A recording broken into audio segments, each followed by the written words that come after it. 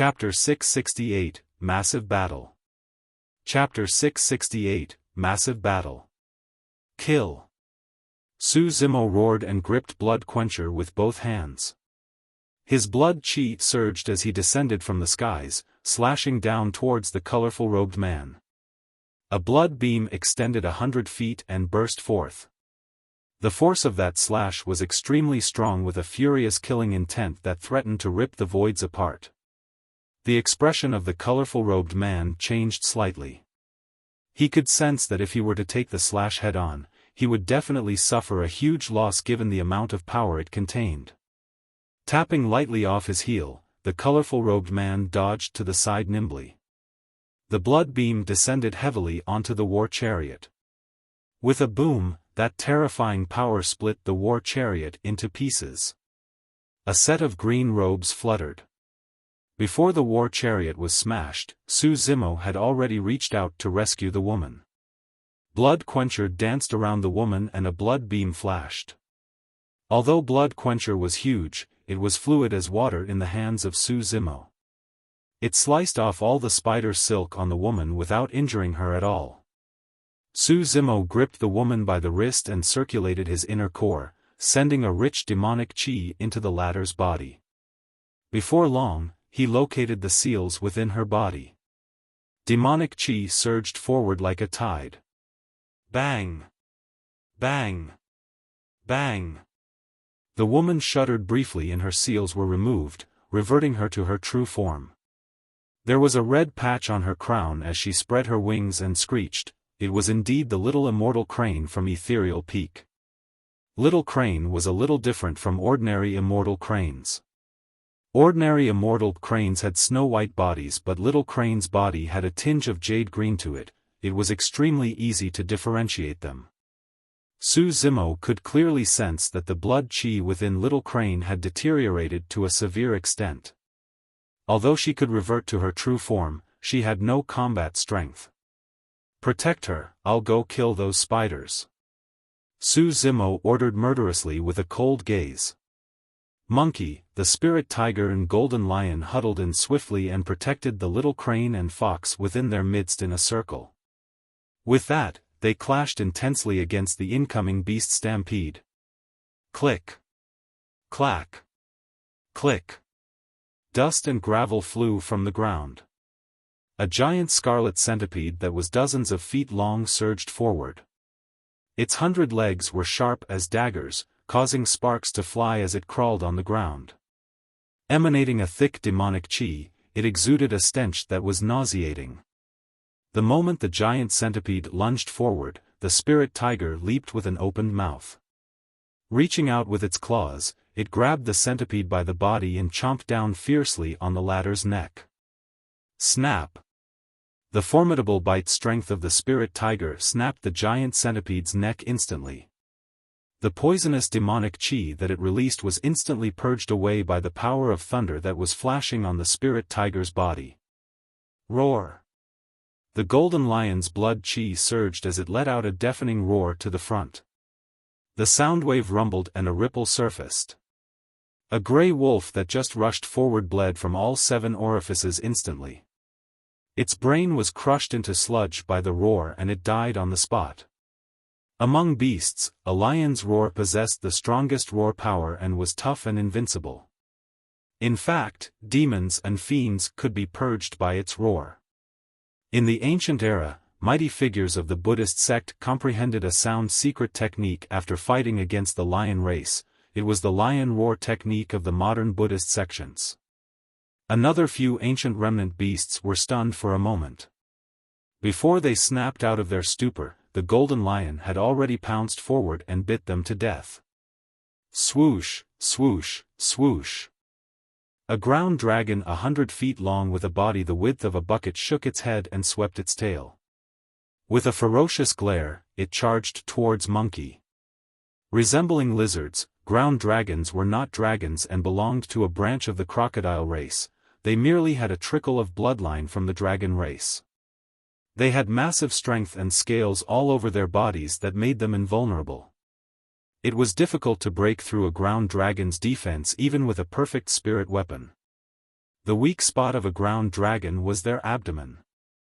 That was the only part of their body that was not covered with scales. However, ground dragons were smart. Even after forming their inner cores, they rarely traveled through the air and would stick closely to the ground most of the time so that their opponents would not get any chance at all. Dust billowed as the ground dragon charged with its bared mouth that was lined with sharp fangs, biting towards Monkey's calf. If that bite landed, Monkey's calf would have been snapped instantly. At the same time, a heaven-devouring mastiff seized the opportunity to lunge over from the side. With a ferocious stance, it leaped and aimed to bite Monkey's throat. Monkey's eyes were filled with rage as it raised its leg the moment the ground dragon bit on them. Crack! The ground dragon missed. At the same time, Monkey smashed down heavily with its raised leg. Boom! Its massive feet crashed heavily onto the ground dragon's head, sending forth a terrifying amount of strength. Sinking into the mud, the ground dragon's head was smashed by Monkey. On the other side, Monkey reached out and grabbed the heaven-devouring mastiff by its jaws. Ugh! Monkey's eyes shone brightly scarlet and instantly, both its arms grew with intertwining muscles that resembled a tough, firm trunk of an ancient tree. Die! Roaring, Monkey exerted strength in both arms and yanked the jaws of the heaven-devouring mastiff in opposite directions. Shing! A blood mist spewed out. Organs splattered everywhere with a blood stench. The heaven-devouring mastiff was torn into two alive by Monkey. Monkey's body was dyed red with blood as it tossed the torn carcass of the heaven-devouring mastiff to the ground casually. With a torrential ferocity, it whirled its arms and punched another incoming ferocious beast. Although the little fox was protected in the middle by Monkey and the others, she was not idle. An ancient gigantic elephant charged over with a massive body that resembled a mountain. With a frightening might, it swung its massive trunk wildly as though it could knock out all the stars up in the skies. The power of a gigantic elephant was extremely scary and was even comparable to the dragon race. This was also the origin of the power of a dragon elephant. The triangular formation of Monkey, the spirit tiger and the golden lion would most likely be knocked apart instantly if the ancient gigantic elephant charged over. The little fox glared into the eyes of the ancient gigantic elephant and a demonic glint shone in her beautiful eyes. The speed of the ancient gigantic elephant slowed down gradually and its consciousness turned hazy. Opening her mouth slightly, the little fox breathed out a fog of fragrance.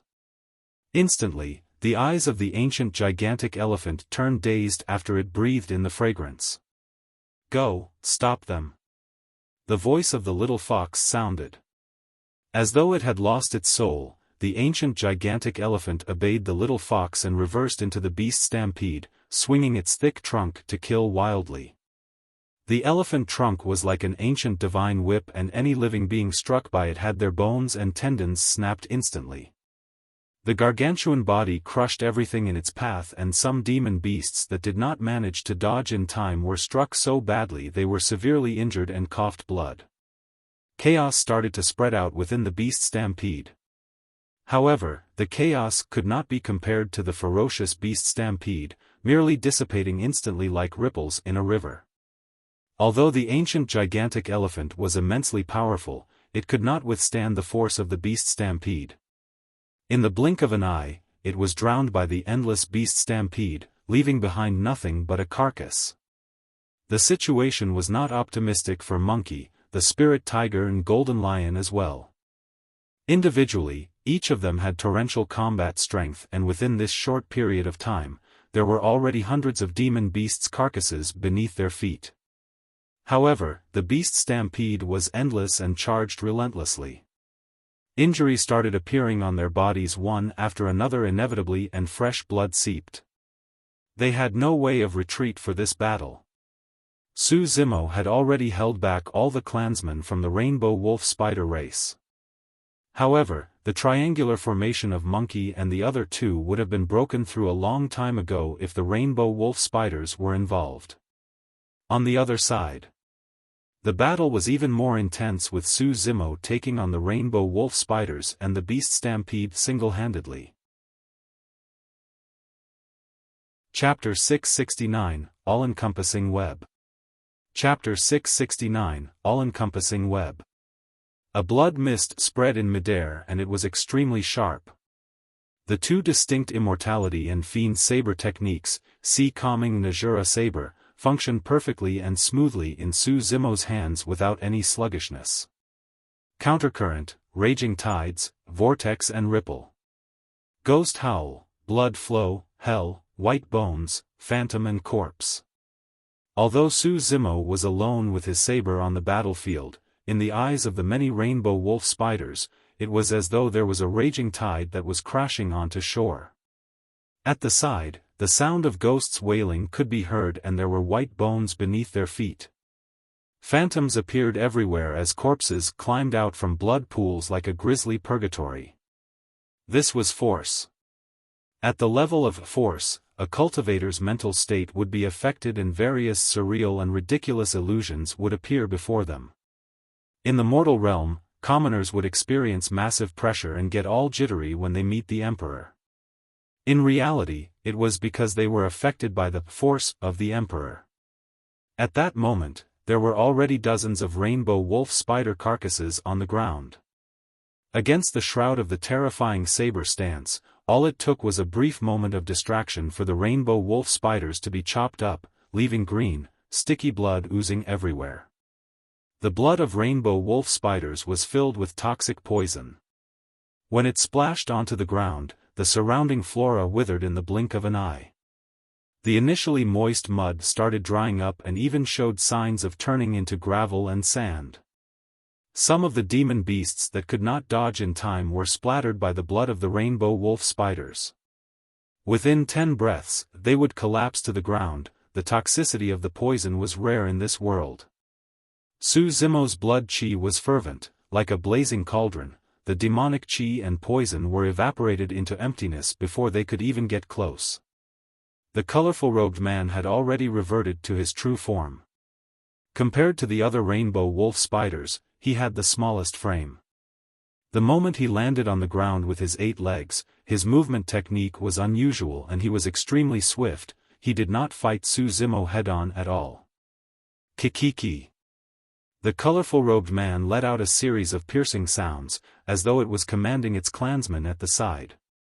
Under his command, the surrounding rainbow wolf spiders created a formation rapidly at a shocking swift speed.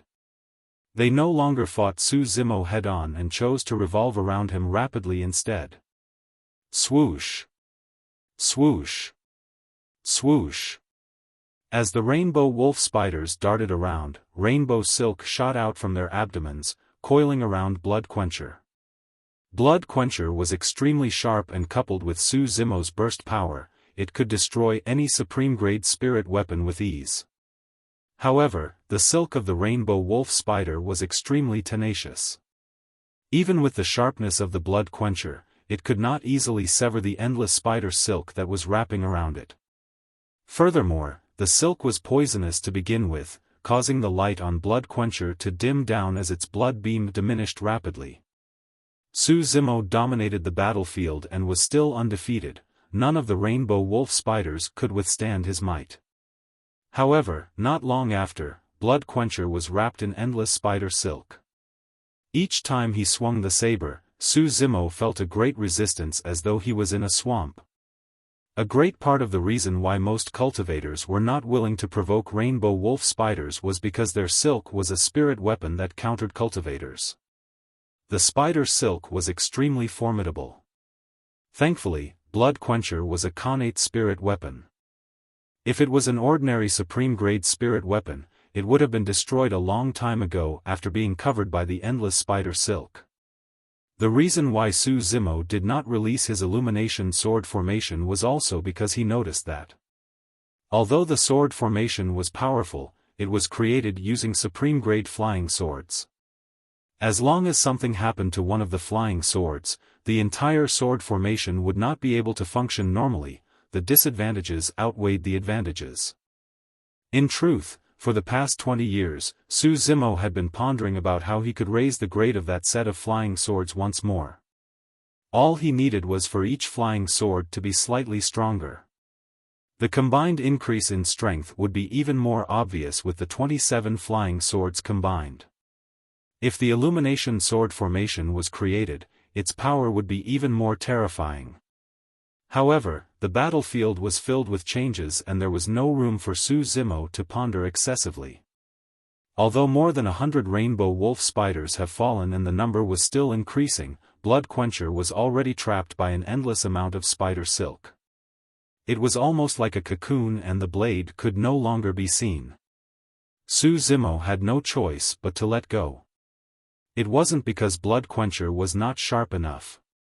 Rather, the eternal truth of the world was that everything had a counter. Fufufu. The colorful-robed man smiled smugly and said in a creepy manner, "Do you think that you're able to challenge the dignity of the rainbow wolf spider race just because you have a connate spirit weapon? I will make you pay for the deaths of my clansmen."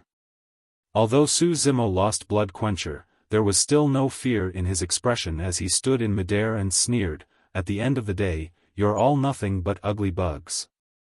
It doesn't matter how many of you are killed. Haven't you noticed the situation you're in?" The colorful-robed man reared his head in laughter. "You've already fallen into my rainbow web formation and you're nothing but a trapped bird.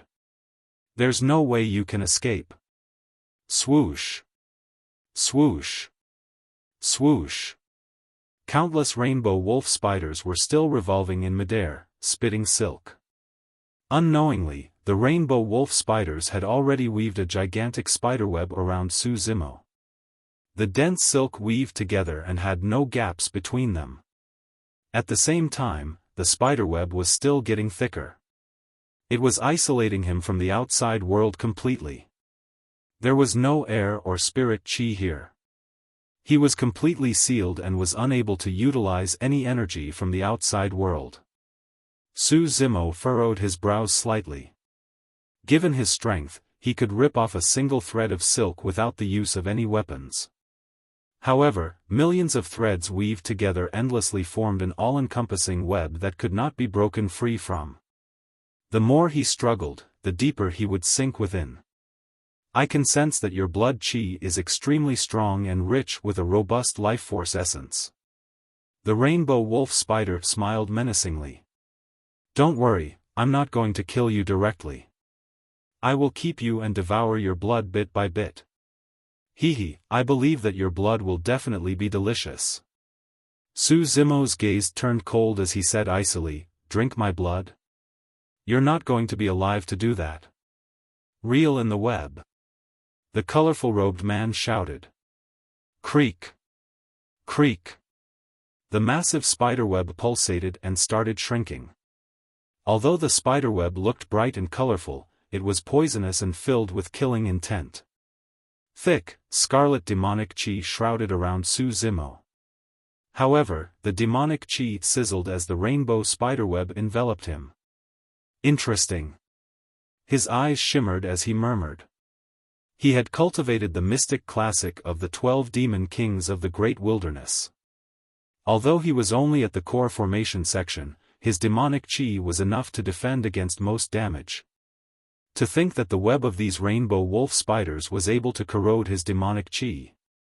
A race that could reign over a demon region was nothing to be scoffed at. However, the same way the rainbow spiderweb countered Blood Quencher, there was always a counter to everything in this world. Chapter 670, Flames of the Soaring Serpent. Chapter 670, Flames of the Soaring Serpent. More rainbow wolf spiders started climbing up and spitting silk repeatedly, weaving layer over layer on that gigantic colorful cocoon. There were also some rainbow wolf spiders that stood all around, moving their 8 legs to reel in the spiderweb. That gigantic cocoon was shrinking continuously. The remaining space Su Zimo had was decreasing. In the cocoon, Su Zimo was expressionless. His golden core appeared gradually from the black hole in his dantian and started circulating. A shuddering aura spread from within his body. It was bright and scorching. Crack. Crack. Crack. In that instant, the earth and mountains shook. Mountains toppled and the ground cracked, revealing an unsettling fissure. Bang!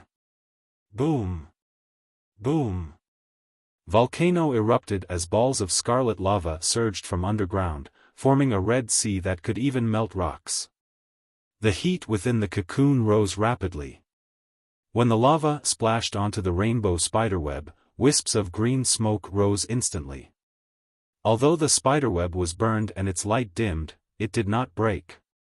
When he sensed what was happening inside, the colorful robed man's pupils constricted and his expression changed slightly.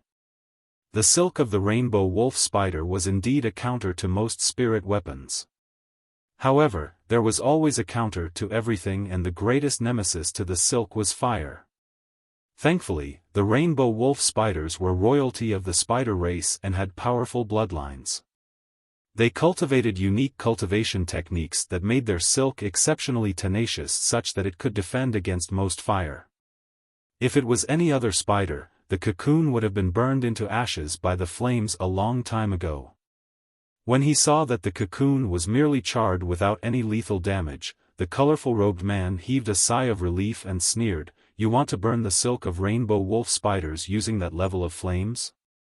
You must be dreaming." Although he said that, the colorful robed man was in cold sweat moments earlier. In the cultivation world, rainbow wolf spiders feared cultivators of a few super sections. For example, of the 6 Buddhist monasteries, monks of Dipamkara Monastery cultivate a ball of true fire in their bodies at the start of their cultivation paths. It was extremely strong and illuminated their organs, igniting their spirits. If a rainbow wolf spider got into contact with the true fire of a Dipamkara Monastery monk, it could be severely injured or even burned into ashes. Suddenly, the colorful robed man's expression changed. He could sense that the temperature in the cocoon was rising at a scary speed and was not at its limits yet. From a fissure in the ground, a menacing head stuck out with a frightening aura. It had the head of a snake, the body of an anaconda, and was scarlet red all over its body. Its scales were stacked on top of one another tightly with no gaps, burning with a thin layer of flames. Swoosh! The living being rose with a single leap, and a pair of scarlet wings blazing with flames burst forth from its back. With each flap, a heat wave would be sent forth. The eyes of the colorful robed man widened as he murmured, "Snake head, anaconda body, dragon scales, phoenix wings, no horns above its head or limbs beneath its abdomen. This is..." A memory that was embedded deep in its bloodline gradually came to mind. "Soaring serpent!" the colorful robed man exclaimed in shock. Deep in its soul, there was a fear that stemmed from the primordial era, causing it to shiver uncontrollably. The spirit fire was a divine being of the flames in the primordial era and was not inferior to phoenixes in reputation. However, that frightening living being had gone extinct a long time ago in the primordial era. It could be considered as the greatest nemesis for the rainbow wolf spiders. Or rather, in the primordial era, that golden era where the 10,000 races ruled, the rainbow wolf spider race was nothing in the eyes of the soaring serpents. The colorful robed man truly had not imagined that Su Zimo would be able to summon this primordial divine being. The temperature in the cocoon continued rising. Standing in the blazing flames, Su Zimo's hair danced. His aura was torrential as he stood in the scarlet lava with electric eyes. The figure of the primordial soaring serpent rose continuously behind him. It was an extremely shocking sight. Many rainbow wolf spiders stood rooted to the spot and did not escape immediately. When it sensed that it was being restricted, the soaring serpent twisted its head and surveyed the surroundings. Its cold eyes contained an endless ferocity and fury as it reared its head and hissed with its darting tongue. It was a divine being of the flames with a noble bloodline. In the primordial era, the rainbow wolf spiders were no different than ants to it. Now that thousands of years had passed and it was reborn, there was no way it was going to be insulted by such bugs. Pust. Pust. Pust. The primordial soaring serpent flapped its blazing wings and fire spewed from its eyes as it opened its gigantic mouth to spit out streams of scorching red lava. The lava that came from the mouth of the primordial soaring serpent was much scarier than the lava flowing underground. Swoosh! The gigantic cocoon burst into flames instantly. Ah! Su Zimo tore into the air, rearing his head as he howled. The rainbow wolf spiders that were climbing on the cocoon were unable to escape at all, screeching terribly as they were engulfed in the sea of flames. Those flames were absolutely destructive for them. In the blink of an eye, the cocoon turned into ashes. The flame spread and blazed through the vast lands. A few hundred rainbow wolf spiders perished in the sea of flames without any corpses left. Even if any rainbow wolf spider escaped from the sea of flames, a single spark that landed on them was enough to burn them completely. That was the terror of the soaring serpent flames. Roar! Roar! The lava surged and extended underground thousands of kilometers. The entire beast stampede went into chaos, howling constantly as everyone escaped in fear of being burned by the scarlet lava. The soaring serpent was sentient and flew with the flames to hunt after the remaining rainbow wolf spiders. Su Zimo shifted his gaze and glared at the colorful-robed man who was running. Instantly, he chased after the latter. The rainbow wolf spider was the culprit behind Little Crane's sufferings. Sticking close to the ground, the colorful-robed man scurried extremely swiftly with his 8 limbs, fleeing into the distance with dust clouds in his wake. You're still trying to escape? Su Zimo narrowed his eyes. Splash! His blood chi exploded and spirit energy burst forth. Swoosh! At the same time, a pair of wings appeared behind Su Zimo, raising his speed to its limits. He vanished from the spot, bolting forward like an arrow. The colorful-robed man did not dare to stop at all, scurrying for his life with all 8 limbs flaying. Thankfully, the rainbow wolf spiders were nimble and had swift movement techniques. Most demon beasts won't be able to catch up to them if they truly wanted to escape. Right then, a buzzing sound echoed in the colorful-robed man's ears. It was as though something was closing in rapidly. The colorful-robed man turned around. That single glance scared him out of his wits. The green-robed cultivator was not far behind him, looking murderous with a cold gaze. Furthermore, the distance between them was decreasing rapidly. If this continued, he would be caught within 10 breaths. Suddenly, the colorful-robed man stopped in his tracks and his body shrank repeatedly, turning into a spider the size of a palm. Digging with 8 limbs, he burrowed himself into the ground and vanished. Chapter 671, I'll break your 8 legs. Chapter 671, I'll break your 8 legs. Su Zimo's gaze turned cold. Trying to burrow away? The rainbow wolf spiders naturally had means that were superior to others for them to be able to survive from the primordial era, or they would have gone extinct a long time ago as well. It was a demonic technique that was comparable to ground burrowing. By shrinking themselves, rainbow wolf spiders could enter the mud and travel through the cramped gaps underground at an extremely fast speed. In a short period of time, they could escape more than 100 feet away. The troublesome thing was that rainbow wolf spiders glided with their legs in the gaps in the mud and caused extremely small vibrations that were almost silent. It was extremely difficult for living beings on the surface to detect them. Furthermore, there were many tiny bugs in the mud. The sound released by those bugs crawling was enough to cover the tracks of the rainbow wolf spider completely. The only way to detect the rainbow wolf spider was for a nascent soul to arrive and release their spirit consciousness. Su Zimo stood on the spot motionlessly and suddenly closed his eyes. He seemed to have entered a trance and the sound of bugs, ants and wind around him was filtered completely. Universal hearing. Su Zimo's senses were way too sharp after cultivating the mystic classic of the 12 demon kings of the great wilderness. Although he did not have an essence spirit, he could sense everything by opening up his 5 senses, and a clear image formed in his mind. 3 foot and 7 inches underground, there was a spider the size of a fingernail scurrying, and it was 280 feet away. Humph! Su Zimo opened his eyes and a streak of lightning flashed through them. Swash! Su Zimo had already vanished from where he was. In the blink of an eye, he arrived above the rainbow wolf spider. Conjuring a hand seal, Su Zimo's fingertips shuttled with an unusual movement. Eventually, a gigantic palm was conjured and blanketed over the path that the rainbow wolf spider was escaping on. Ma! At the same time, Su Zimo opened his mouth and said a word in Sanskrit. The demon-subduing seal was released together with the damning mantra. The rainbow wolf spider that was initially scurrying through the mud shuddered.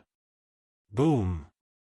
A massive palm descended from above with an apocalyptic might that threatened to subdue everything in its way. The massive palm had yet to touch the ground. However, a gigantic handprint had already appeared in the ground, deeply embedded into the mud. The rainbow wolf spider was instantly exposed and it could no longer hide. Human, how are you trying to kill me? The rainbow wolf spider shouted, there's a demon emperor in the rainbow wolf spider race, do you wish to die? Demon emperor? Su Zimo sneered, do you think someone of the demon emperor's level will stand out for a puny spirit demon like you? Furthermore, we're in the ancient battlefield. Here, I'm the emperor. The moment he said that, the world shook. Who would dare to say something like that? A torrential aura surged from Su Zimo and the power of the demon-subduing seal intensified before crushing down. Scree!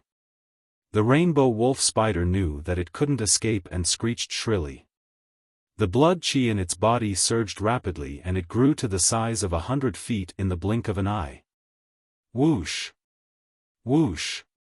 A series of rainbow silk threads shot out from its abdomen towards the palm in the sky.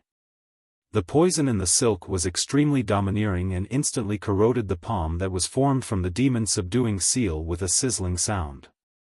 The palm's spirit light flickered and its power diminished. Exerting strength in all 8 legs, the rainbow wolf spider bounced and took the demon-subduing seal in midair head-on. Boom! There was a deafening sound. The demon-subduing seal dispersed. The rainbow wolf spider fell heavily to the ground, creating a huge dent. It was injured all over and one of its legs was snapped, oozing with green blood that stank. Not bad. Su Zimo nodded. You're rather capable to be able to take on my demon-subduing seal. The rainbow wolf spider struggled and crawled out of the pit, charging toward Su Zimo with bloodshot eyes and a menacing expression. Its remaining 7 legs were like sharp spears that were laced with poison. There were even reverse spikes on the surface of the spider legs. If they thrust into the flesh, they would pull out a huge chunk of flesh upon extraction, leaving behind a bloody hole. Swoosh! Swoosh! Swoosh!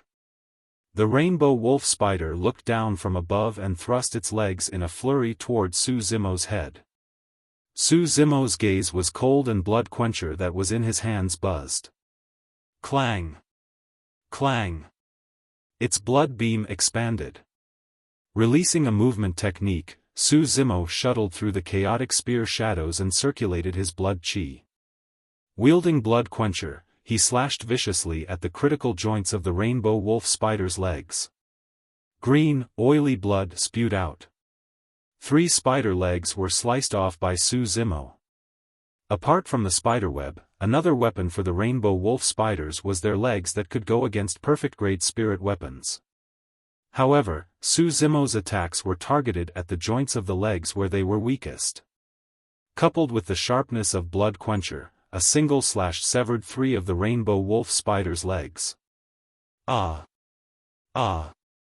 Ah! The rainbow wolf spider let out a heart-wrenching scream. Since you drank her blood, I'm going to break all 8 of your legs. There was no pity in Su Zimo's cold eyes. He was indebted to the old immortal crane of Ethereal Peak, and little crane had accompanied him for a long time in his cave abode. Su Zimo regarded monkey, the spirit tiger, and little crane as his kin a long time ago. If he hadn't returned earlier on, little crane would have been doomed to eternal damnation if she was brought away by the rainbow wolf spider. At that time, he would be immensely remorseful as well. The thought of that gave Su Zimo a sense of trepidation. Shoo! Shoo! The rainbow wolf spider had 4 legs remaining that were intact and could support its body. Break! Suddenly, it screamed and broke off 2 of its legs, turning them into long spears that shot toward Su Zimo at an extremely fast speed. Puny tricks! Su Zimo sneered and swung Blood Quencher in reverse, sweeping around gently like a ripple to send the 2 spider legs flying. The rainbow wolf spider was completely despondent. The killing moves that it used to dominate over the demon region were worthless in the face of this human. How could such a terrifying monster incarnate exist in the human race? Before that thought was finished, the rainbow wolf spider's eyes blurred with a flash of green robes. Before it could react, a sharp pain surged through its body and its remaining 2 legs were severed. Thump! Without any support, the rainbow wolf spider fell onto the ground. Due to the immense blood loss, its body shrank continuously and became the size of a human before long. Slumped in the mud, the rainbow wolf spider glared at Su Zimo with a venomous gaze. Su Zimo took out a rope from his storage bag and tossed it at the rainbow wolf spider's body. Instantly, it coiled itself around the ladder. After the battle at the ancient city, he had gathered tens of thousands of storage bags. There were way too many spirit weapons in his storage bag now, and he could casually pull out a supreme-grade spirit weapon at any moment. I'll leave your life for little crane. Su Zimo dragged the rainbow wolf spider and sped back where he came from. Chapter 672, by Fang Bloodline. Chapter 672, by Fang Bloodline. The battlefield had gone silent, leaving behind nothing but charred land. The soaring serpent flew into the air, spraying lava wildly and incinerating everything within 500 kilometers. The rainbow wolf spiders were not the only ones suppressed by its aura as a divine being, but other demon beasts as well. Most of the rainbow wolf spiders were already burned to death. The remaining demon beasts broke free of the rainbow wolf spider's control and fled one after another. The retreat of the beast stampede left nothing but a pile of carcasses and bones on the ground, some of them torn and still fuming with smoke. Monkey, the spirit tiger, and golden lion were filled with injuries all over and panted heavily. "Thank you, monkey and spirit tiger." Little crane spoke in human tongue and rubbed against monkey and the spirit tiger's cheeks with her long beak. "It's nothing." Monkey grinned and waved it off, pointing to the spirit tiger at the side. This perverted tiger was the first to notice that something was off and mumbled the entire journey. "That was when we noticed what was amiss." The spirit tiger's heart was pounding furiously in happiness when it felt the little crane's intimate act. However, at the mention of perverted tiger from monkey, the spirit tiger's expression turned awkward and it coughed twice to divert little crane's expression. Little crane was a little confused. Monkey snickered. Both the golden lion and little fox knew the reason for that and grinned secretly. Patting itself on the chest, the spirit tiger said, "Although I've never seen you in your human form before, I recognized you right away when I saw your huge, beautiful eyes." "Humph, since when did you stare at her eyes?" "You were looking at her long legs the entire time." Monkey pouted and grumbled softly. Glaring at monkey, the spirit tiger said hurriedly, "Don't listen to his nonsense, little crane." The spirit tiger looked deeply at the little crane to build up the mood, as though there was something it wanted to say. After a long time, just when the little crane was starting to get creeped out, the spirit tiger yelled, "Ah!" The golden lion and little fox were caught unaware and jolted in shock, looking at the spirit tiger in confusion, unsure what it was up to. Monkey rolled its eyes. The spirit tiger continued, "Ah, your eyes are so beautiful and pretty, like the stars and the moon and the sun and the, The golden lion frowned. The little fox went blank. Monkey was dumbfounded, as though it was struck by lightning. Was the spirit tiger making a poem? Notwithstanding how lousy the poem was, it was stuck halfway while composing it. Monkey reached out and wanted to send the spirit tiger flying with a slap. However, it truly could not muster up strength after the massive battle earlier on. Monkey could only sigh and turn away, hiding its face. It truly did not wish to look at the spirit tiger and look down on the latter from the depths of its heart. With an embarrassed expression, the spirit tiger scratched its head and was struck by inspiration, yelling, like a huge gemstone deep in the ocean. The spirit tiger shrugged its head smugly and smiled to itself foolishly. In its opinion, that final statement was the vital finishing touch to make everything perfect. Little Crane felt chills run down her spine and could not help but shudder. "What do you think, Little Crane?" The spirit tiger closed in and licked its own face, asking. Glaring at the spirit tiger, Little Crane asked coldly, "Are you in heat?" The little fox could not help but burst into laughter. Monkey and the golden lion snickered wildly at the side, beaming as well. The spirit tiger had not expected Little Crane to be so sharp and direct with her words. Unable to take it at all, its face flushed red and it was thoroughly embarrassed, wanting nothing more than to find a hole to bury itself. Right then, a person flew through the air from the distant skies. He dragged a long rope tied to a spider with 8 legs severed. It was the true form of the colorful-robed man. Little Crane's eyes were filled with endless hatred and her body shivered in rage. "Are you guys all right?" Descending before everyone, Su Zimo took out bottles of elixirs from his storage bag. No matter what was required, internal or external application, there was something. Right now, he was in no lack of such items. Monkey and the spirit tiger applied medicine silently while taking care of Little Crane. Charging right in front of the colorful-robed man, Little Crane extended her feet and stomped on the man's body, questioning, "You said that you once saw a man that resembled me in the 1,000-spider sand dune. Was that for real?" The colorful-robed man was severely injured to begin with. Now that Little Crane stomped on him, his internal organs were shocked as he coughed out a mouthful of blood and panted. "Of course it's real." Little Crane asked hurriedly with an agitated expression, "Where is he?" "That by Fang was your father?" Now that he knew he was dead for the sure, the colorful-robed man mocked gloatingly. "Unfortunately, you'll never see him ever again. He died a long time ago." "Ha ha ha." Little Crane's body shuddered and her face turned frightfully pale. Su Zimo furrowed his brows slightly. Baifangs were ferocious birds of the primordial era and were extremely fierce. With the ability to manipulate fire, they were one of the fiercest species of ferocious birds. However, the phoenix race was way too terrifying and reigned supreme over the ferocious birds while manipulating fire at the same time. As such, the Baifang was not as well known. However, in reality, the true strength of a Baifang was comparable to the divine being of the flames, Soaring Serpent. Early on, Su Zimo had already noticed that Little Crane looked different from ordinary immortal cranes. Ordinary immortal cranes had vermilion crowns and snow-white bodies. However, Little Crane's body also had jade-green feathers that were extremely beautiful. Everything would make sense if she had the bloodline of Baifangs running in her. After all, Baifangs were jade-green in color. Su Zimo lamented internally, "No wonder I've never seen Little Crane's father or heard the old immortal crane mention it. So, he died a long time ago." "I don't believe you."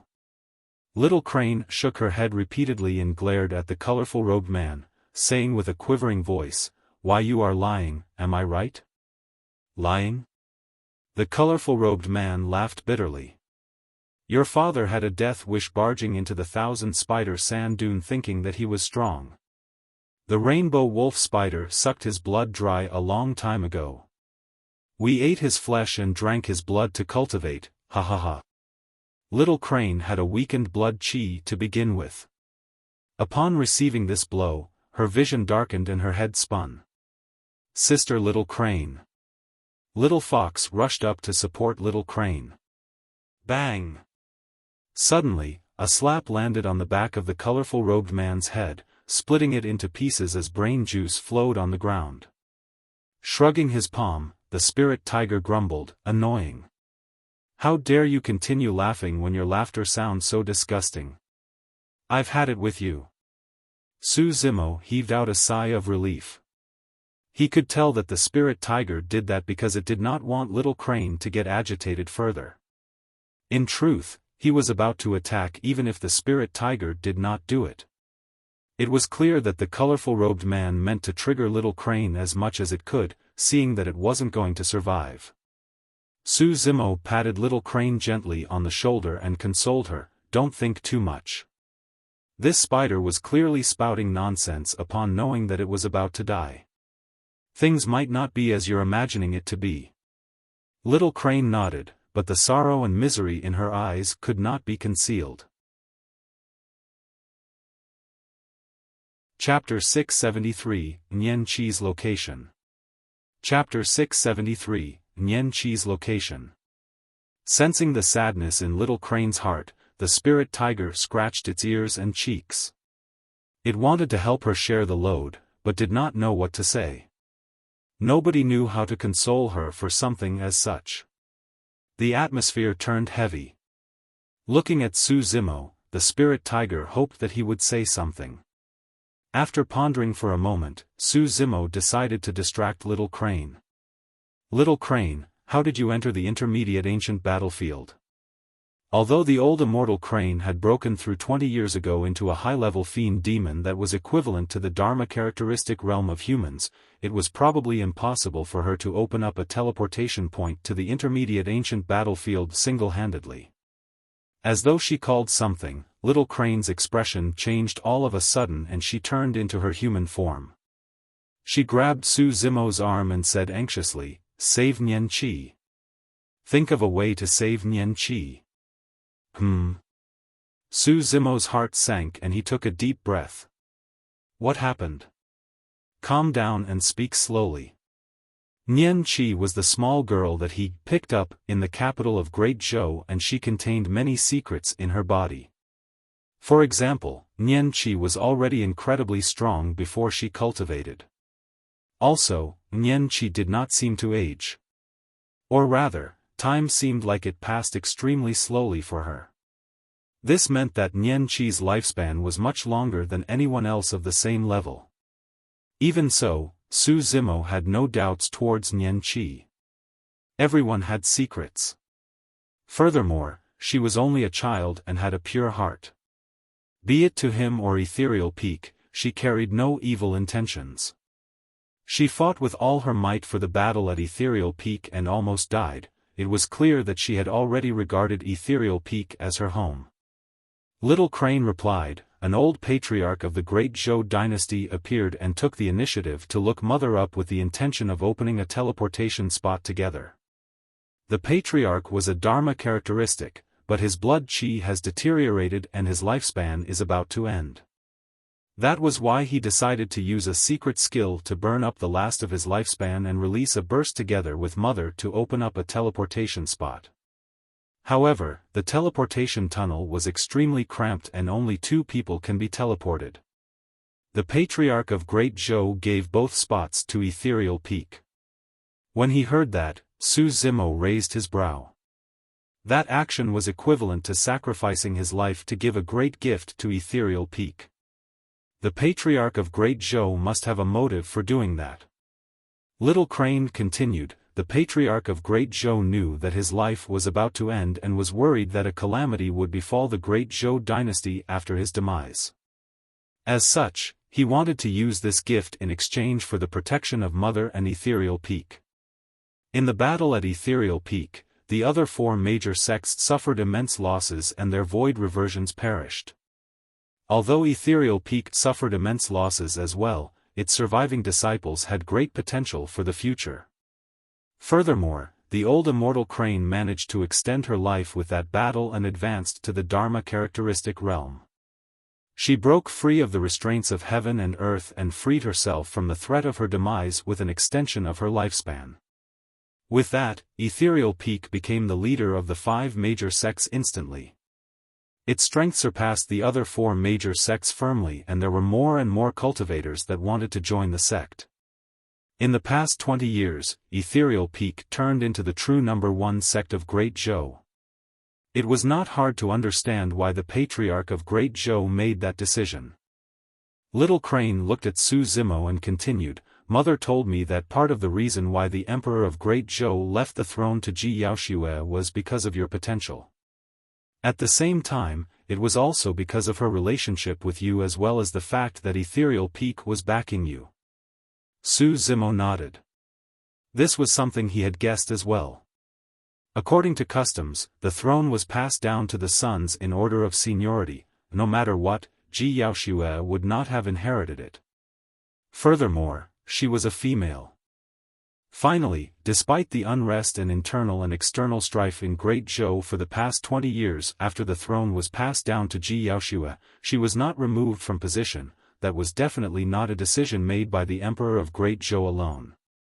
So, the Patriarch of Great Zhou also backed the idea. With that, everything made sense. This Patriarch of Great Zhou had planned a long time ahead. Furthermore, he made the right gamble. The fact that the old immortal crane sent Little Crane here meant that they had agreed on the deal. Although he was dead, he paved the way for Great Zhou before his demise with the protection of an expert at Dharma characteristic realm. From there on, it was no longer up to his control how Great Zhou would grow in the future. A thought struck Su Zimo as he asked, "Old immortal crane sent you and Nian Qi in here with those 2 spots?" "Yes." Little Crane nodded. "Many cultivators joined Ethereal Peak and the strength of the sect has grown. However, there are issues as well.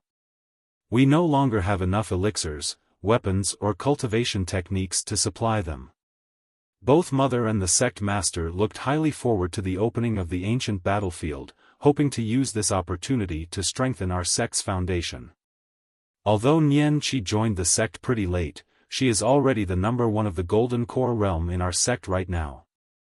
In fact, the sect master said that she might be comparable to you. Mother also mentioned that Nian Qi's Golden Core phenomenon has a chance of making it to the top 10 of the phenomenon ranking. Su Zimo's eyes lit up. He was surprised enough at the fact that she might be able to make it to the top 10 of the phenomenon ranking. Sect Master Ling Yun was already at Void Reversion Realm and both he and the old immortal crane were wise and sharp. The fact that they gave Nian Qi such a high evaluation was proof of her strength. Of course, neither the old immortal crane nor Sect Master Ling Yun knew of Su Zimo's true strength after he laid dormant for 20 years at the bottom of the Dragon Burial Valley. Nobody had witnessed it as well. As though she recalled something, Little Crane's eyes were filled with fear. Not long after we entered the ancient battlefield, we came across a group of 7. There were 6 men and 1 woman. The 7 of them were extremely strong.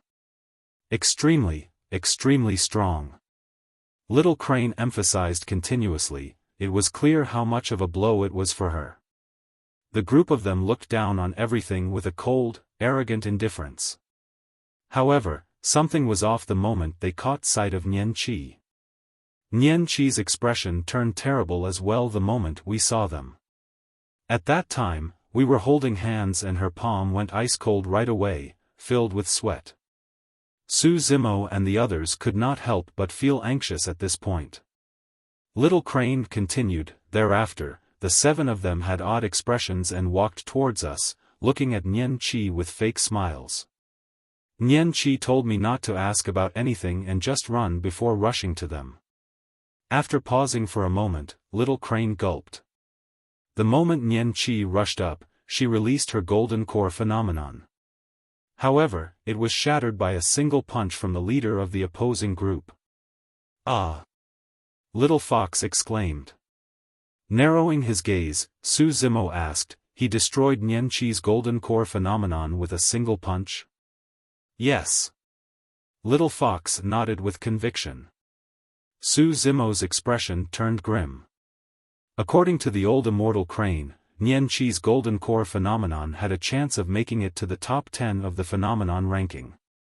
In other words, her golden core phenomenon was definitely not weaker than his Soaring Serpent and Divine Turtle. However, such a terrifying golden core phenomenon was shattered by a single punch. Su Zimo was secretly shocked. Even he might not be capable of releasing such a powerful burst. Suddenly, Su Zimo realized that the ancient battlefield this time round might be much scarier than he had imagined it to be. Chapter 674, Sworn Siblings. Chapter 674, Sworn Siblings. Nian Qi did not manage to last 3 moves against that person. At that time, I was scared out of my wits and my mind was filled with nothing but Nian Qi's voice asking me to escape. Little Crane's eyes were filled with guilt and self-blame as she said with a slumped head, I know that I'm very weak for not choosing to fight alongside Nian Qi. However, I truly could not muster any courage in the face of those people. The only thought on my mind as I escaped frantically was to look for you and inform you about this. However, I did not escape far before I landed in the hands of the rainbow wolf spiders. The spirit tiger consoled hurriedly, it's not your fault. You can't defeat them either. I would have escaped too if I was in your shoes. Su Zimo patted Little Crane on the back of her palm. You did the right thing. If you fought those people recklessly, you would have only lost your life for nothing. Furthermore, it's lucky that you escaped. Otherwise, would not have found out what happened to you guys either. Little Crane's expression was slightly relieved. After a moment of silence, Su Zimo asked, did they hurt Nian Qi? No. Little Crane shook her head. Their leader merely wanted to capture Nian Qi alive.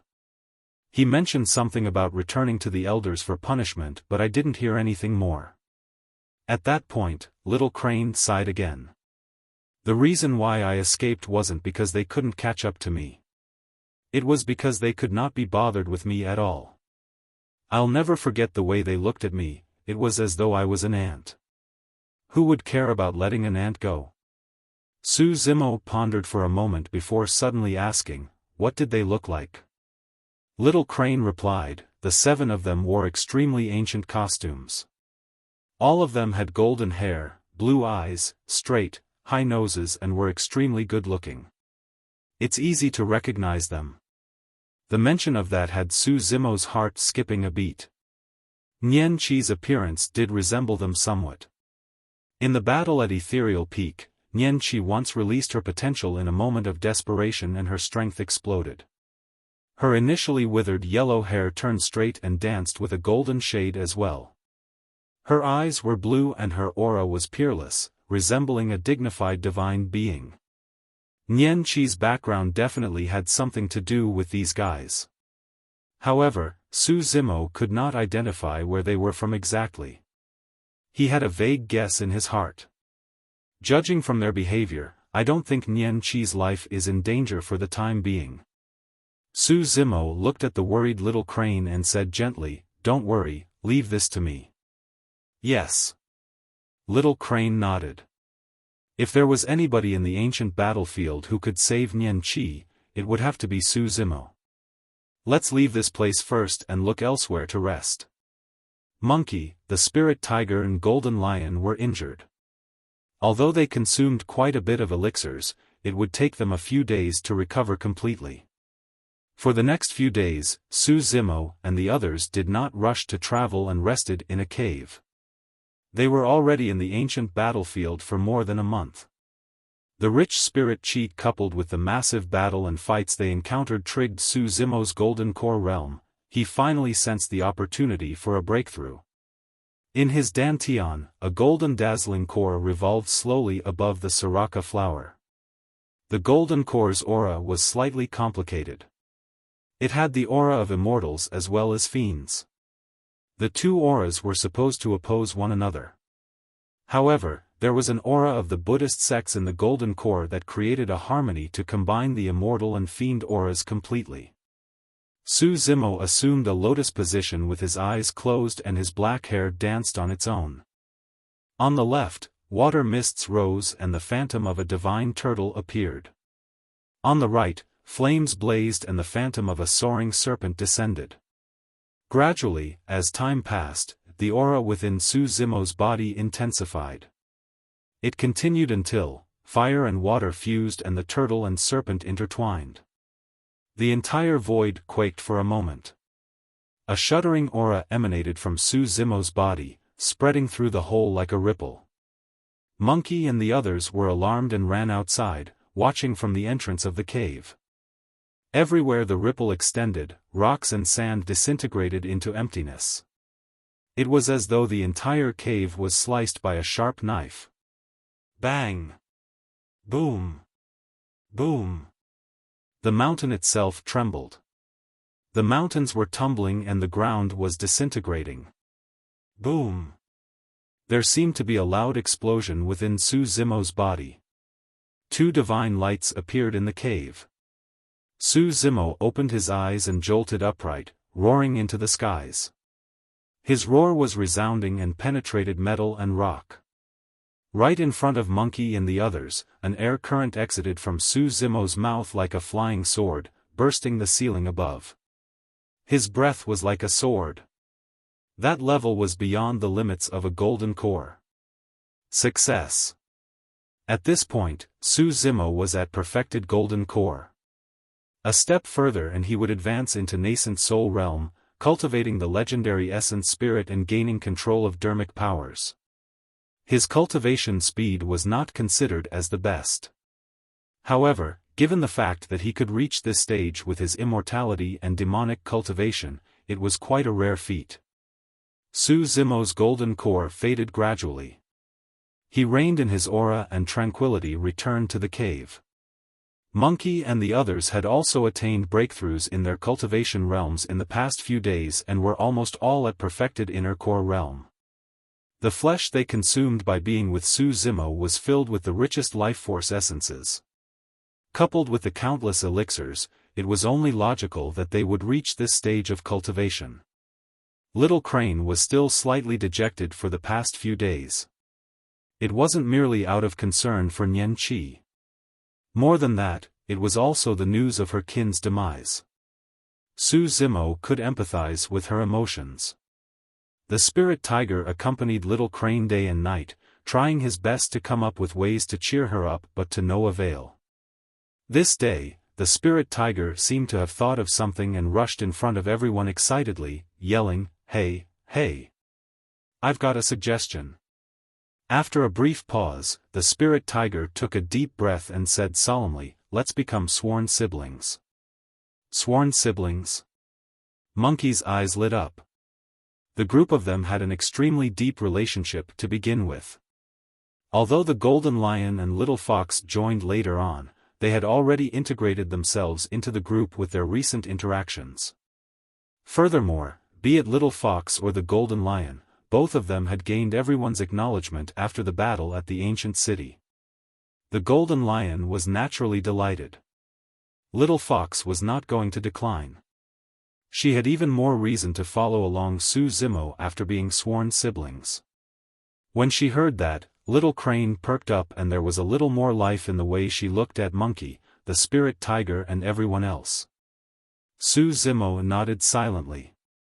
Although the spirit tiger seemed crude and brutish, this was a decent suggestion.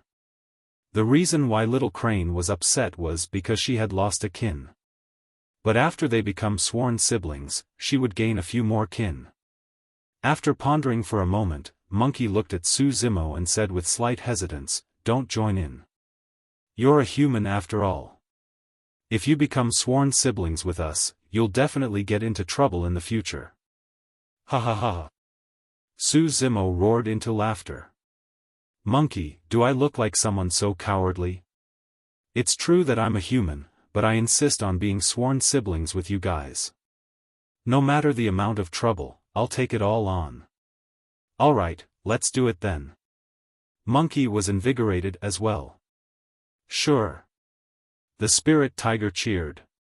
At that moment, no one realized that this seemingly casual ceremony of being sworn siblings in a corner of the ancient battlefield would end up dictating the state of Tianhuang mainland's future to a certain degree. Chapter 675, 7 Brothers. Chapter 675, 7 Brothers. As Monkey mentioned, Su Zimo would not be able to explain things for the rest of his life if he became sworn brothers with them. However, Su Zimo did not care. The reason why he cultivated was so that he could do as he wished. How could he be restricted by the confines of moral guidelines or the different ideals of immortals and fiends?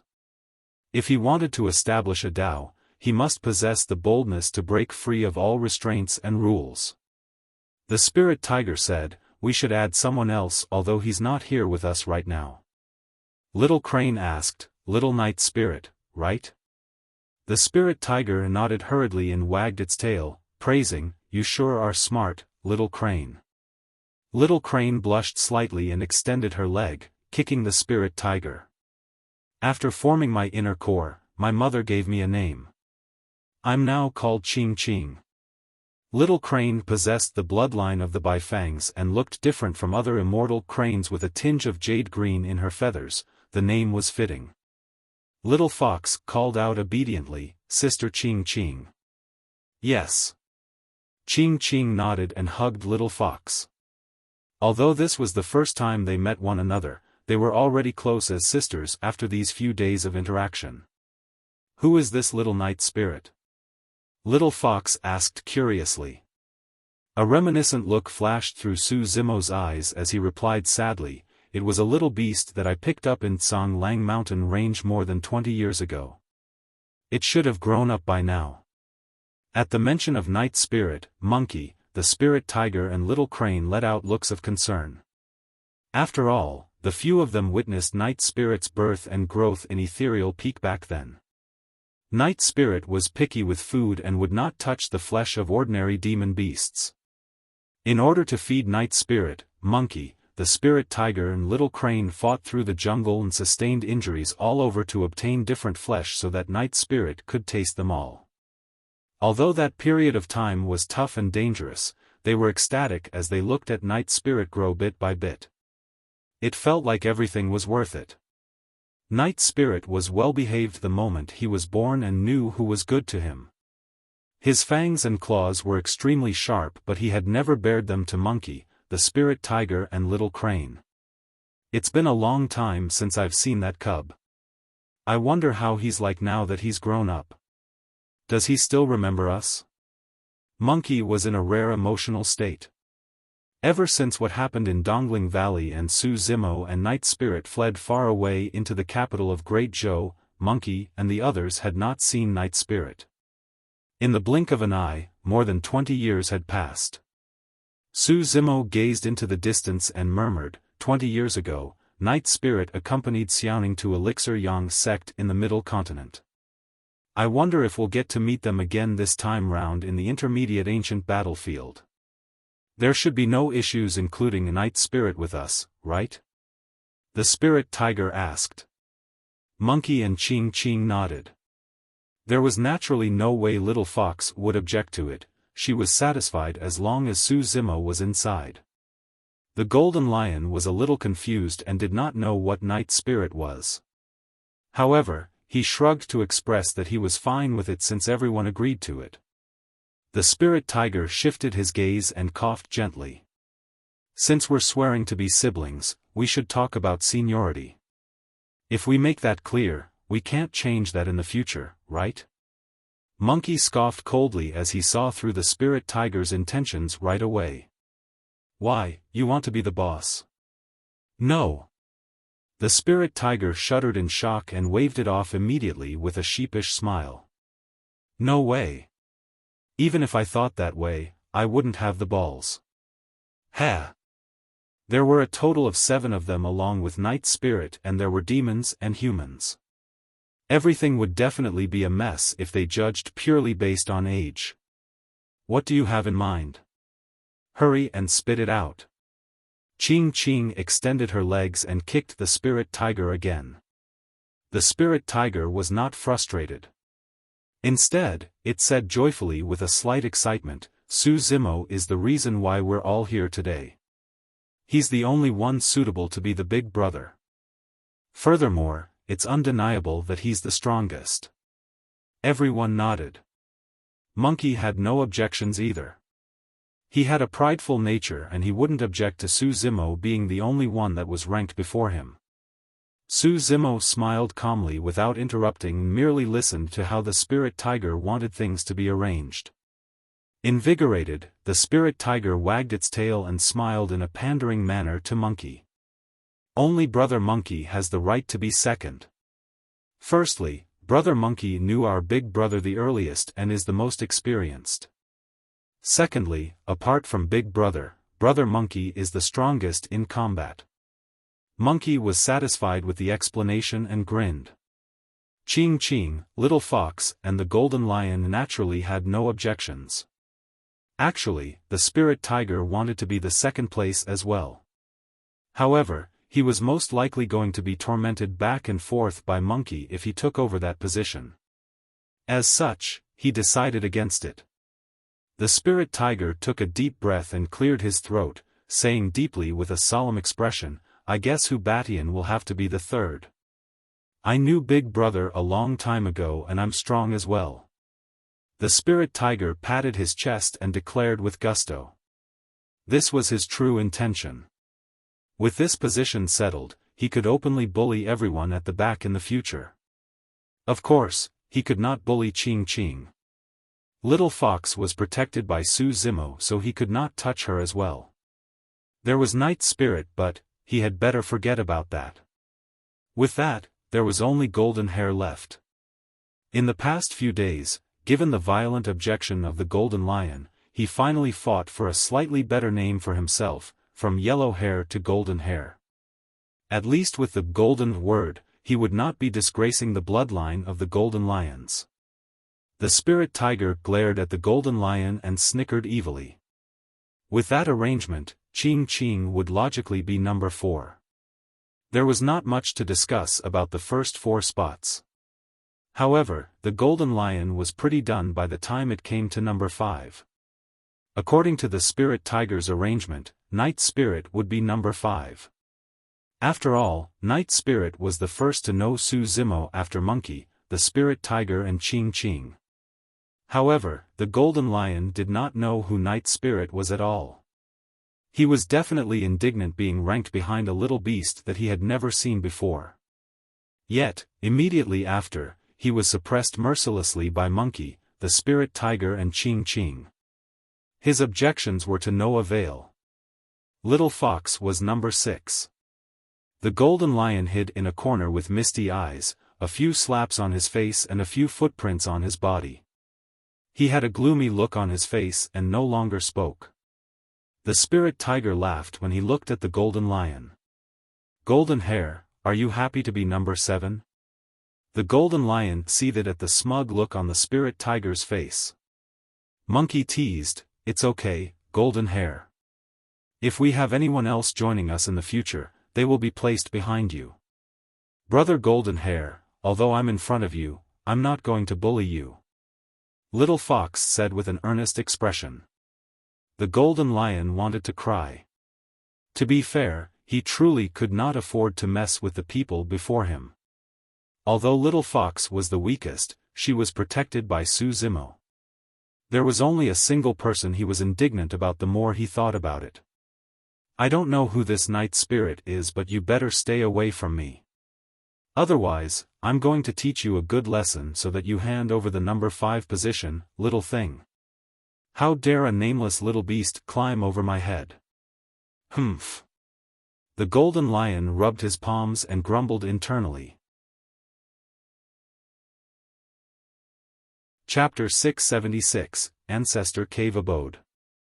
Chapter 676, Ancestor Cave Abode. Among the 7 of them, apart from Su Zimo, the rest of them were demons with easygoing attitudes. There was no need for any messy formal ceremonies. After the suggestion, everyone used the ground as a replacement for incense and kowtowed towards the skies. That action alone sealed the oath of their swear. Thereafter, everyone became closer and Qing Qing's mood improved as well. The spirit tiger followed behind Qing Qing every day, pandering with his but twerking. There was naturally much joy in their journey with the presence of the spirit tiger. This day, they arrived at a vast plains. Su Zimo's expression changed as he paused in his tracks and listened. Among the 7 of them, his 5 senses were the strongest, a whole different level above the other 6. He was always the first to notice if something was wrong. First, what's wrong? The Golden Lion asked. Su Zimo said deeply, there's quite a bit of commotion in the east, so there should be quite a lot of people there. It's not just cultivators, there's also the faint roars of demon beasts. Suddenly, the ground quaked gently. Dong!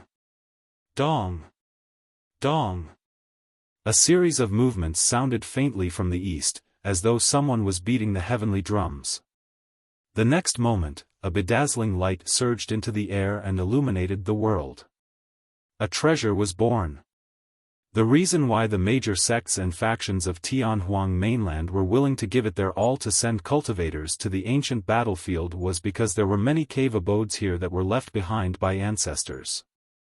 There were also a few inheritance grounds, many ancient secret grounds and countless tombs with endless mysterious treasures in them.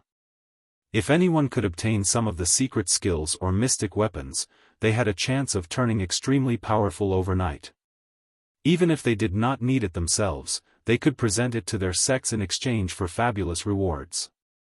Some factions and sects could even rise because of a single opportunity, establishing their foundation and transforming into a powerful major faction from a nameless small sect.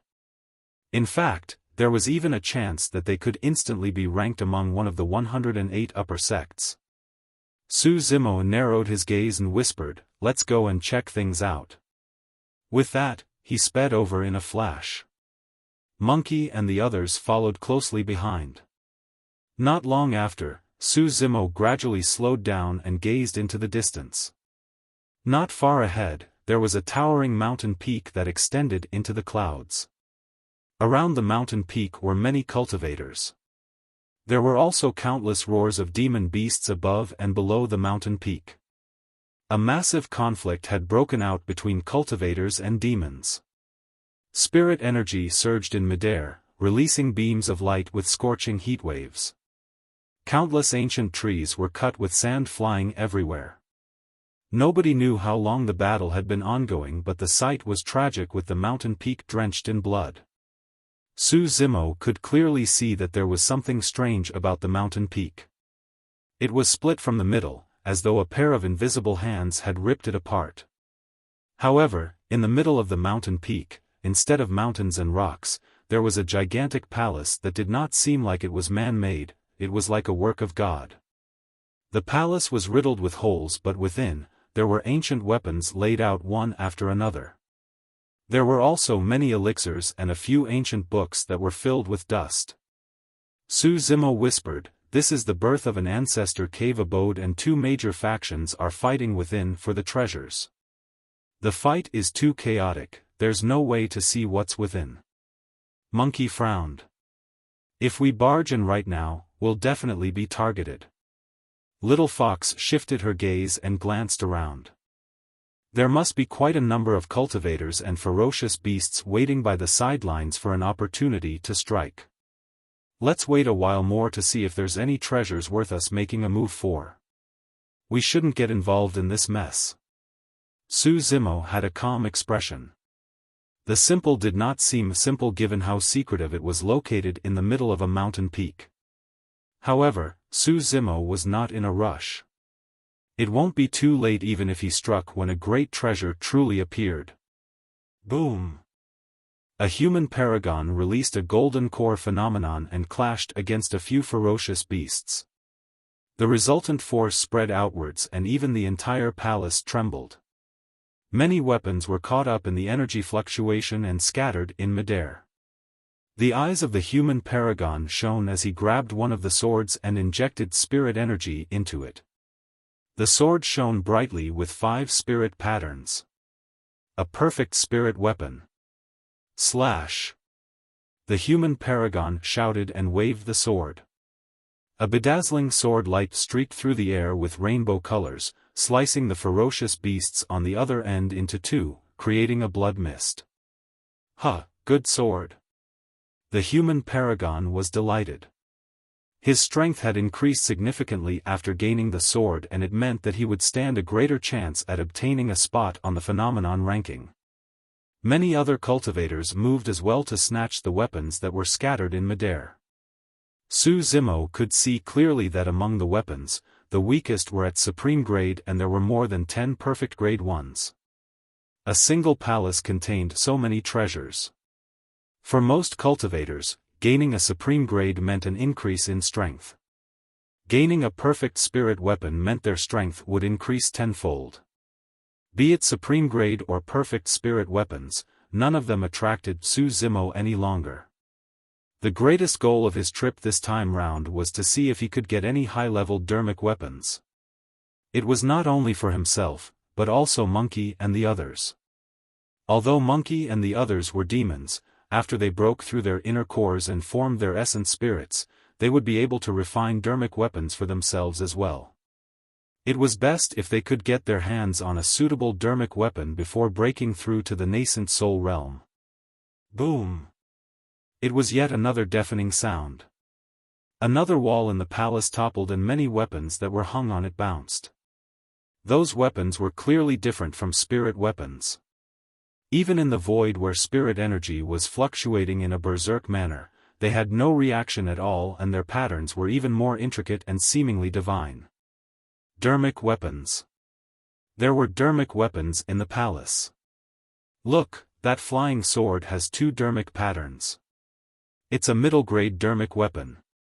For golden cores and the many spirit demons, a single dermic weapon was enough to fuel their greed. It meant that they would get to possess a middle-grade dermic weapon the moment they advanced to nascent soul realm. 3 dermic patterns. It's a superior grade dermic weapon. Attack! A series of exclamations came from the crowd. A scarlet spear hovered in midair with 3 dermic patterns on it. Boom! A gigantic demon beast soared into the air. It resembled a tiger, but it had a pair of wings behind its back, emitting an endless ferocity with a menacing gaze. One of the 4 great ancient ferocious beasts, Qiongqi.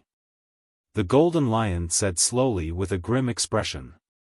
Even among pure-blooded ferocious beasts, they had varying strength levels. For example, the legendary 4 great ancient ferocious beasts were much stronger than other ferocious beasts. The moment the Qiongqi appeared, it opened its mouth and devoured a cultivator who was supporting a golden core phenomenon. Within a few chomps, the latter was crushed and swallowed as blood oozed from the side of the Qiongqi's mouth. It was way too violent, even a golden core phenomenon could not withstand it. Raging city blaze. A roar sounded from the ground. A human paragon wearing blazing scarlet robes charged into the battlefield with a gigantic ancient city behind him. The ancient city blazed with flames that surged into the air and incinerated all living beings. The moment the ancient city descended, it crushed another pure-blooded ferocious beast into sludge before burning it into ashes. That was one of the 10 upper sects of the North region, a paragon of Blaze Columbus Valley. A superior-grade dermic weapon had shown itself. More paragons and ferocious beasts were entering the battlefield. Chapter 677, Corpse Refinement Cult. Chapter 677, Corpse Refinement Cult. Should we go and fight for it? The spirit tiger was raring to go with excitement in his eyes. There's no need to. Su Zimo had a calm expression and a glint sparkled in his eyes. Although superior-grade dermic weapons seem good, it's not worth us taking the risk to enter this mess. In the ancient battlefield, even for dermic weapons that once belonged to Dao lords or mighty figures, their dermic powers had long dissipated without the refinement of essence spirit and the passing of countless years. These weapons had fallen to the grade of perfected lord dermic weapons a long time ago. The only difference was that their dermic patterns were still around and their grades were unchanged. Therefore, even if any dermic weapons appeared, they were mostly for perfected lords. Go, let's leave this place first. Su Zimo waved and prepared to leave with Monkey and the others. You want to leave after coming here?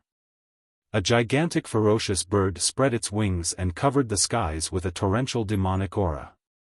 Its gaze was sharp as it glared down, diving towards Little Fox with its outstretched talons. Foxes were natural-born seductresses. Unless they had a strong backing, countless demon beasts would fight for them the moment they appeared. Ching Ching raised her brows with a hint of displeasure. Without even transforming, she leaped into the air and crossed her legs, kicking a series of shadows into the air. Her thighs were like guillotines, letting out the sound of air slicing. Ching Ching was already rather beautiful in her human form. Coupled with her slender and tall figure, she was like a graceful dragon dancing in the air. Pitter-patter. Pitter-patter. On the ground, the spirit tiger watched with a gaping mouth, drooling constantly. His gaze was dazed and he remarked squarely, her legs seem like they can spread apart right beneath her belly button. Piak. Monkey sent the spirit tiger with a single slap. Bang. Bang. Bang. Ching Ching avoided the talons of the ferocious bird and pummeled it furiously on the head, causing it to explode. Croak. Croak. A golden toad the size of a mountain squatted at the side with widened eyes, puffing its cheeks and letting out a strange sound that grew louder and louder. It was as though thunder had just rumbled. All of a sudden, the golden toad opened its mouth. A blood beam flashed and wrapped around Little Fox. It was the tongue of the golden toad race. It was so fast that it could not be seen clearly. This was the strongest killing move of the golden toad that it used mainly to capture other demon beasts for food. Most demon beasts were devoured by the golden toad before they could react. Although Little Fox was unable to defend against this, there was no trace of fear or panic in her eyes. Any single one of the few figures around her was enough to kill the golden toad. Piak. Just as the blood tongue was about to make contact with Little Fox's body, a hairy palm appeared and grabbed the golden toad's tongue. Monkey's eyes flashed with a scarlet glow as he glared at the golden toad not far away and grinned. Shing! Exerting strength in both arms, Monkey ripped the blood tongue off with blood spraying everywhere. Boom! Immediately after, Monkey's legs landed on the ground and his body expanded. He arrived before the golden toad in a stride and swung his massive fist down towards the latter. The golden toad retracted its severed tongue and its mouth was filled with fresh blood as hatred surged through its eyes. Suddenly, blood bubbles the size of fists appeared on its body, enlarging by the second.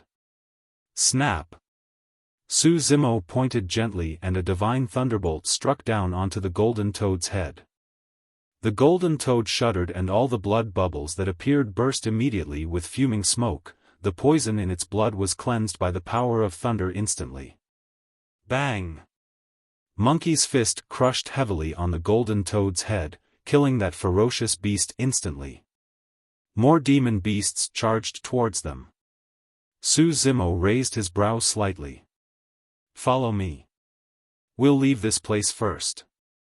Before his words were finished, Su Zimo retrieved Blood Quencher from his storage bag and his blood chi surged. Slashing his way through, he created a bloodied path in the pack of beasts. When they arrived at the outer perimeter, Su Zimo's group turned back. More and more demon beasts and cultivators were arriving in the vicinity of the mountain peak and all of them were bloodthirsty in the fight for the treasures. This was the ancient battlefield. It was a place where opportunities and dangers coexisted. Let's look elsewhere. There seems to be something else that's odd around this area. Su Zimo circulated his universal hearing and after a moment, pointed in a direction before speeding over with everyone. Not long after, the group of them stopped. There was a swamp ahead of them where another palace stood with many elixirs and weapons hovering in midair. Many cultivators from various factions and sects were fighting to the death with demon beasts in midair for the weapons and elixirs. The swamp was dyed red with blood. Many corpses fell from midair into the swamp, sinking slowly before vanishing. Su Zimo focused his gaze. There were many weapons in midair and some of them were dermic weapons. However, the best among them only had 3 dermic patterns. They were superior-grade dermic weapons. For most cultivators, it was worth fighting for superior-grade dermic weapons. However, after a moment of hesitation, Su Zimo decided against it. Let's go. There was naturally no way Monkey and the others would object. The group of them continued. Not long after, they caught sight of another cave abode appearing and another group of sects and factions fighting for the treasures left behind. After watching by the sidelines for a moment, Su Zimo shook his head and left with Monkey and the others. For the next day, the group of them traveled in twists and turns. In that area, more than 10 cave abodes appeared with various factions and sects fighting for them. Among them, they even caught sight of disciples from super sects. Weird. Su Zimo furrowed his brows slightly. He did not know what happened but it seemed like many cave abodes that were hidden in that area had appeared all of a sudden. The group of them continued and once again, the sound of a fight accompanied by the roars of demon beasts and screeches of ferocious birds could be heard ahead. It was extremely noisy. Yet another cave abode. The golden lion's gaze shimmered and he murmured, "The rod that those guys are fighting for seems to be a supreme-grade dermic weapon with 4 dermic patterns." In midair, 2 groups of cultivators were fighting for it. One party only had 2 cultivators. The other side had dozens of cultivators, all of whom had frightfully pale faces with an extremely keen aura around them.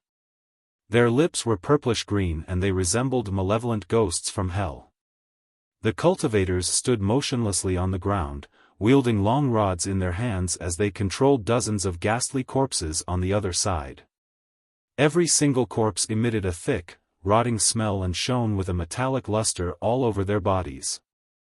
They were invulnerable, as though they were refined with something unknown.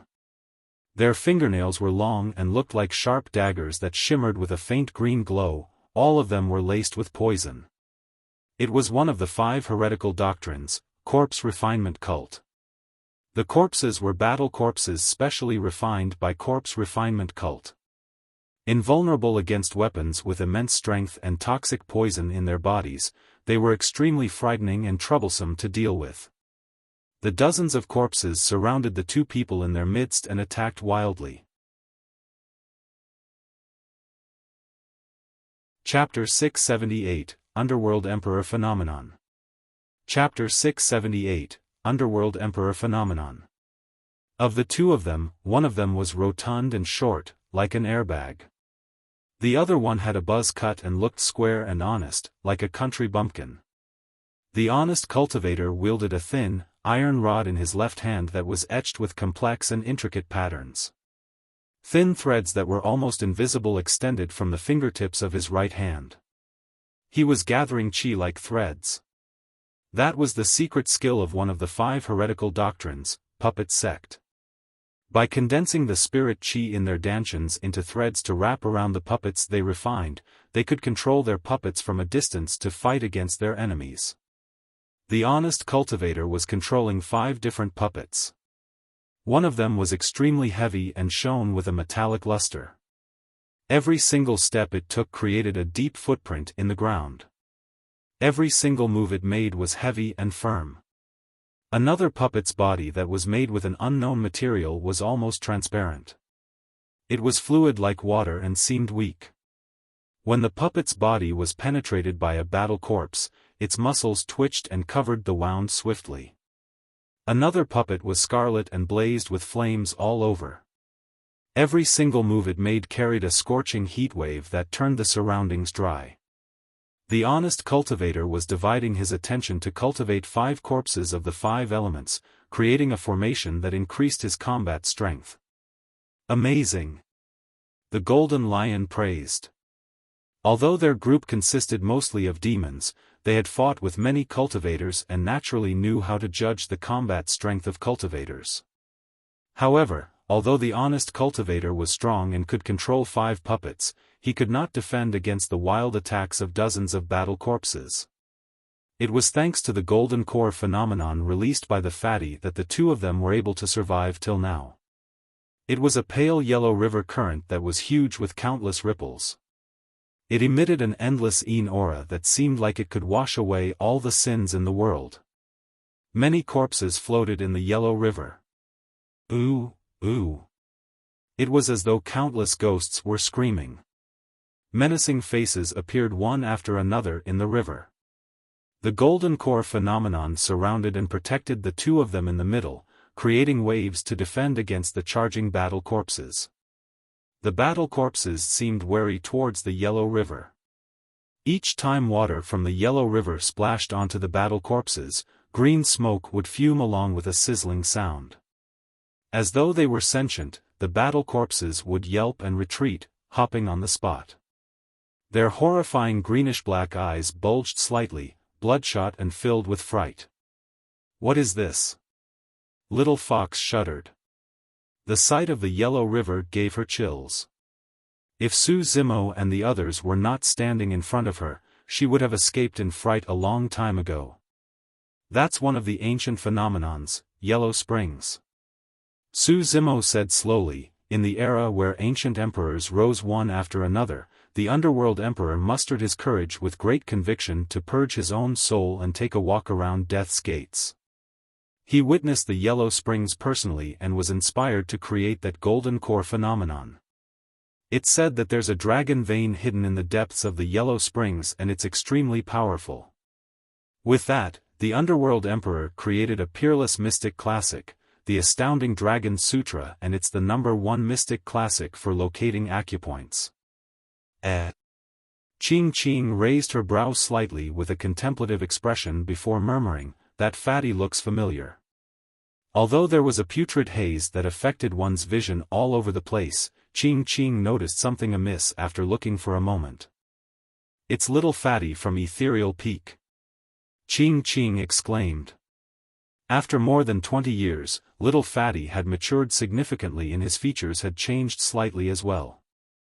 However, his countenance remained the same. That's right, it's him. Su Zimo nodded. The other cultivator is also an old friend. He was originally a cultivator of Southern Mountain Sect, Shi. Do you guys recognize him? The legacy left behind by the Underworld Emperor in Tianhuang mainland was one of 5 current heretical doctrines, Tomb Sect. In the elementary ancient battlefield, little fatty was taken away by Tomb Sect. Shi on the other hand joined another of the 5 heretical doctrines, Puppet Sect. Fatty, I'm sorry for burdening you. Shi face was pale and he was sweating on the forehead. It was evident that his spirit energy was exhausted and he could not carry on. While he gained powerful combat strength controlling 5 puppets, the toll on one's spirit energy was also increased by multitudes. What are you saying that for? Hold on and don't get distracted. We'll definitely be able to get out. Little Fatty's chubby palm trembled as he controlled the water of yellow springs, creating waves that defended the rush of the battle corpses. Although he said that, Little Fatty's yellow springs phenomenon was also showing signs of exhaustion with diminished power, it had become unstable against the continuous rush of the battle corpses. As he defended against the battle corpses outside, Little Fatty said, "Do you know why I look to you for help this time round?" "Why?" Shi asked. "Because you're stupid." Even at this moment, Little Fatty was optimistic and said cheerily, as the saying goes, the dumb are favored by fortune. Since you're so stupid, you definitely have a good, long life. The reason why I looked to you for help was because I wanted a little bit of that fortune. You're still in the mood for idle chat? A corpse refinement cult cultivator slapped his storage bag with a cold expression, waving his hand to splash a pale yellow powder on the battle corpses. Little Fatty took a sniff and exclaimed in shock, "Corpse berserk powder." Before his words were finished, the battle corpses that were covered by the pale yellow powder roared in a deep, resounding manner. The battle corpse grew and the clothes they were wearing exploded, revealing thick green veins on their body, neck and face. They slithered around the skin like small snakes and looked menacing. As they roared, the battle corpses emitted a foul stench from their mouth and 2 pairs of sharp fangs grew from their upper and lower jaws. They were stained with blood and looked extremely unsettling. Bang! Bang! Bang! The strength of the battle corpses grew significantly and they no longer feared the power of Yellow Springs, as though they had gone berserk. They charged towards Little Fatty's golden core phenomenon continuously, causing it to quake violently. Instantly, the Yellow Springs phenomenon quivered. Even the Yellow Springs itself seemed to have calmed down. Lone souls, hungry ghosts and the corpses of fiend celestials were contained in Yellow Springs. But now, Yellow Springs seemed to have been suppressed by the dozens of battle corpses that were standing in it as they roared into the air with a torrential ferocity. A wrathful look flashed through Little Fatty's eyes. If the Underworld Emperor knew that the Yellow Springs phenomenon had fallen to this point with its corpses within suppressed, he would definitely explode in rage. Right then, a voice sounded. Although it was neither loud nor soft, it overwhelmed the roars of the battle corpses and spread to every single corner of the battlefield. How dare a bunch of evildoers behave so audaciously in the ancient battlefield where countless emperors have perished? Little Fatty shuddered when he heard that voice and his bead-like eyes widened with disbelief. Shi Jian panted but a curious expression appeared on his face as well. That voice sounded familiar. It's Boss. Little Fatty could not help but exclaim. Boss? Shi Jian stoned for a moment before asking, Brother Su of Ethereal Peak? That's right. I can't be wrong. Little Fatty supported his Yellow Springs phenomenon and leaped, looking outward frantically as he waved with an excited look on his face. Boss, I'm here. Hurry and come save me. Chapter 679, Suppressing Corpses. Chapter 679, Suppressing Corpses. Who is the tactless one trying to meddle in the affairs of the corpse refinement cult? The leader of the corpse refinement cult cultivators glared at Su Zimo's incoming group. His eyes were unblinking, resembling those of dead fishes, and his voice was sinister and murderous. Another person said coldly, Beasts, you had better scram far away. Otherwise. Hee, given corpse refinement cult supreme mystic classic, we can easily turn you guys into battle corpses and let you suffer a fate worse than death. Is that so? Su Zimo raised his brow slightly. Nobody saw what he did but in a flash, he bolted into the corpse refinement cult group like an arrow. It was too fast. The distance between both parties was not far to begin with. Su Zimo's inner core and golden core were at perfected realm. When he circulated both cores together with his demonic and spirit energy alongside the power of his blood chi. Even pure-blooded ferocious beasts with sharp, keen senses and powerful bodies wouldn't be able to react to that burst speed, let alone the cultivators of corpse refinement cult. Poof! Poof! Poof! There was no technique or spirit art. He barged in purely with his body. Right in front of everyone, the corpse refinement cult cultivators that stood in Su Zimo's way were rammed into pieces with blood spewing everywhere, like gigantic watermelons. He was a human weapon. Nobody could withstand his might as he charged his way through the crowd. 7 corpse refinement cult cultivators were sneering a moment earlier. Immediately after, they were rammed to death without even understanding how they died. A corpse refinement cult cultivator reacted to it and defended instinctively by propping his chaos essence iron rod in front of him. Unexpectedly, a black shadow darted over. Snap! The iron rod in his hands was snapped into two. The middle portion where it was snapped thrust into his chest like a spear, penetrating it completely. Another corpse refinement cultivator yelled and withdrew a shimmering silver shield from his storage bag before injecting spirit energy into it furiously. Instantly, a bright beam shone.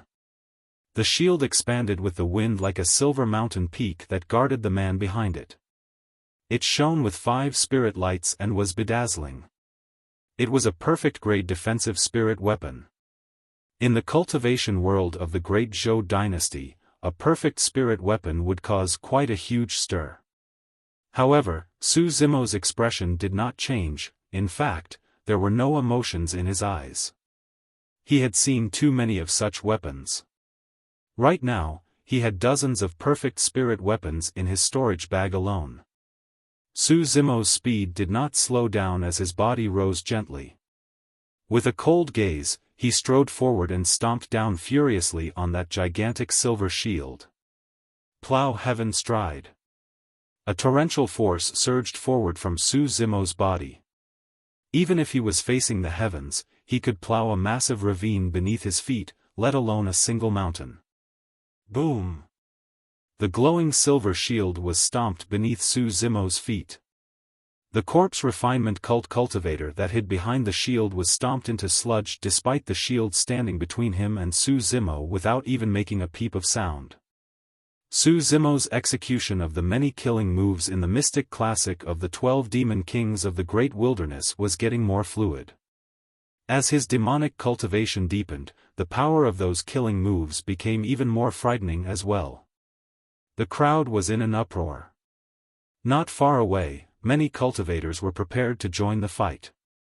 However, all of them stopped instinctively with dumbstruck expressions when they witnessed this. It was way too ferocious.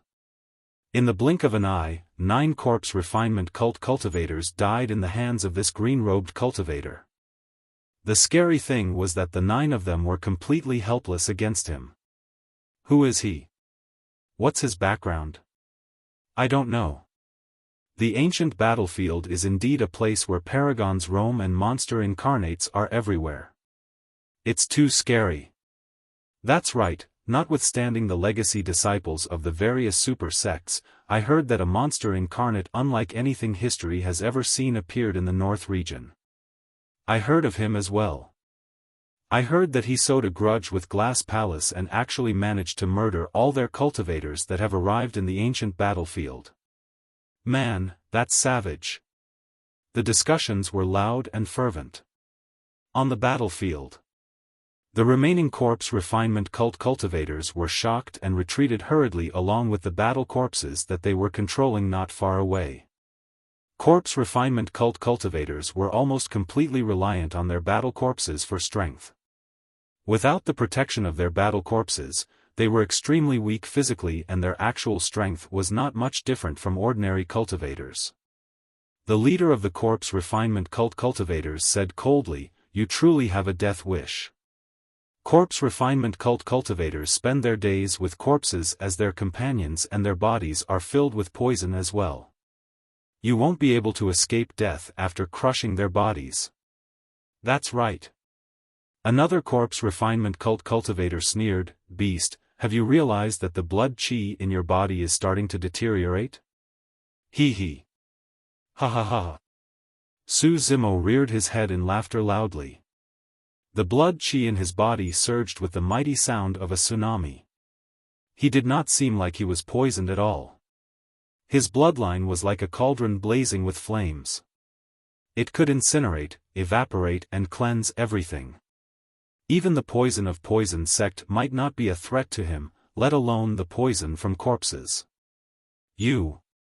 The faces of the corpse refinement cultivators turned pale as a sheet. A tall and mighty shadow charged in front of them, whirling 2 fists like hammers and barging left and right in the crowd.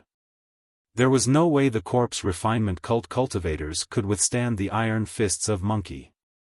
One after another, figures were sent flying. By the time they landed on the ground, they were corpses without any life in them. An evil gust of wind blew past. A ferocious tiger with rumbling malevolent chi lunged down from above the lion, ripping the body of a corpse refinement cult cultivator apart by the stomach as though it was extremely hungry. The moment the poison of the corpse made contact with the fur of the spirit tiger, it was cleansed into emptiness by an electric current. Roar! A golden lion with a dignified might charged into the crowd and let out a deafening roar. The few corpse refinement cult cultivators closest to it started bleeding from the eyes, nose, ears and mouth. They were bleeding from all orifices. The brains of those cultivators were shook into sludge. Ching Ching and Little Fox did not head up. The two of them definitely wanted nothing more than to get far away from those eerie cultivators with the stench of rotting corpses. Even so, it took slightly more than 10 breaths for Su Zimo, Monkey, the spirit tiger and golden lion to decimate the dozens of corpse refinement cult cultivators entirely. Everything ended before the dozens of battle corpses that surrounded Little Fatty and Shi Jian could retreat to help. In truth, corpse refinement cult cultivation worlds were extremely troublesome to deal with in the cultivation world. Unless there was a need to, disciples of various super sects would not want to provoke them intentionally. The battle corpses they had were invulnerable to fire, water and were extremely strong such that they could take on perfect or even connate spirit weapons head-on. Corpse refinement cult cultivators were almost impossible to defeat with a battle corpse standing before them. However, the weakness of corpse refinement cult cultivators was evident as well. The moment they fall, their battle corpses would not be controlled and were no longer any threat. By understanding that weakness, Su Zimo and the others did not give the corpse refinement cult cultivators any breathing room and slaughtered the group of them with a thunderous might in slightly more than 10 breaths. The dozens of battle corpses fell forward stiffly, turning into true corpses. Chapter 680, Distraction. Chapter 680, Distraction. Little Fatty had just consumed a few elixirs and was panting. Before he could calm down, he saw that the corpse refinement cult cultivators were already slain completely. His eyes widened and his jaws almost dropped to the ground. The rumors are not lying, Brother Su is still ferocious as ever. Shi Jian gulped and muttered his thoughts. Bro, I'm glad you're here. I've missed you to death. Little Fatty's character had not changed as he scurried over like a gigantic meatball. He lunged into Su Zimo's embrace emotionally with tears and snot. Peeling that fat face away, Su Zimo scolded with a chuckle, "Stop acting." Shi Jian came over as well and smiled at Su Zimo with cupped fists. "Much thanks, Brother Su. What's with the politeness after not meeting each other for 20 years? Su Zimo laughed with a relaxed expression. Back in Xiantian City in the elementary ancient battlefield, he welcomed the 4 mounted bandits single-handedly. However, Little Fatty, Ji Qingtian, Little Fatty and Shi Jian were extremely bold and returned to fight with him. They were brothers who had gone through thick and thin. Little Fatty laughed. "Silly Jian is foolish as always, you can just ignore him, boss." The three of them had reunited after a long time and words could not describe Little Fatty's joy. Shi Jian did not have much to say and merely chuckled foolishly the entire time. Although Su Zimo seemed composed, he was smiling a lot more than usual as well. "Thank you for your help, fellow brothers of the demon race." Little Fatty chuckled and greeted Monkey and the others with cupped fists. He got along with people easily to begin with. Furthermore, he already knew Monkey and the spirit tiger from back in Ethereal Peak. "Boss, I've heard from Silly Jian about everything in the North region." Little Fatty consoled, "Don't worry, follow me back to my sect this time round. I'll persuade my master to take you in. Although Tomb Sect's legacy is not strong, we've lasted through history and have some foundation as well. Furthermore, Tomb Sect is the best at being secretive. There's no way outsiders know about where we're located." Almost the entire North region knew about Su Zimo's feud with Glass Palace. Ordinary cultivators would want nothing more than to get far away from Su Zimo in fear of being implicated. However, Little Fatty had no such considerations at all. Instead, he was thinking up ideas and solutions for Su Zimo. Su Zimo patted Little Fatty on the shoulder gratefully. Although it sounded like a possible idea, it was not practical. Little Fatty was a golden core. Even if he was a legacy disciple, his words would not carry much weight in the sect. Most sects would definitely not want to go against a super sect such as Glass Palace just for someone like him. The disadvantages outweighed the advantages. Furthermore, although Tomb's sect was one of the 5 heretical doctrines, it was well known that they had few disciples. There was no way they could go against Glass Palace. Brother Su, I could head back and explain things to Puppet's sect as well. Shi Jian mustered his courage and wanted to help Su Zimo with his troubles as well. Su Zimo waved it off with a smile and diverted the topic. It's fine, we can talk about this next time. Right, how did you guys end up fighting against Corpse Refinement cult cultivators? Shi Jian gripped his fists and said hatefully, Puppet's sect and Corpse Refinement cult have a deep enmity to begin with. There's naturally no way they would let me off the moment they saw me. Oh? Su Zimo raised his brow. In Tianhuang mainland, among the 9 immortal sects, 7 fiend sects, 6 Buddhist monasteries, 5 heretical doctrines and 4 unorthodox groups, there were truly deep-rooted enmity between some super sects that went a long way back. For example, Heavenly Dipper sect of the Immortal sects and Malevolent Earth sect of the Fiend sects were long enemies. There were also similar conflicts between immortal sections. Glass Palace had an extremely poor relationship with Snowdrift Valley of the Middle Continent. Shi Jian continued, originally, there weren't 5 heretical doctrines. Corpse Refinement cult was established by a traitor of Puppet sect. He was the most talented cultivator in Puppet's sect and even had the potential of becoming an emperor if he continued cultivating. However, he ended up veering onto the wrong path and focused entirely on corpses. In order to refine corpses, he became addicted to killing and sinned endlessly, cultivating himself to the point where he resembled neither human nor ghost. Eventually, he incurred the wrath of the sect. Everyone was immersed as Shi Jian recounted the history of Puppet sect. When Shi Jian paused briefly, Little Fox could not help but ask, what happened after? Shi Jian let out a deep breath. An expert of a sect took pity on his potential and could not bear to see him cripple his cultivation just like that. That person tried to persuade him to repent countless times but was eventually killed by him instead. Sigh, he was truly powerful. He managed to escape even against the combined attack of experts from many sects. Although a patriarch of the sect eventually moved in, that person had already established himself and forged an alliance with one of the other heretical doctrines, Poison sect. Even if we gave it our all to kill him, Puppet sect would suffer immense losses and even face possible annihilation. Left with no other choice, we could only allow him to leave. Not long after, he created Corpse Refinement cult in Tianhuang mainland and as it grew stronger, it became one of the 5 heretical doctrines. No wonder. At that point, realization flashed through Su Zimo's eyes. Earlier on, I noticed that the technique Corpse Refinement cult used to refine their battle corpses was similar to the technique of Puppet sect. The only difference was that one was evil and the other righteous. So, they had the same background. Unfortunately, although our backgrounds are the same, the situation between us is now irreconcilable, Shi Jian said. Little Fatty shifted his beady eyes and surveyed the surroundings. When he saw that more cultivators were gathering, he whispered, let's leave first.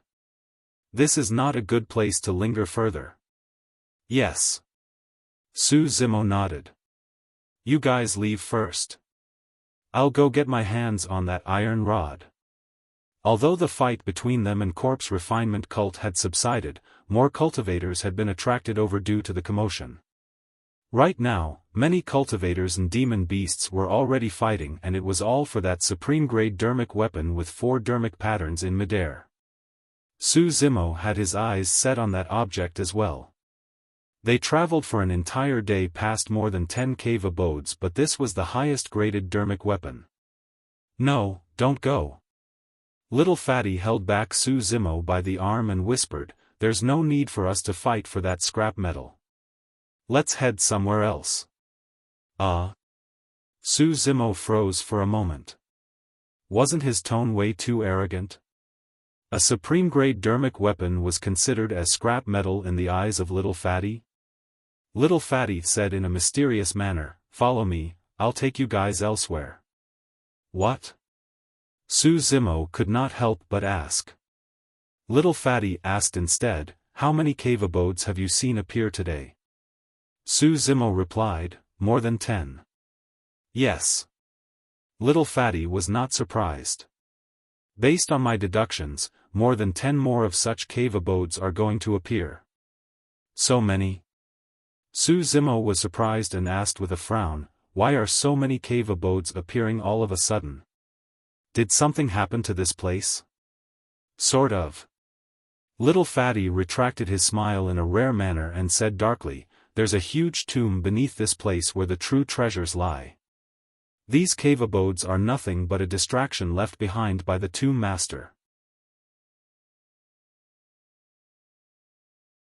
Chapter 681, Mighty Figure of Tomb Sect. Chapter 681, Mighty Figure of Tomb Sect. Su Zimo was surprised when he heard that. How extravagant. This legendary master of the tomb was willing to painstakingly set up dozens of diversionary cave abodes so as to hide his treasures and legacy. More than that, the diversionary tombs contained quite a number of treasures that caused countless cultivators and demons to fight for it, leaving corpses in their wake. Su Zimo deduced, "I'm sure the identity of the Tomb Master is far from simple if he has this many treasures. The Tomb Master is a conjoint body mighty figure." Little Fatty said with conviction. "No wonder." Su Zimo nodded. A conjoint body mighty figure was probably the only one who had the capability to disregard spirit and dermic weapons, planting them in diversionary tombs to confuse outsiders. After hesitating for a moment, Little Fatty decided on revealing the truth. This mighty figure was even the titular disciple of Tomb Sect in the past. Su Zimo was alarmed. The old monk in the old temple had once warned him that apart from legacy disciples, the strongest successors of the super sects were the titular disciples. Furthermore, there could only be a single titular disciple.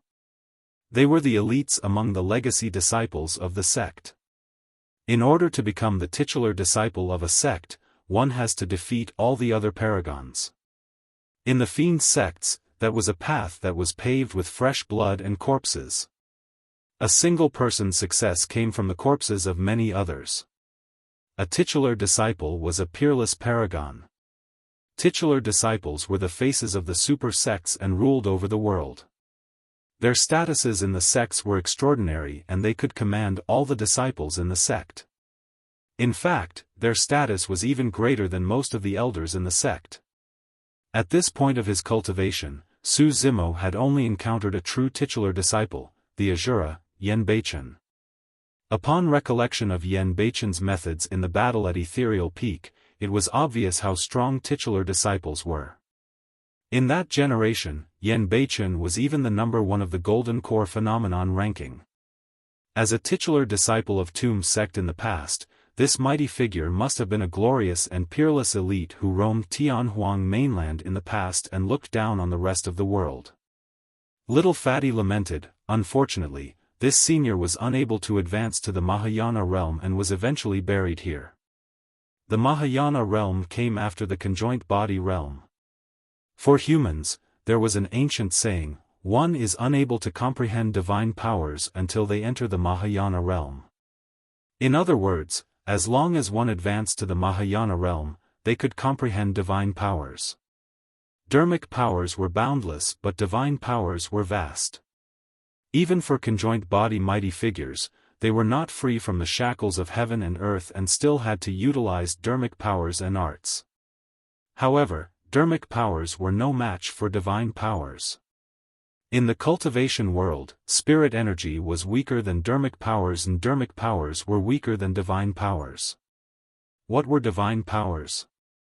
They were incredible and beyond imagination. These were abilities to reach the firmaments that were beyond godly. Divine powers came after one broke free of the shackles of heaven and earth and were at an even more terrifying level. In the Old Temple, there was a saying in one of the ancient books describing the means of a Mahayana patriarch: Mahayana was indestructible and could be reborn through a drop of blood. This meant that experts of the Mahayana were almost completely indestructible. Even if their bodies were destroyed and their limbs were snapped, a single drop of blood would suffice for them to recover to their original selves. Those methods were truly unimaginable and sought after by many. Only at that cultivation realm can one be barely worthy of the title Immortal. With a deeper understanding of the path of cultivation and the cultivation world, Su Zimo could understand what Daiyu said in the past: what kind of immortals are Qi Refinement Warrior considered as? Even the Golden Core dare not be so impudent to call themselves immortal. Even the titular disciple of Tomb Sect could not make the step forward and passed on before the Mahayana realm. It was imaginable how horrifying that realm was. Little Fatty said, "Boss, I'm not going to hide it from you. The reason why I entered the ancient battlefield this time round was because of a test left for us by our sect." Test? Su Zimo raised his brow slightly and asked, "You guys?" "Yes." Little Fatty nodded.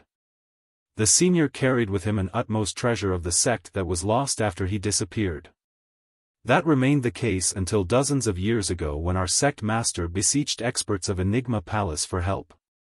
At that point, they divined roughly that the senior may have passed on and was buried in the intermediate ancient battlefield. Su Zimo understood. "So, the test for you by the sect is to locate the tomb and retrieve the utmost treasure?" "That's right." Little Fatty replied, "This utmost treasure belonged to the Underworld Emperor and is extremely important to the sect. The reason why my Yellow Springs phenomenon isn't strong is also because of the loss of this utmost treasure." "I see." Suddenly, Su Zimo was enlightened. When he saw Little Fatty release the Yellow Springs phenomenon earlier on, he already had the feeling that the true power of the phenomenon was not unleashed completely. The true Yellow Springs phenomenon could definitely be ranked within the top 20 of the phenomenon ranking. Little Fatty continued, "However, this test wasn't for me alone. There's another senior brother of mine. Whoever gets their hands on this utmost treasure of the sect first will be qualified to become the titular disciple of Tomb Sect for this generation." Su Zimo realized what was happening. The test for Little Fatty from Tomb Sect was not only to locate the tomb and the belonging of the Underworld Emperor, but also to do it before someone else. This test would determine Little Fatty's future. Su Zimo asked, "You can receive help from others?" "Of course." Little Fatty nodded. Su Zimo urged, "Let's not waste time then. Hurry, lead the way." Little Fatty wanted to speak but did not. He did not move immediately as well. "What's wrong?" Su Zimo was confused. With a hesitant expression, Little Fatty said, "That senior brother of mine grew up in Tomb Sect. He even traveled in the Middle Continent once and has deep connections, befriending disciples of super sections. I'm sure he will get some of them to help him for this." "Boss, you..." Little Fatty did not continue but Su Zimo understood. Little Fatty was worried about him. He already had a grudge with Glass Palace. If he were to offend another few super sects because of this matter, it would be equivalent to seeking death. "It's nothing." Su Zimo smiled casually and patted Little Fatty on the shoulder, saying in a leisurely manner, "I'm not afraid. What are you worried about?" "But..." Su Zimo interrupted with a laugh. "Don't forget, if you're thinking that I might offend them, I've already offended all the Immortal, Buddhist and Fiend sects beneath the Human Emperor's palace 20 years ago." "Boss." Little Fatty's eyes brimmed with tears emotionally. After all, he had arrived in Tomb Sect later on. When they heard that he was going to compete with that senior brother for the utmost treasure, none of his fellow sect mates, including some seniors, stood on his side. He did not know many people in the cultivation world either. After entering the ancient battlefield, Little Fatty's senior brother gave him a savage warning before leaving to seek super sects to back him up. However, Little Fatty was left all alone and helpless. It would be a lie to say that Little Fatty hadn't been suffering all these years. However, he knew that he could only endure no matter how much he suffered. The more he could endure, the greater his future accomplishments would be. Right now, when he heard Su Zimo's words, Little Fatty's heart was filled with warmth. He sniffled and mumbled to himself, "I've also got my boss helping me. Leng Ming, we'll see if you can still bully me now." Chapter 682, Astral Dragon Sputum Lair. Chapter 682, Astral Dragon Sputum Lair. "Fatty, I'm here too," Shi Jian said with a silly smile, "although I'm not as strong, I'll also help you for sure." "Brother Fatty, we'll help you too." Little Fox was a sentimental person to begin with. At that moment, she raised her furry paws and cheered Little Fatty on. Her voice was cute and extremely soothing. During this period of time, she traveled with Su Zimo and witnessed many things in the world. She was no longer as shy and cowardly as before and had become much more lively. Su Zimo chuckled. "Fatty, if you don't mind, the 7 of us brothers will stand by your side." "Boss, what are you talking about?" Little Fatty rolled up his sleeves and rubbed away his tears hastily. He patted his chest soundly with his fat palm and declared, "Boss, other than that utmost treasure of the sect, you guys can have every other treasure in the tomb. There's no need for that. After all, these are items of Tomb Sect." Su Zimo shook his head. "You must take them all." Little Fatty's eyes widened and he turned serious. "We might encounter a lot of danger along the way and there will definitely be a massacre if we come across Leng Ming. You guys deserve all the treasures in the tomb." Leng Ming was Little Fatty's senior brother. Through Little Fatty's words, it could be seen that the two of them were not on good terms. Su Zimo remained silent. This was the tomb of a conjoint body mighty figure. Furthermore, this conjoint body mighty figure was once a titular disciple. All the treasures in the tomb were definitely extremely rare.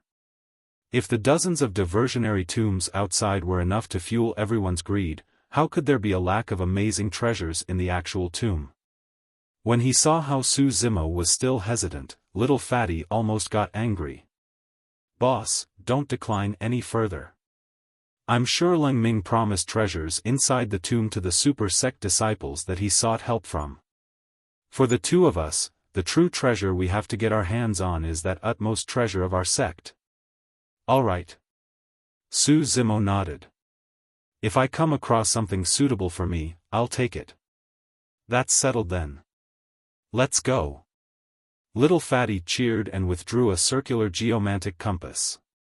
The geomantic compass was filled with countless circles with stars, the 5 elements and yin and yang. It was as though it contained endless secrets. Little Fatty followed the geomantic compass and verified the way before pointing to the southeast direction. "That way." Su Zimo and the rest followed closely behind. After speeding for close to an hour, Little Fatty suddenly stopped and looked to the geomantic compass again. After a moment, he pointed in another direction. "This way." Su Zimo and the others had no objection.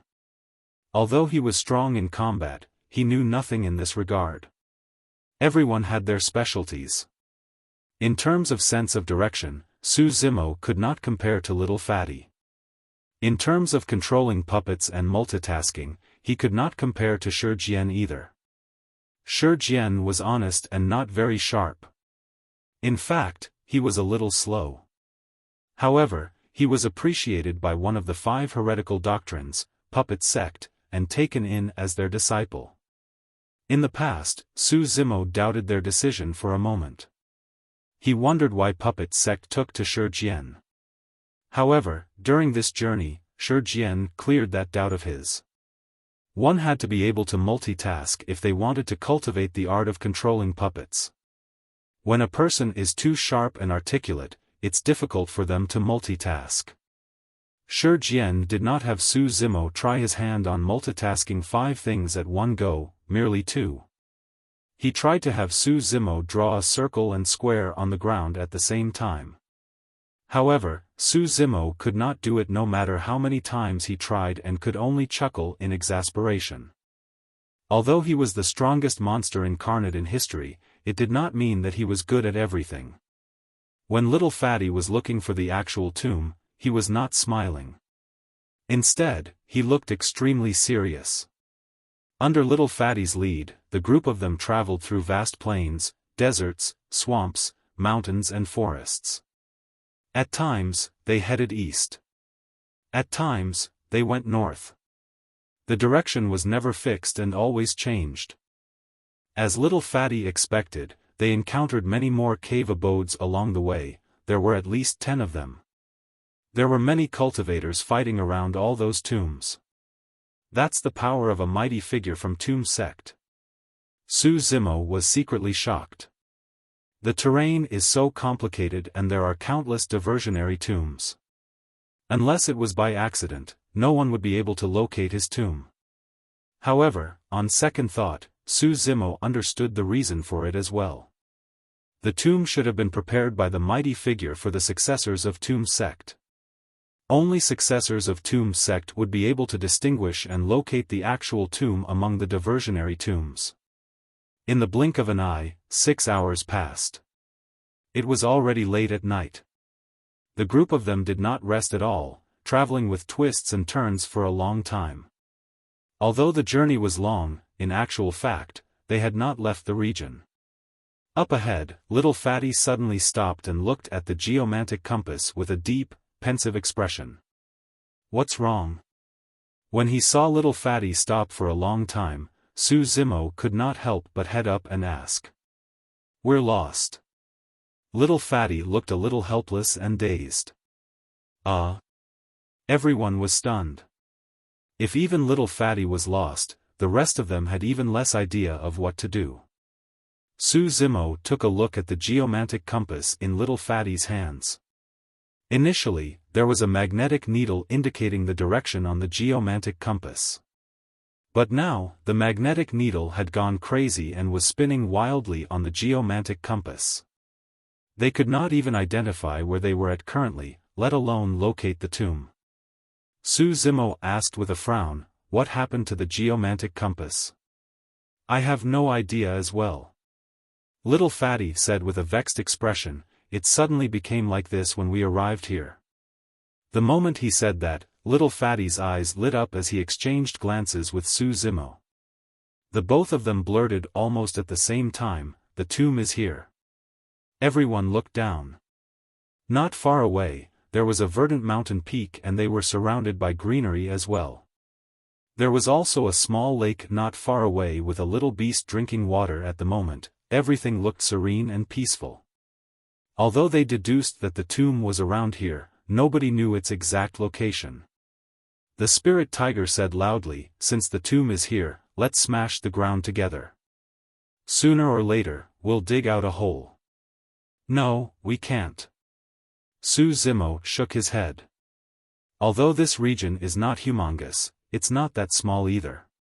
There's no way of finding out how deep the tomb lies. How long are we going to dig for? That's right, the commotion will most likely attract countless cultivators before we even locate the tomb. Ching nodded in agreement. We must not do that. Little Fatty said with a solemn expression, there must be many seals set up around this senior's tomb. If we try to break through them forcefully, the seals might injure us instead.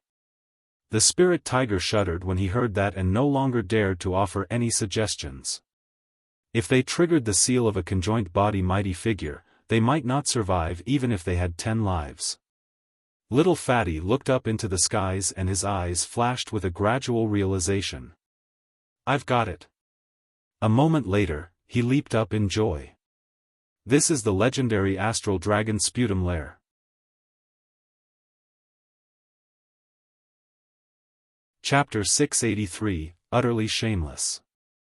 Chapter 683, Utterly Shameless. Shi Jian asked with curiosity, "What's the Astral Dragon Sputum Lair?" Little Fatty beamed widely and became more excited the more he thought about it. It's a burial method from the ancient era that has been lost for a long time. To think that this senior would have set it up.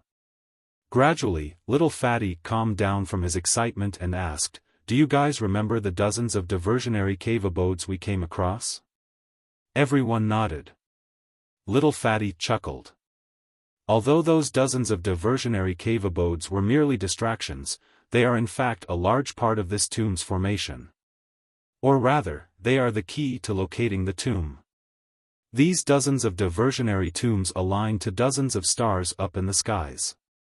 Although they seem messy, they form the network of a dragon's veins.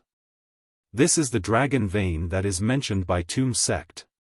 There were two types of dragon veins, the first was made by nature and the second was man-made. A dragon vein can be used to gather fortune as well as alter feng shui.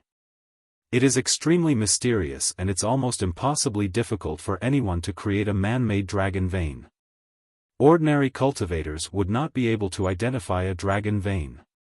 However, legacy disciples of Tomb Sect could sense the presence of a dragon vein and can even make use of its power to kill their opponents.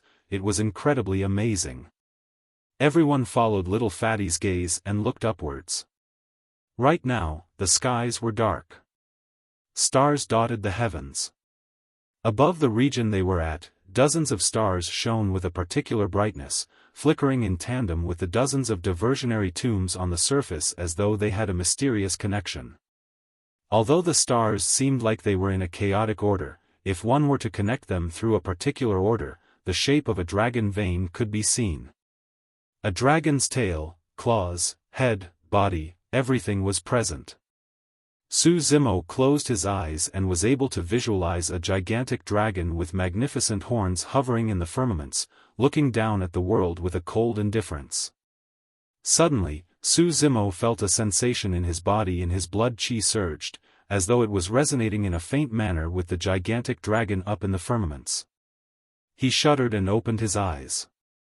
That feeling went as quickly as it came. Su Zimo did not think too much about it and merely assumed that it was a change brought along with his cultivation of the ancient dragonification art. After pondering for a long time, Little Fatty blurted as though he thought of something, "I've got it." "What?" Everyone turned to him with curious looks in their eyes.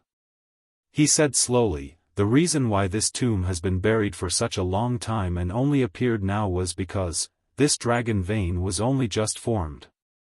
Dragon veins are almost entirely made by nature. It's not so easy making one artificially. This senior of Tomb Sect laid down the Astral Dragon Sputum Lair to connect heaven and earth, drawing in the power of the stars into this place so as to gather fortune from the universe to form the dragon vein. Eventually, the dragon vein was finally formed in this era." Shi Jian could not help but ask, "When did that senior pass on?" Little Fatty replied darkly, "At least dozens of thousands of years ago." "Ah!" Everyone was dumbfounded with shock in their eyes. "That's incredible." Su Zimo lamented internally, secretly in awe. Using an ancient secret skill to connect the heaven and earth in order to form a dragon vein and pass down a legacy after dozens of thousands of years. Although this mighty figure of Tomb Sect did not manage to advance to the Mahayana realm, his methods could be considered as divinely. "Brother Fatty, what did you mean by the dragon sputum lair?" Little Fox blinked her large, clear eyes and asked curiously. The spirit tiger urged as well, "Fatty, so where is the entrance to the tomb after everything you said?"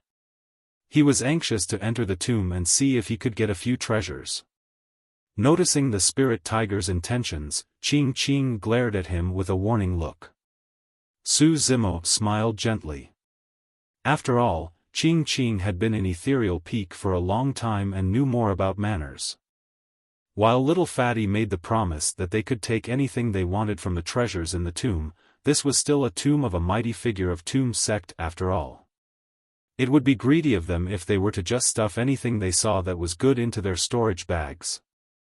Furthermore, none of them knew the situation within the tomb right now. With his intentions seen through, the spirit tiger looked embarrassed and coughed gently to hide his awkwardness. Little Fatty pointed to the lake not far away. If I'm not wrong, the entrance to the tomb is that lake. Beneath the lake? The Golden Lion asked with disbelief. The lake looked unassuming with dirty waters, there was nothing special about it. Little Fatty pointed up into the skies. Check out the direction of the dragon vein. Everyone raised their heads. Little Fatty continued, that's the dragon's tail and that's the dragon's body. When we continue up, the dozens of stars that are clustered together more tightly form the dragon's head. At the lower end of the head is the mouth where sputum is produced. This lake corresponds to the dragon's sputum directly.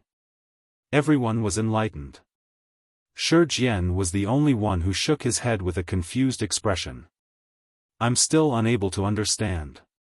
I'll just tag along with you guys. Follow me. Little Fatty waved and pointed to the lake not far away, leading the way. When they approached the lake, everyone started noticing something unusual. The surface of the lake was cold and ghastly. Little Fox could not help but shudder. She hid behind Su Zimo and secretly tugged his sleeves. Su Zimo glanced sideways. Little Fox looked up, revealing her tender neck as she gazed at him with widened, pitiable eyes. Although she was clearly afraid, she bit her cherry lips and did not say anything. Su Zimo let out a smile, he naturally knew what was on Little Fox's mind. Come on in, but just this once. Su Zimo smiled and nodded. Little Fox snickered and transformed into her true form. A fiery red fox waved its furry tail and climbed up Su Zimo's leg into his embrace in an experienced manner. She only stuck her petite head outside, blinking her huge eyes in a beautiful manner. The moment she scurried into Su Zimo's embrace, she felt a sense of warmth. The chilling aura of the lake vanished instantly. Su Zimo's body was like a gigantic cauldron that was warm, she almost wanted to take a nap if they weren't about to enter the tomb. When he saw that, the spirit tiger's eyes darted as a thought struck his mind. Puffing his chest, he walked beside Qing and declared courageously, Qing, don't be afraid. Hu Baishan's chest will warm you up. Hurry and come scurry in too. As he said that, the spirit tiger bared his chest and revealed chest hair with rows of black and yellow. Monkey rolled its eyes. Little Fox exclaimed and chuckled. Fuck, is this guy for real? The Golden Lion frowned and his jaws nearly dropped to the floor. Qing's face was steely dark as she clenched her fists, snarling, get lost. The spirit tiger scratched his head and his naughty eyes darted towards Qing's puffed-up chest, muttering, Qing, it's fine if you don't like this. How about you bare your chest for me to scurry inside instead? Silence overwhelmed their surroundings. The Golden Lion roared internally, I've never seen anyone so utterly shameless before. Without a second word, Qing raised her legs and kicked the spirit tiger viciously on the bum. Thud. The spirit tiger was instantly sent flying into the lake, looking extremely wretched. Everyone roared in laughter. The eerie atmosphere from earlier on lightened significantly as well. Little Fatty waved his arm. Come, let's head in too.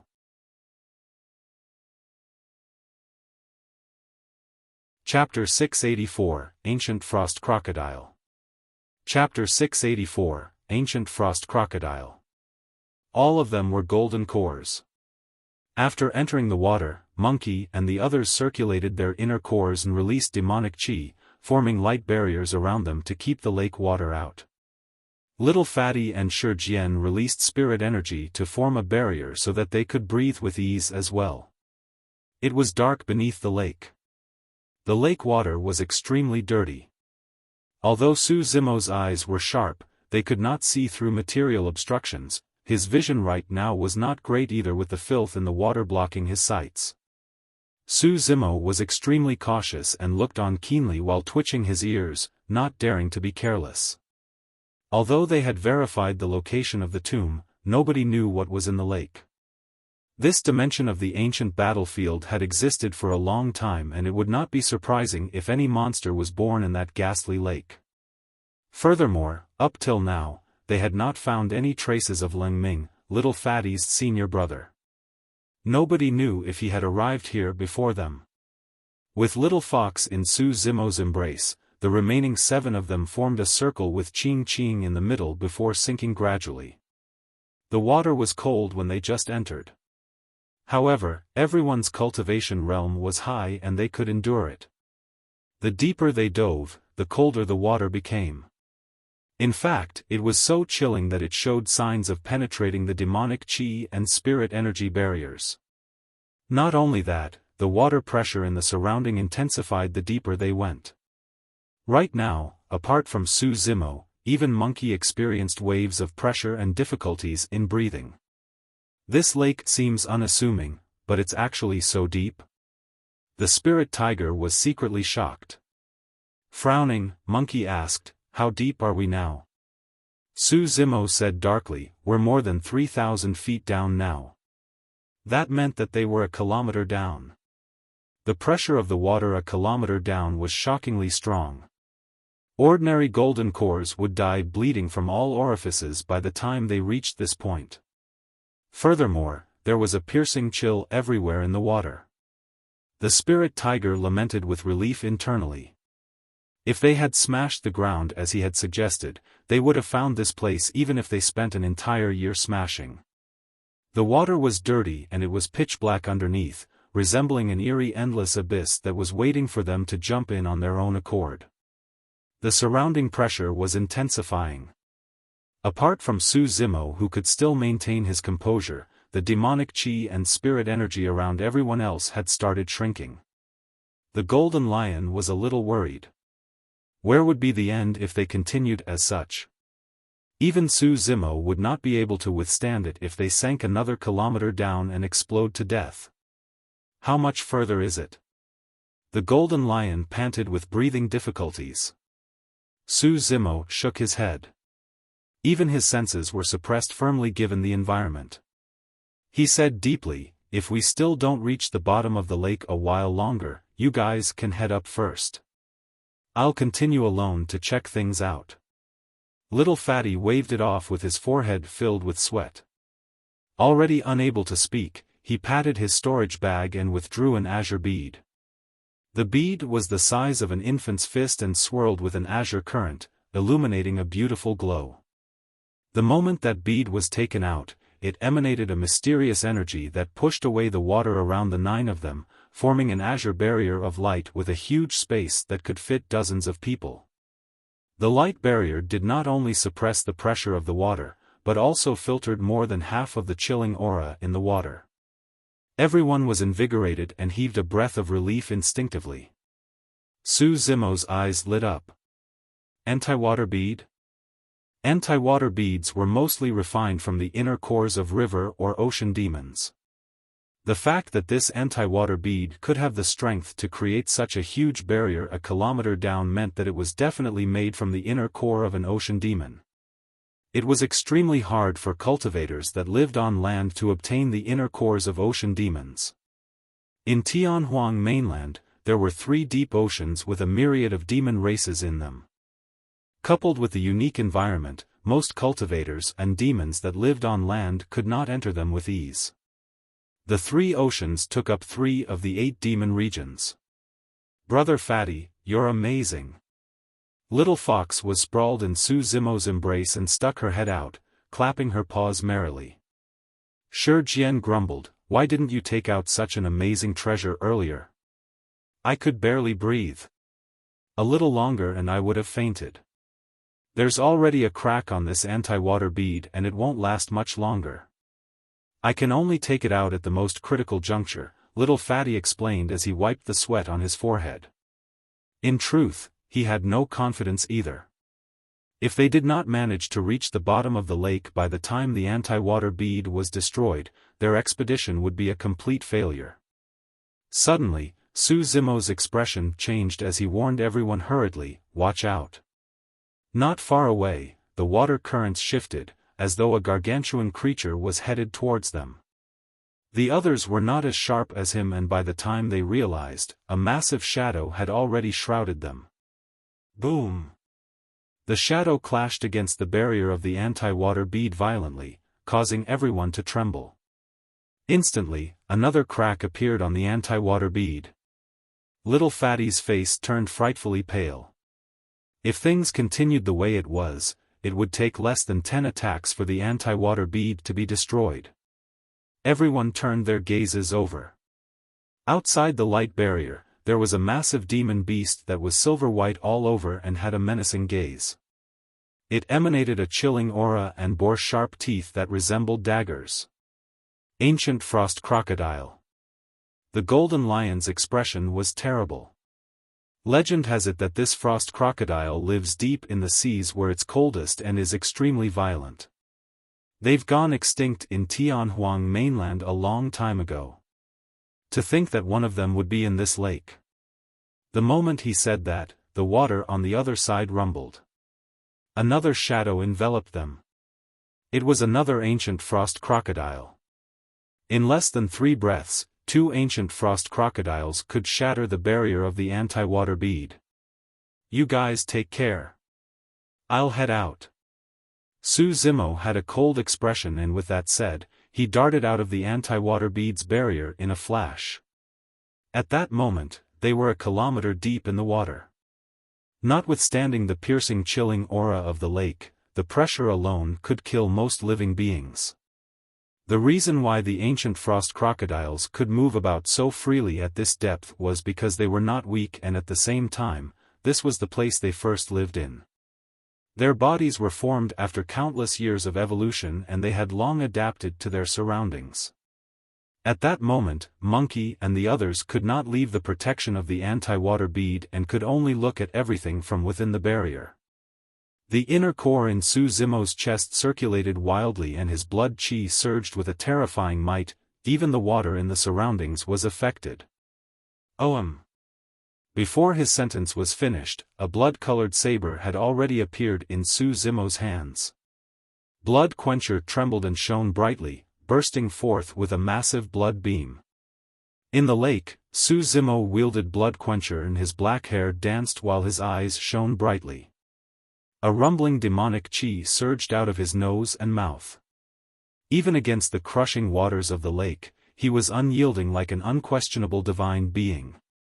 As though they were agitated, the 2 ancient frost crocodiles roared in rage and abandoned the anti-water bead before them, charging towards Su Zimo instead.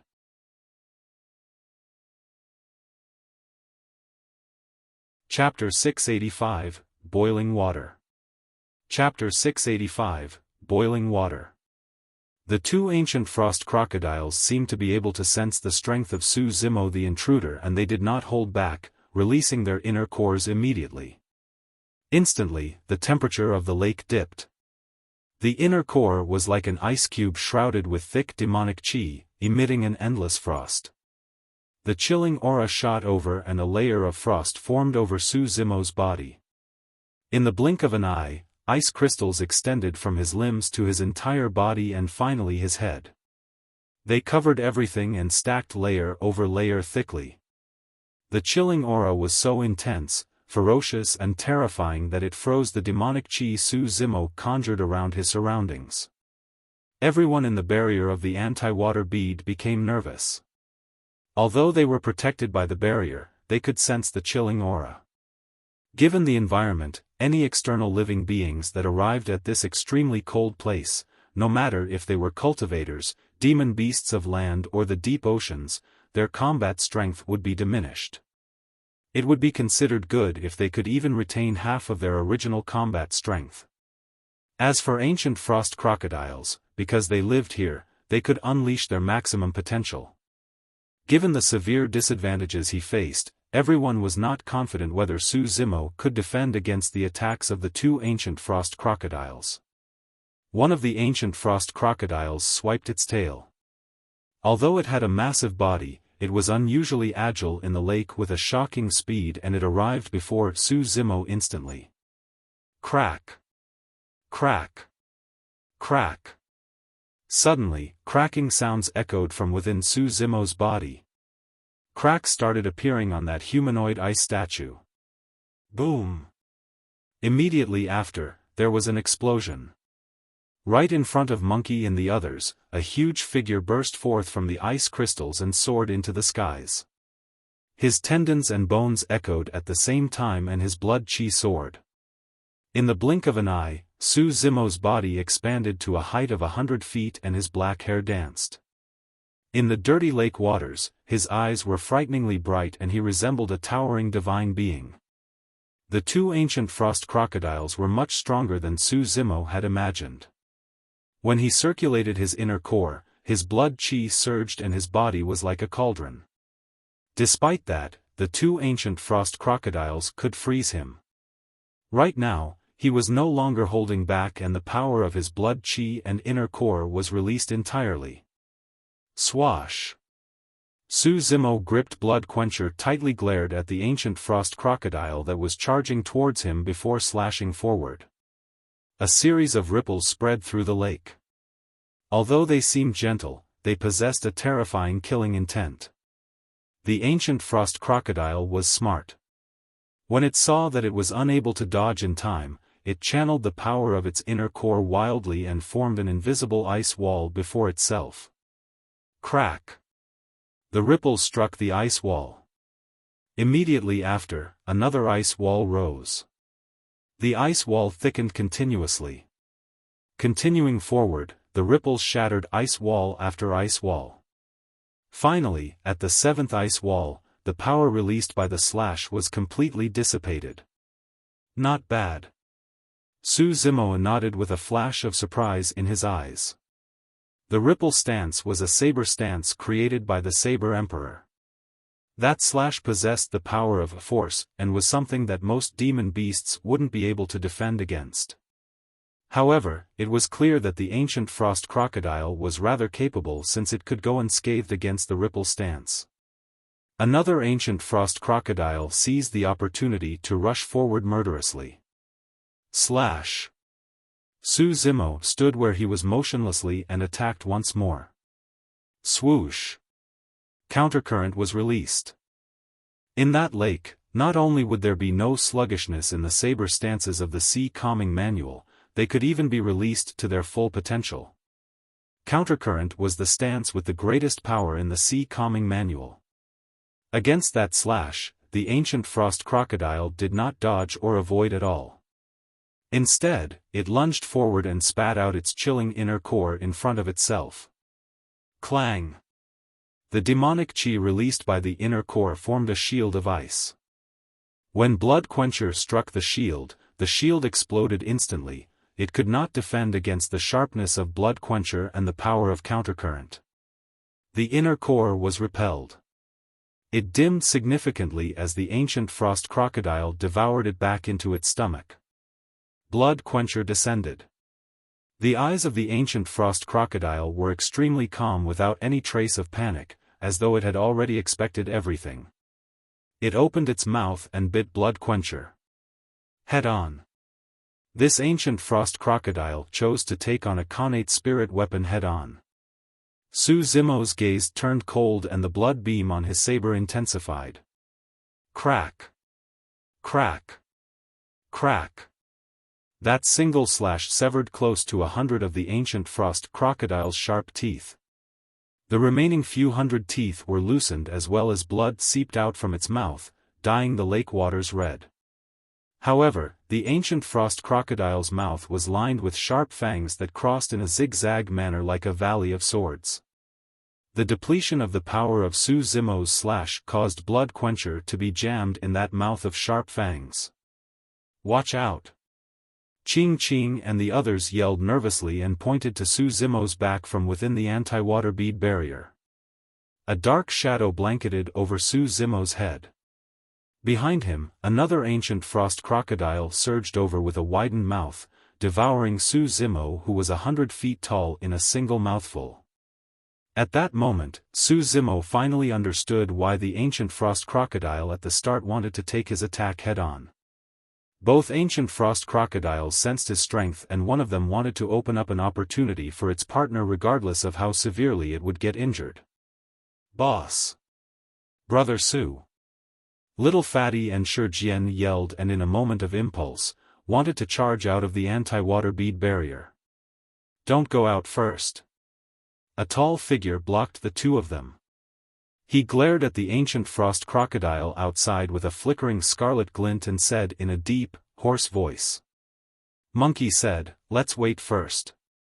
Among the group, Monkey and the spirit tiger had been through many fights with Su Zimo in the ancient battlefield and understood his strength best. Although Little Fatty and Shijian had not seen Su Zimo for many years, their impression of him was the same as it was 20 years ago. In the lake. After devouring Su Zimo, the ancient frost crocodile floated in its original spot quietly and motionlessly, as though it was trying to feel something. A moment later, it suddenly opened its mouth and let out a tragic shriek. Its eyes were filled with endless pain. Right in front of everyone, the water current that flowed out of the ancient frost crocodile's mouth burned with a thin layer of flames. Swish! A blazing flame ignited from within the ancient frost crocodile's body and covered it instantly, turning that massive body transparent from the heat. Within the ancient frost crocodile's body, a faint figure of a dragon-like gigantic beast could be seen, spreading its wings and roaring into the skies with lava gushing out of its mouth. Ah! Little Fatty came to a realization and yelled, "That's the legendary primordial Soaring Serpent." Not bad.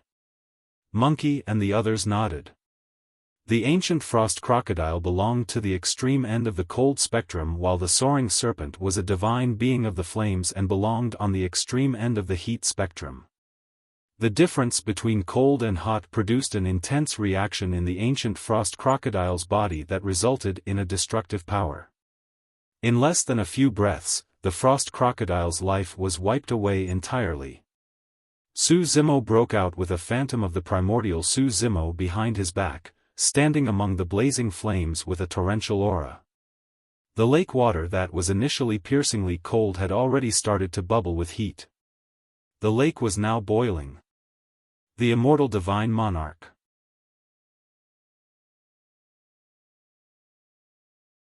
Chapter 686, 9 Palace Diagram. Chapter 686, 9 Palace Diagram. Little Fatty and Shijian's eyes widened with disbelief.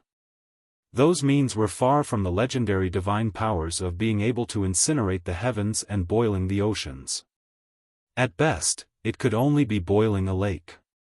However, the visual impact caused by the scene was way too shocking. Fear filled the eyes of the other ancient frost crocodile and it turned to flee. "Go!" Su Zimo raised his arm and pointed forward. The primordial Soaring Serpent behind him spread its wings and tore through the layers of waves, causing the lake to bubble and boil everywhere it passed. Almost instantly, the Soaring Serpent arrived above the ancient frost crocodile and devoured it in a single mouthful. Swoosh! The ancient frost crocodile struggled and howled miserably within the stomach of the Soaring Serpent, causing endless flames to surge inside and outside of the latter's body. Before long, it was burned into ashes that scattered across the lake. No matter how violent the ancient frost crocodile was or how strong of a bloodline it possessed, it could not do anything against the presence of a primordial Soaring Serpent. The Soaring Serpent was a divine being of the flames. Back in the primordial era, it would even dare to roam the deep oceans, let alone a puny lake as such. Everyone in the anti-water beads barrier heaved a sigh of relief. Without the threat of the ancient frost crocodile, the anti-water bead could still hold out for a period of time. Suddenly, something moved in water currents in the depths of the lake. Everyone in the anti-water bead was unnerved once again, gazing around with widened eyes. It was as though their dive into the lake had alerted a certain life form within it. The movement intensified and came from all directions.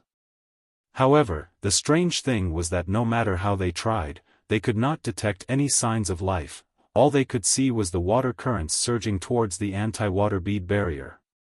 Su Zimo's spirit perception was strong and he had naturally noticed danger a long time ago. However, even with his powerful vision, he could not identify the origin of that danger. Pust! Pust! The primordial soaring serpent reared its head and hissed, surveying the surroundings with its cold eyes in a warning manner. Swoosh! Opening its mouth, the primordial soaring serpent spewed out scorching lava that surged into the waters. Squeak, squeak. Suddenly, a strange sound could be heard from the waters in front of them, as though some living being was screeching. Su Zimo focused his gaze. Within the lake, there were countless thick and thin arms that came from long fish demons who were howling and screaming. Their gaping mouths were lined with sharp teeth that shimmered with a cold glint. The bodies of those fish demons were almost transparent and it was difficult to identify them as they moved through the water. If not for the scarlet lava blazing on their bodies, even Su Zimo would have difficulties identifying their existences. Bloodthirsty silverfishes. Su Zimo was alarmed. Bloodthirsty silverfishes and the soaring serpent were both beings of the primordial era. The former was violent, bloodthirsty, and chewed through every single thing they came across. They were ferocious beasts that were irrational and showed no fear. The most frightening thing was that bloodthirsty silverfishes moved in schools. At any moment, hundreds or thousands of bloodthirsty silverfishes could appear. Life was devoid everywhere they passed, leaving nothing but corpses in their wake. Even a perfect spirit weapon would be shredded into shards by the bloodthirsty silverfishes, let alone bodies of flesh. In the deep oceans back in the primordial era, even the strongest demons within would stay away when they encountered bloodthirsty silverfishes. Su Zimo had not expected that he would lure out these bloodthirsty things after summoning the primordial soaring serpent. In the eyes of the bloodthirsty silverfishes, it did not matter if they were facing the soaring serpent or divine turtle, they lunged at everything that showed signs of life. Squeak, squeak. Many bloodthirsty silverfishes were burned to death by the lava the soaring serpent spewed. However, many more bloodthirsty silverfishes surged forward and gnawed at Su Zimo's golden core phenomenon relentlessly. A small portion of the bloodthirsty silverfishes swam to where Monkey and the others were and started attacking the barrier of the anti-water bead. The barrier showed signs of dissipation. Another crack appeared on the anti-water bead. Su Zimo channeled his spirit energy to control his golden core phenomenon, purging away the bloodthirsty silverfishes nearby the anti-water bead as he shouted, "Hurry and head down. The bottom of the lake is right below. See if you can locate the entrance of the tomb." During his fight with the ancient frost crocodile earlier on, Su Zimo's body expanded to a height of 100 feet and his feet touched the bottom of the lake. That was how he knew they were close. Everyone's eyes lit up and hope reignited in their hearts. Buzz! Buzz! More bloodthirsty silverfishes surged forward and chewed at Su Zimo's golden core phenomenon. The glow of the primordial soaring serpent had already started to diminish. The golden core phenomenon was on the verge of dissipating.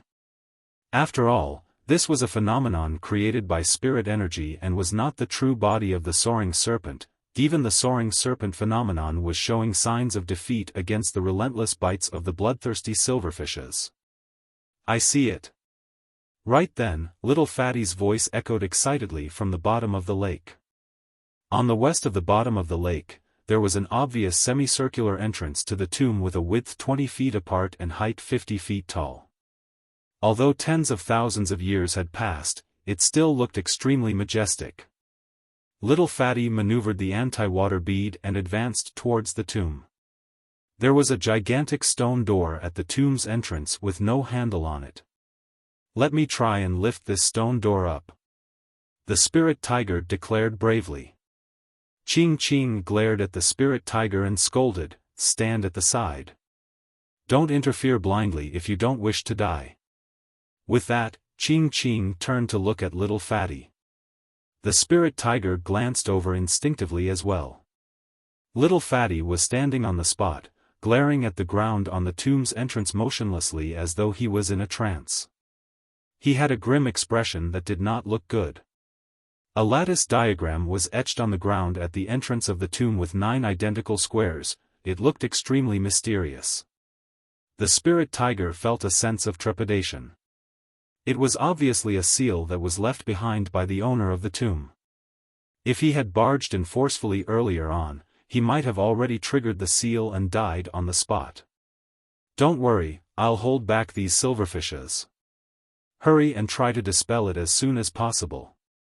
Su Zimo's back was facing the group as he fought against the bloodthirsty silverfishes before him, trying his best to fight for time for little Fatty. Little Fatty's gaze shimmered with a wise look in his eyes. His brains were churning furiously. Although the diagram before them seemed simple with only 9 squares, an immense amount of calculation was required if they wanted to dispel the seal of the Tomb Master. This 9-palace diagram originated from the legendary river diagram. The river diagram was one of the most mysterious treasures of the primordial era. Some people managed to comprehend cultivation techniques from the river diagram, some managed to comprehend secret skills while others managed to comprehend formation techniques. Rumor has it that the river diagram contained the mysteries of the universe and the absolute truth of heaven and earth. No matter what, anyone could comprehend something just by taking a look at the river diagram. Time slowly passed. Su Zimo fought against the bloodthirsty silverfishes single-handedly. The primordial soaring serpent phenomenon had already cracked against the fanatic attacks of the bloodthirsty silverfishes and could disperse at any moment. At the back, little Fatty was frowning in deep thought, squeezing his brain juices at every single second. Nobody could help them. Finally. It worked. Little Fatty's eyes lit up. He lifted his foot and stepped on the 9-palace diagram, confident in every step he took. That seemingly clumsy and fat body of his was extremely light-footed on the 9-palace diagram. He tapped left and right, front and back swiftly in a dizzying manner, looking messy and unorganized. Open! Little Fatty shouted with his final step. Bang! Boom! Boom! The stone door rose accompanied by a massive explosion.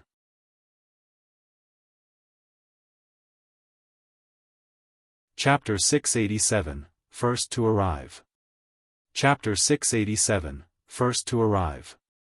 There seemed to be a mysterious energy within the tomb. Although the entrance was open, the waters of the lake were unable to seep in. Hurry, let's enter. Little Fatty beckoned and brought everyone in. When he saw that, Su Zimo did not continue fighting against the bloodthirsty silverfishes either. He withdrew and bolted through the waters like a fish, leaving a stream of ripples in his wake. In the blink of an eye, he had already entered the tomb. Everyone's eyes lit up. Shi Jian could not help but praise, Brother Su, your combat strength and movement techniques don't seem to be affected even in the waters. Impressive. Su Zimo was puzzled regarding that as well. Normally speaking, demon beasts or human cultivators of the land would naturally be affected in terms of combat strength and movement technique upon entering water. After all, most demon beasts and cultivators were used to living life on land and their physical structures and habits were starkly distinct from living beings underwater. It was impossible for them to adapt to a foreign environment underwater. Furthermore, there was water resistance that intensified the deeper they were underwater. However, for some unknown reason, Su Zimo could not feel that resistance when he was in the waters and adapted almost instantly. His body seemed to be one with the waters around him. It was as though he had grown up living underwater. Of course, that was merely a fleeting thought for Su Zimo that he did not bother much about. After everyone entered the tomb, the bloodthirsty silverfishes at the back swarmed after them. However, all of them paused in front of the 9-palace diagram with wary expressions and did not dare to advance. After lingering for a moment, the bloodthirsty silverfishes slowly dispersed. Bang! Boom! Boom! Right then, the stone door descended slowly and sealed the tomb once again. Everyone heaved a sigh of relief and surveyed their surroundings. They were welcomed with a spacious passage that was huge and grand. A night luminance bead the size of a fist was hung on the walls on both sides, spaced 100 feet apart. The night luminance beads illuminated the entire passage as bright as daylight. Wow, these are good stuff. The spirit tiger glared at the night luminance beads above his head and almost drooled. Fatty, you're quite something. Shi Jian thumped little Fatty on the shoulder and praised, "You've truly learned many things during these years you spent in Tomb Sect." Whether it was his means at locating the tomb or the complex steps he took at the entrance of the tomb earlier, everyone was in awe. If little Fatty had not led the way, they would have never found this place even if they had 100 years in the ancient battlefield. Even if they managed to find it, they wouldn't have been able to enter. This great opportunity was given to everyone by little Fatty. Fu. Little Fatty smiled and did not say anything. Su Zimo furrowed his brows slightly. Something seemed to be wrong with the way little Fatty was acting. Earlier on at the entrance of the tomb, little Fatty was already stoned for a long time and had a grim expression when he looked at the 9-palace diagram. Given his character, he should have been cheering a long time ago after they entered the tomb. However, he seemed somewhat dejected at the moment. "What's wrong?" Su Zimo asked, "Did something happen?" Little Fatty grit his teeth. "We might be late." The moment the spirit tiger heard that, he got anxious and asked, "What do you mean by late?" Little Fatty replied darkly, "Along the way, I did not catch sight of anything suspicious, so I thought that we were the first to enter this place. However, it was clear from the 9-palace diagram at the entrance of the tomb that someone arrived before us." Everyone looked shocked. Little Fatty explained, "Tens of thousands of years have passed and there should be a thick layer of dust on the ground at the entrance of the tomb. However, from the 9-palace diagram, it's obvious that someone has arrived before us and wiped away the dust on the surface of the ground. Even if he wiped away the dust, he might not have been able to enter this place." The Golden Lion said, "The 9-palace diagram is extremely complex. There's only a few people in this world that can crack it." At that point, the Golden Lion suddenly went silent. Everyone exchanged glances and a thought crossed their minds. If little Fatty could locate this place and crack the seal of the 9-palace diagram, this meant that there was a high chance little Fatty's senior brother could do the same. Instantly, much of everyone's joy earlier on was erased. If little Fatty's senior brother had arrived first, he would definitely not leave any treasures for them. The utmost treasure of the tomb would naturally be taken away as well. Ugh! The spirit tiger sighed and murmured dejectedly, "What a wet blanket. We made the trip for nothing." He gazed at the night luminance beads above his head. "How about removing these night luminance beads? We can't possibly leave with nothing." Ching Ching frowned and kicked the spirit tiger for the latter to shut his mouth. "Your senior brother is definitely rather capable if he managed to arrive first." Su Zimo said darkly, "There was no blood stench or signs of any fights that happened after we entered the lake. This proved that he managed to avoid the detection of the ancient frost crocodile, bloodthirsty silverfishes, and many other extinct lifeforms to enter this tomb successfully." At that point, a vague thought flickered through Su Zimo's mind. However, he could not figure out what he was thinking about exactly. Little Fatty shook his head. "I know my senior brother very well. Although he's definitely stronger than me in combat, he isn't at the level where he can completely avoid detection from everyone. An expert is definitely helping him out. Let's go." Su Zimo remarked, "Since we're already here, we've got to head in no matter what. We can't just turn and leave." Little Fatty took a deep breath and nodded. "Boss is right. Let's enter." He walked right at the front so that he could react to any changes. After all, he knew best about the types of traps, seals and formations in this tomb. Su Zimo followed at the back of the group. The passage was extremely long, and although it was lit up, their surroundings were quiet and eerie with the sounds of their footsteps echoing. Su Zimo looked increasingly grim. He had not let his guard down at all.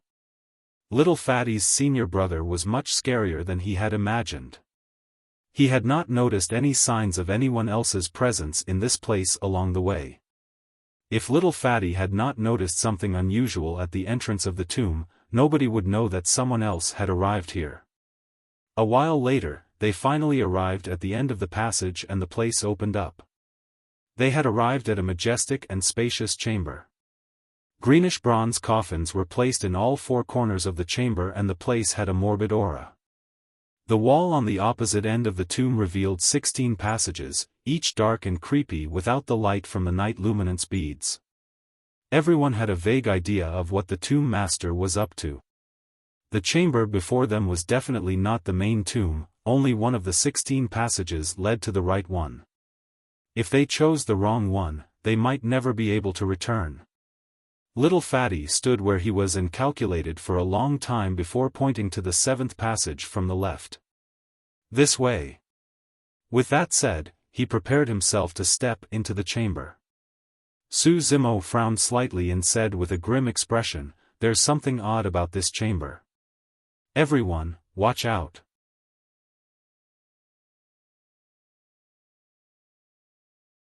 Chapter 688, Mighty Figure Skeleton. Chapter 688, Mighty Figure Skeleton. Su Zimo's spirit perception was not too useful in that morbid chamber. However, the moment he caught sight of the chamber, he sensed danger that disappeared immediately after. Legend has it that ancient mighty figures had boundless dermic powers, and their means could even conceal heavenly secrets, let alone Su Zimo's spirit perception. "It's fine, follow me." Little Fatty smiled and headed towards the 7th passage. Su Zimo and the rest followed closely behind.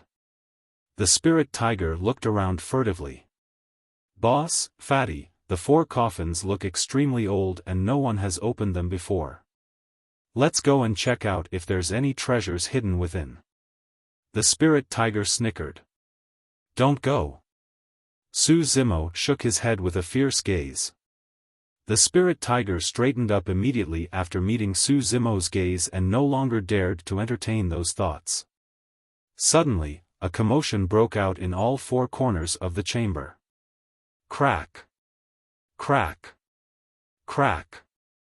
It was piercing and sounded as though the coffin lids were being shifted. Click! Clack! Click! The next moment, an even creepier sound echoed through the chamber. Everyone subconsciously turned towards the sounds.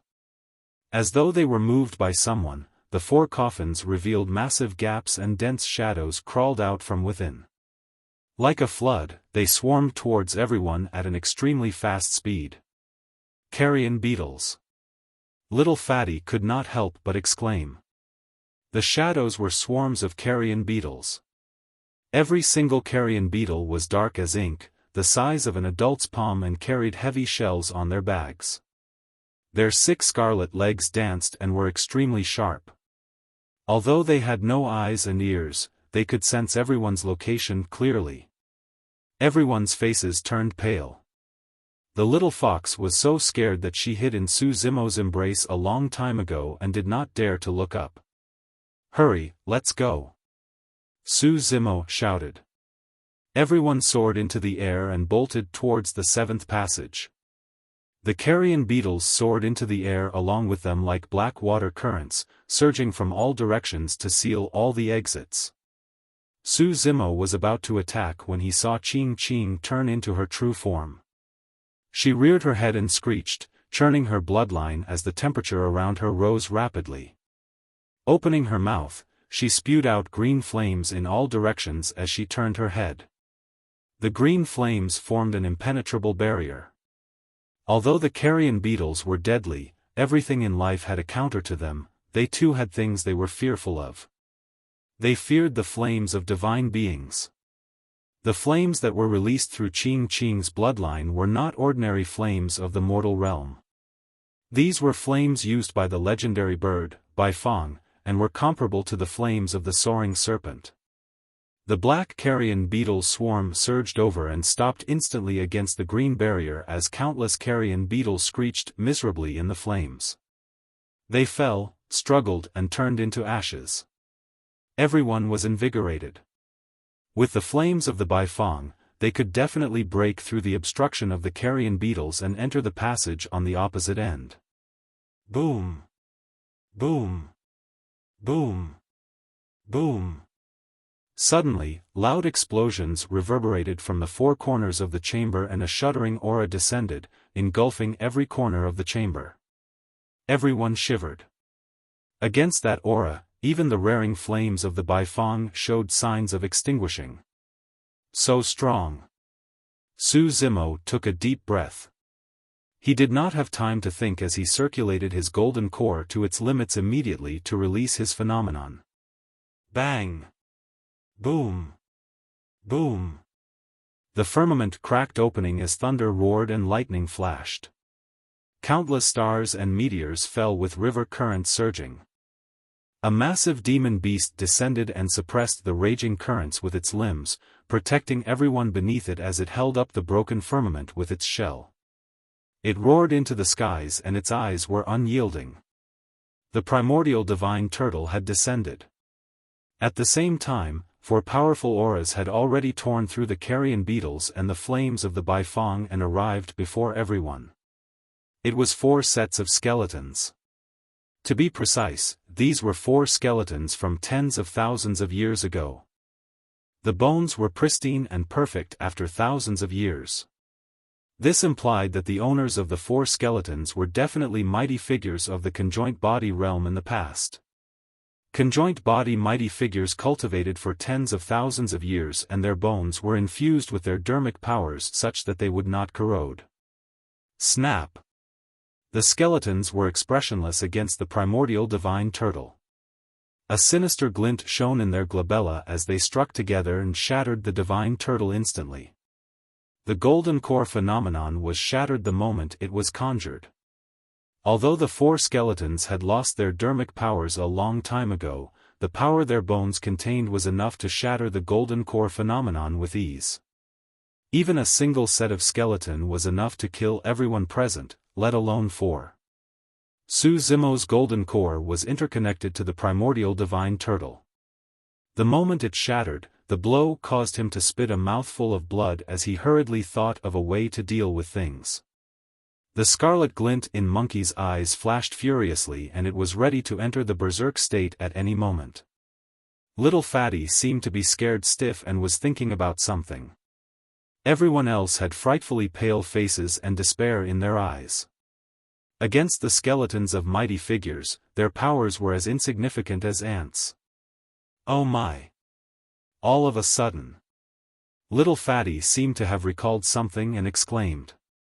He bit the tip of his tongue and spat out a mouthful of fresh blood before chanting a complex incantation. With the augmentation of the incantation, that mouthful of blood hovered in midair and did not disperse. The 4 skeletons stopped their attacks as well. However, the glints in their glabellas were still flickering. The incantation was recited with increasing haste. A thin layer of sweat filled Little Fatty's forehead as well. Gradually, the mouthful of blood was divided into 4 drops that floated to the heads of the 4 skeletons before descending slowly. The glint on the glabellas of the 4 skeletons were gradually extinguished. Turning back, the 4 skeletons returned to their coffins in the corners of the chamber and crawled within before closing the lid after themselves. The surrounding carrion beetle swarms retreated slowly back into the coffins as well and disappeared before long. Boom!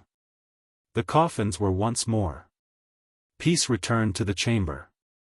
If not for the smoking carcasses of the carrion beetles on the ground, it would seem as though everything that happened earlier was an illusion. What is this? Shi Jian was drenched in cold sweat as he panted and asked.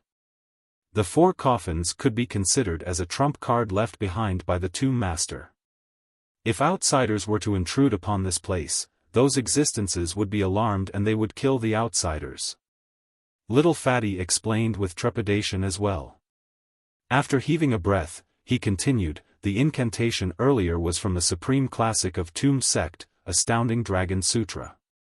It's something that every single legacy disciple has to memorize, but nobody knows what it is used for nor have they ever used it. However, Master once mentioned that at a critical juncture, that incantation can be used to prove one's identity as a disciple of Tomb Sect. Normally speaking, tombs of other cultivators would not have such frightening killing techniques left behind. Naturally, there was no use for that incantation and it was useless most of the time.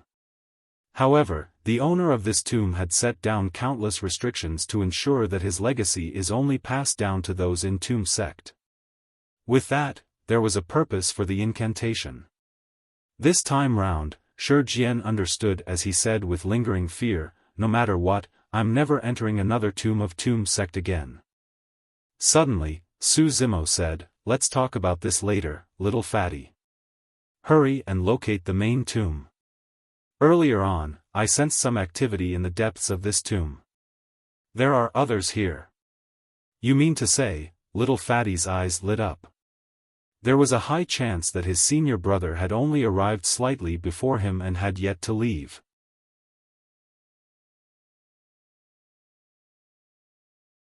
Chapter 689, Paths of Life and Death. Chapter 689, Paths of Life and Death.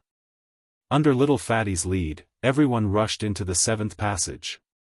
After countless maneuvers and turns, a spot of light appeared at the front, that was clearly the end of the passage.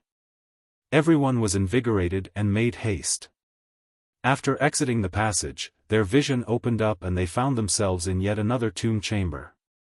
This time round, there were 8 dark passages on the other end of the chamber. It was clear that they had to make another decision.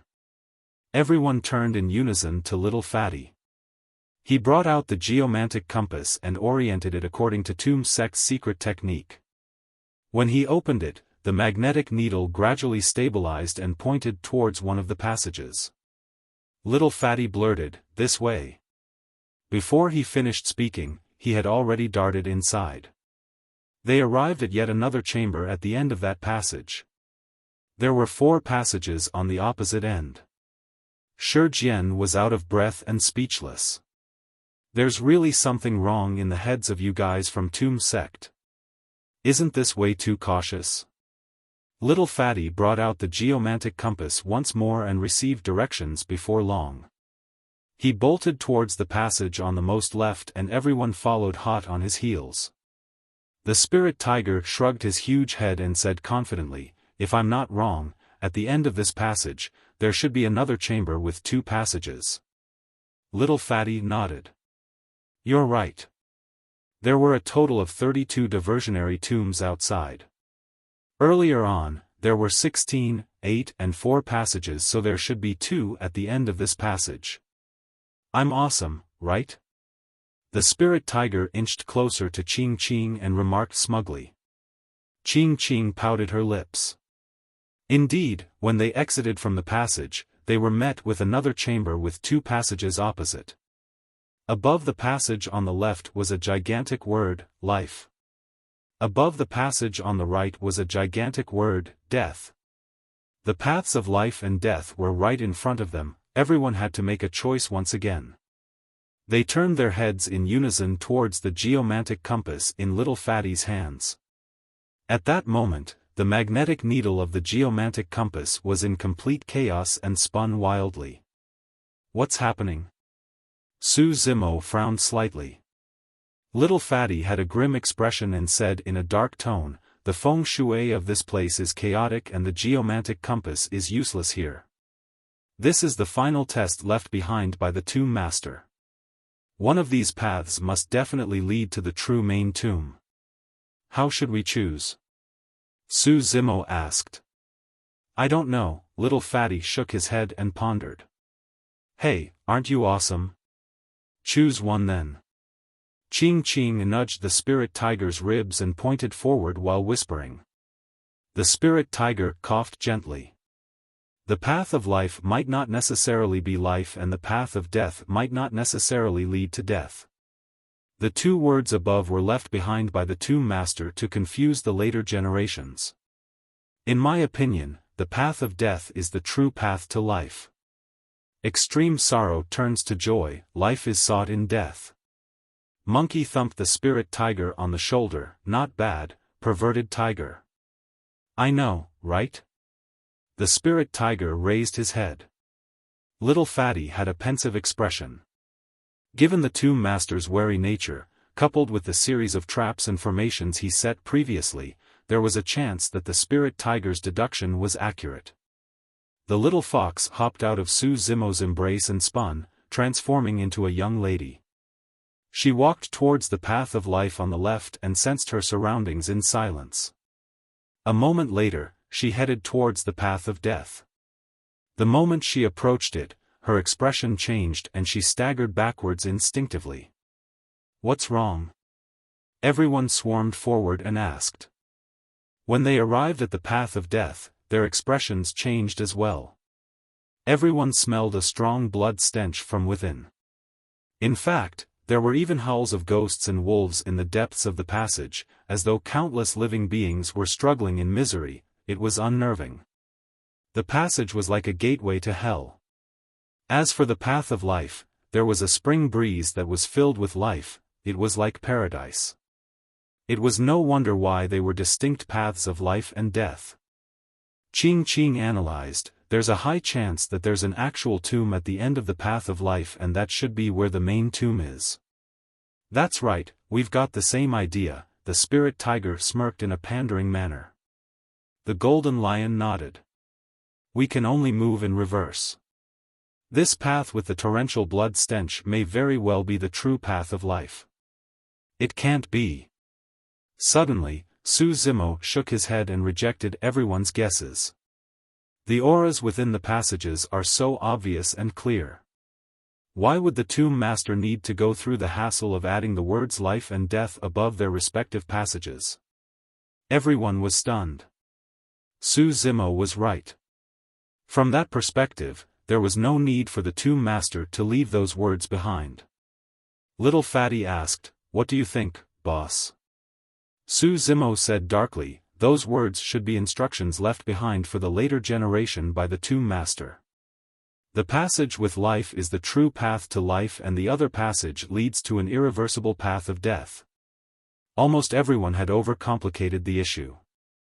However, nobody thought that the path of life truly led to life while the path of death truly led to death. Little Fatty slapped his thighs. "I trust in boss. Let's head down the path of life." "How about this?" Su Zimo said, "I'll head down this path with Little Fatty first and you guys can wait outside. If we don't return within an hour." "There's no need." Monkey waved his arm. An additional person means an additional helping hand. Even if the end of the passage is hell, we'll be able to break out of it together. "That's right. We'll go together." The spirit tiger and everyone else stood out and shouted as well. "All right, let's do it then." Su Zimo nodded and withdrew his blood quencher from his storage bag, walking at the front with Little Fatty. They were not only facing the possible dangers of the tomb, they also had to face the people who had arrived here before them. In less than 15 minutes, a light shone at the front of the tunnel. Everyone was invigorated. They knew that they had chosen the right path. Swoosh, swoosh, swoosh. Everyone rushed towards the front at full speed. The moment they arrived at the entrance, danger flashed through Su Zimo's mind as he yelled, "Watch out!" A shadow the size of a finger swept over like a spirit snake. Blood quencher quivered and shone brightly scarlet. Su Zimo slashed in reverse towards the shadow. Su Zimo's expression changed. He did not manage to sever the shadow with that slash. Instead, the shadow coiled a couple loops around Blood Quencher before slithering towards Su Zimo. Su Zimo was decisive and abandoned Blood Quencher right away. He fell to the ground and was almost one with it, slithering away like an anaconda. Without catching sight of the attacker's appearance, Su Zimo followed the shadow before him and threw out a punch. It transformed into a gigantic seal that descended fiercely. That was a killing move from the mystic classic of the 12 demon kings of the great wilderness. The person wore grey robes and did not panic nor fluster. Wielding an iron ruler, the person tapped on Su Zimo's wrist at an extremely fast speed. A puzzled look flashed through Su Zimo's eyes. The grey-robed cultivator's motion looked familiar.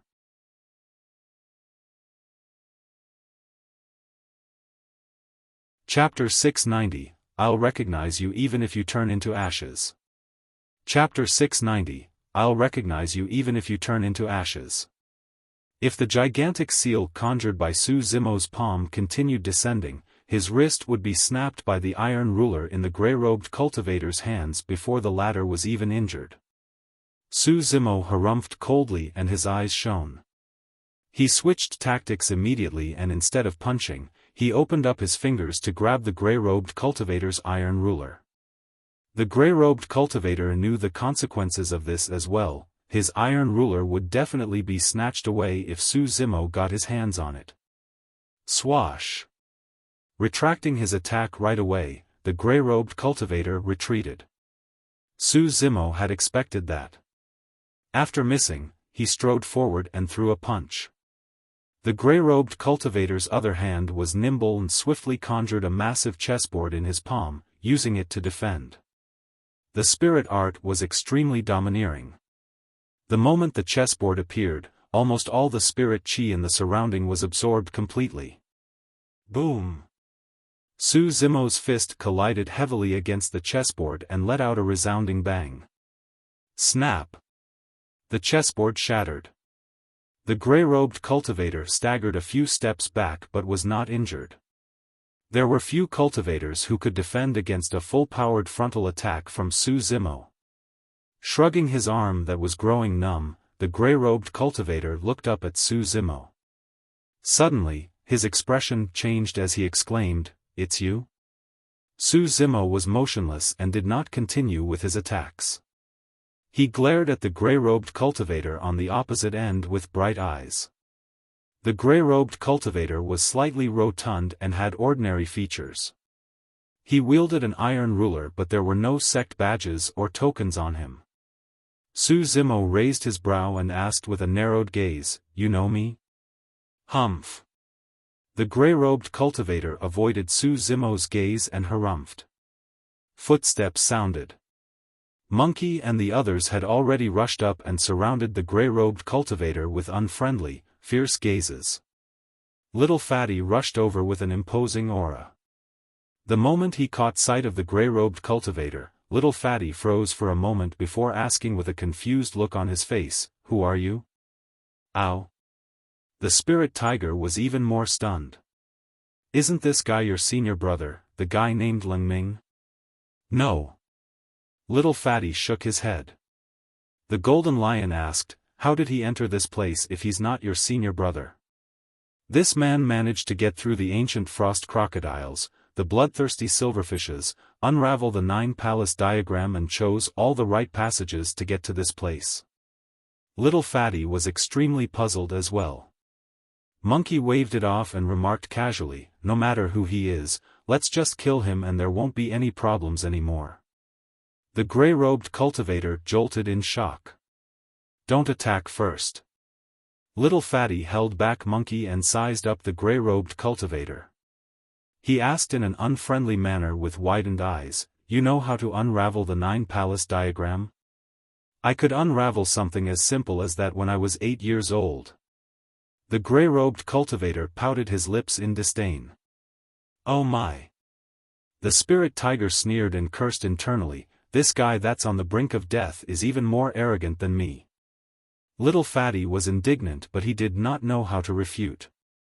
After all, this person managed to enter this place before him. Clenching his teeth, Little Fatty asked spitefully, "How did you find this place?" "Astral Dragon Sputum Lair?" "Something as easy as this can't be hidden from me," the grey-robed cultivator replied nonchalantly. Repressing the anger in his heart, little fatty panted and asked again, only disciples of Tomb's sect are able to pass through the first chamber. How did you manage to get through it? I walked through it, of course.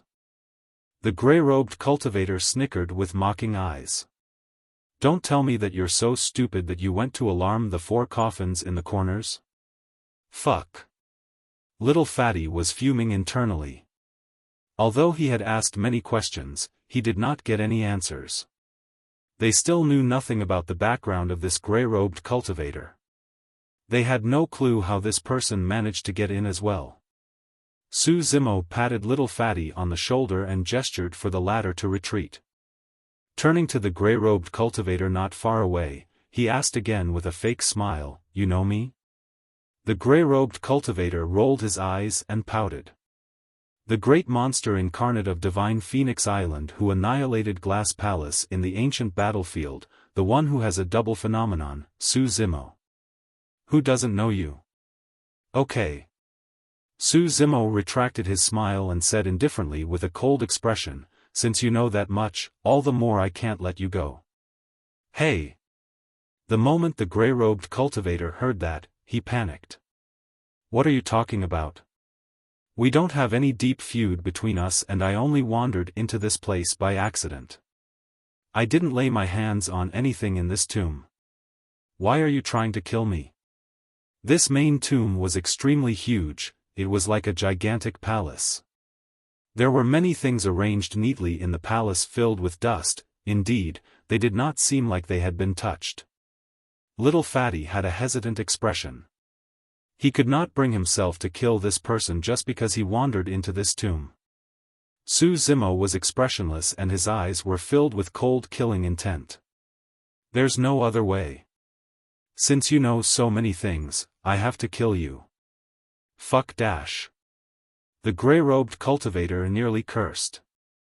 When he saw how worked up the grey-robed cultivator was, Su Zimo was delighted and greeted with a wide beam, "Long time no see, Lin Xuanji." Ow. Monkey and the others were initially prepared to attack but when they heard that, they were all stunned. A nervous look flashed through the grey-robed cultivator's eyes as he looked all around, asking pretentiously with a lost expression, "Who are you talking to, fellow Daoist?" Su Zimo smiled coldly. Lin Xuanji, stop pretending. The grey-robed cultivator's expression changed. A moment later, he reached out and removed an extremely thin mask from his face. The man was pale with no beard and had a dignified appearance. It was Lin Xuanji whom Su Zimo met in the Dragon Bone Valley. Lin Xuanji glared at Su Zimo and remarked fiercely, "Bloody hell, how did you recognize me even with my disguise?" Su Zimo smiled gently. "I'll recognize you even if you turn into ashes." In reality, back when they entered the tomb, a thought had already crossed Su Zimo's mind. However, he did not think too much about it. Lin Xuanji was someone who had the capabilities to avoid the ancient frost crocodiles and bloodthirsty silverfish's senses and sneak his way into the tomb. Previously, countless cultivators were buried in the forest outside the Dragon Bone Valley. However, Lin Xuanji was perfectly fine. It was as though the ferocious beasts could not see him at all. This man's methods and background were extremely mysterious and Su Zimo knew nothing about them initially. Later on, when he learned about the super sects of Tianhuang mainland, Su Zimo realized that there was a high chance this person came from the most mysterious faction of Tianhuang mainland, Enigma Palace. The moment he exchanged blows with Lin Xuanji earlier on, Su Zimo confirmed the latter's identity. Back in the Dragon Bone Valley, the two of them exchanged blows briefly and Lin Xuanji managed to dispel his sanguine ape fist seal easily with his folding fan. It was the exact same technique that he had used earlier on. A playful look flashed through Su Zimo's eyes as he mocked, "You're quite something, aren't you? The successor of Enigma Palace coming all the way here to rob someone else's tomb. Humph, no one would be able to recognize me if it wasn't for you." Lin Xuanji grunted in displeasure. He made full preparations for this trip. Notwithstanding the mask that could alter his appearances, he even hid away his folding fan intentionally and replaced it with an iron ruler. To think that he would be recognized immediately upon bumping into Su Zimo.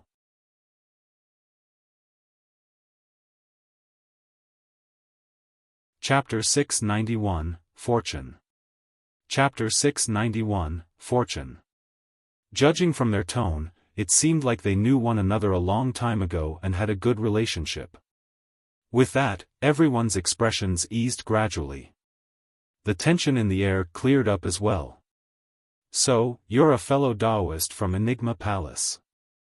That explains your capabilities.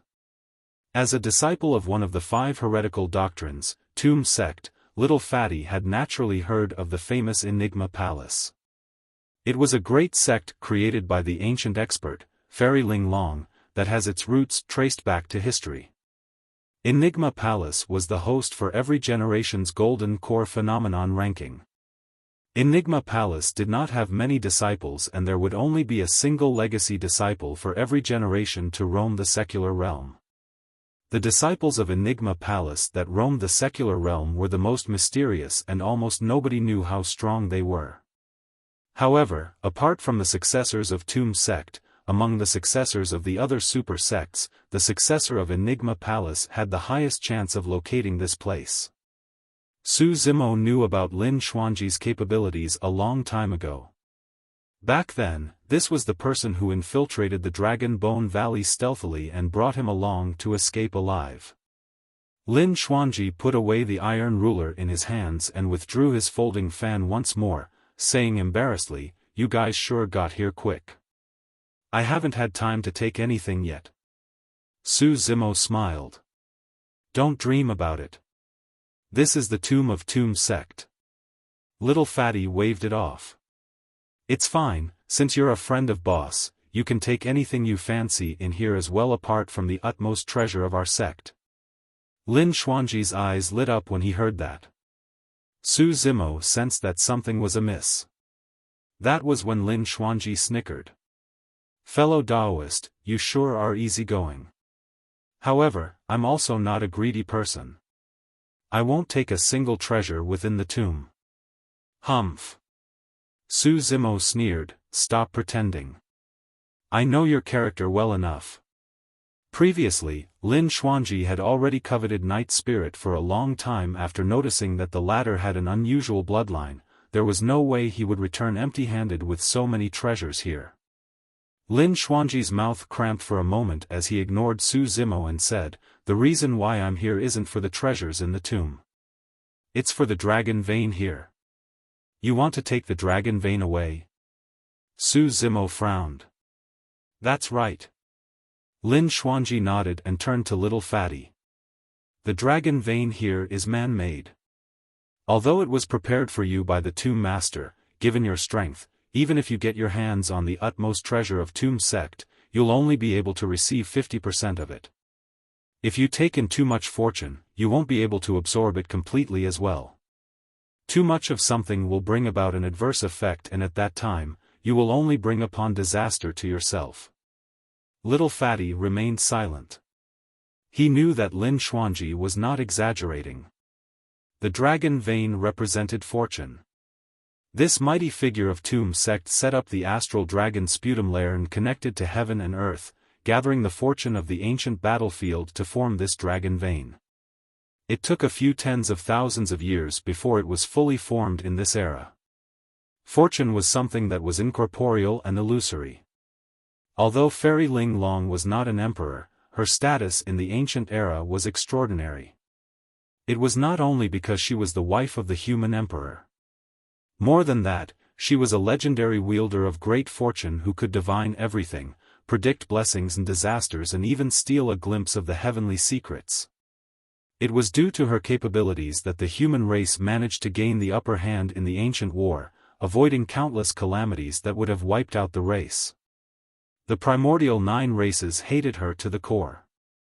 Legend has it that in the ancient war, in order to gain the upper hand, the primordial 9 races sent countless experts in their races to ambush and assassinate Fairy Ling Long, but to no avail. Although fortune had no form to itself, it truly existed. Anyone who possessed great fortune could convert disasters into blessings and even meet with more opportunities. Although fortune would not bring about a direct raise to a cultivator's combat strength or any visible changes, it's held an imperative importance to the cultivator's future. Experts who could cultivate to the level of mighty figure or patriarch were all blessed with fortune. If they were surrounded by bad luck, they would have died a long time ago at the Qi condensation or foundation establishment realm. In fact, it would be considered lucky if they only died at old age. Notwithstanding the experts that were so strong they were out of reach, even for the true paragons from the various super sects that entered the ancient battlefield this time round, the 108 on the Golden Core phenomenon ranking, all of them had met with an immortal fate. All of them had entered an ancestral cave or ancient ruin. All of them had obtained a legacy left behind by some experts.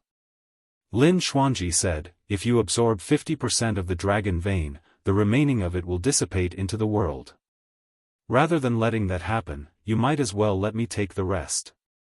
The spirit tiger rolled his eyes and asked, according to your words, the 7 of us brothers can absorb the dragon vein as well. How can we let you be the only one getting all the benefits? Yes. The golden lion nodded as well. This time round, Qing did a rare act of not refuting the spirit tiger. Lin Xuanji said with a fake smile, sure thing. If you can manage to snatch the dragon vein away, go ahead. You don't have to care about me. Remember those words. Don't regret them later on. The spirit tiger said. Lin Xuanji swore honestly, I won't regret. Great.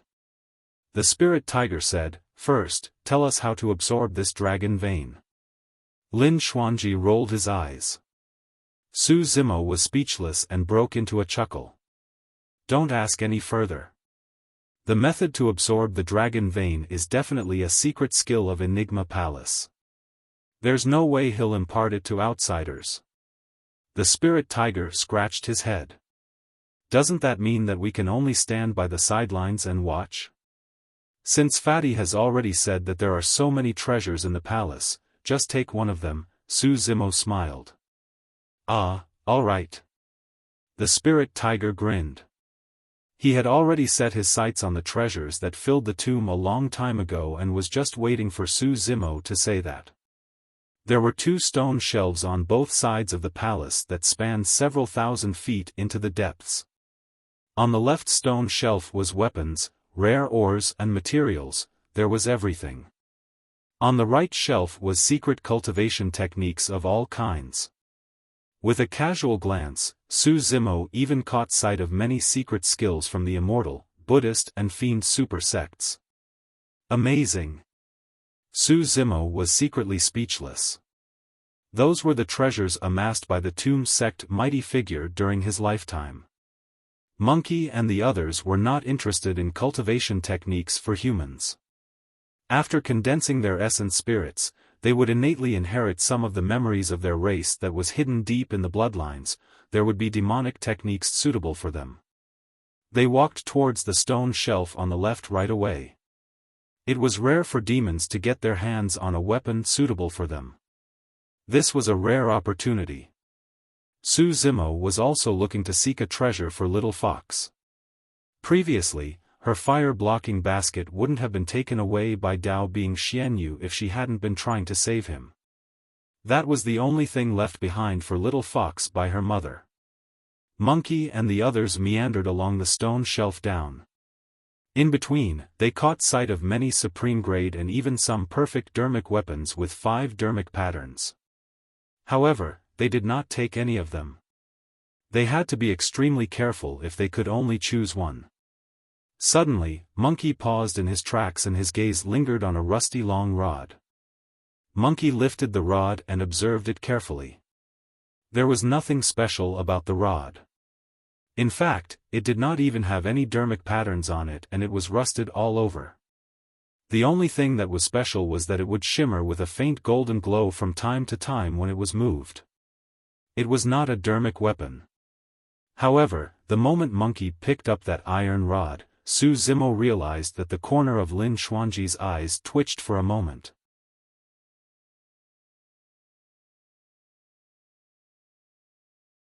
Chapter 692, Great Rewards.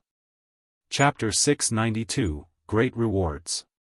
Although Su Zimo did not know the origin of the iron rod, he knew that Lin Xuanji had a sharp eye for things.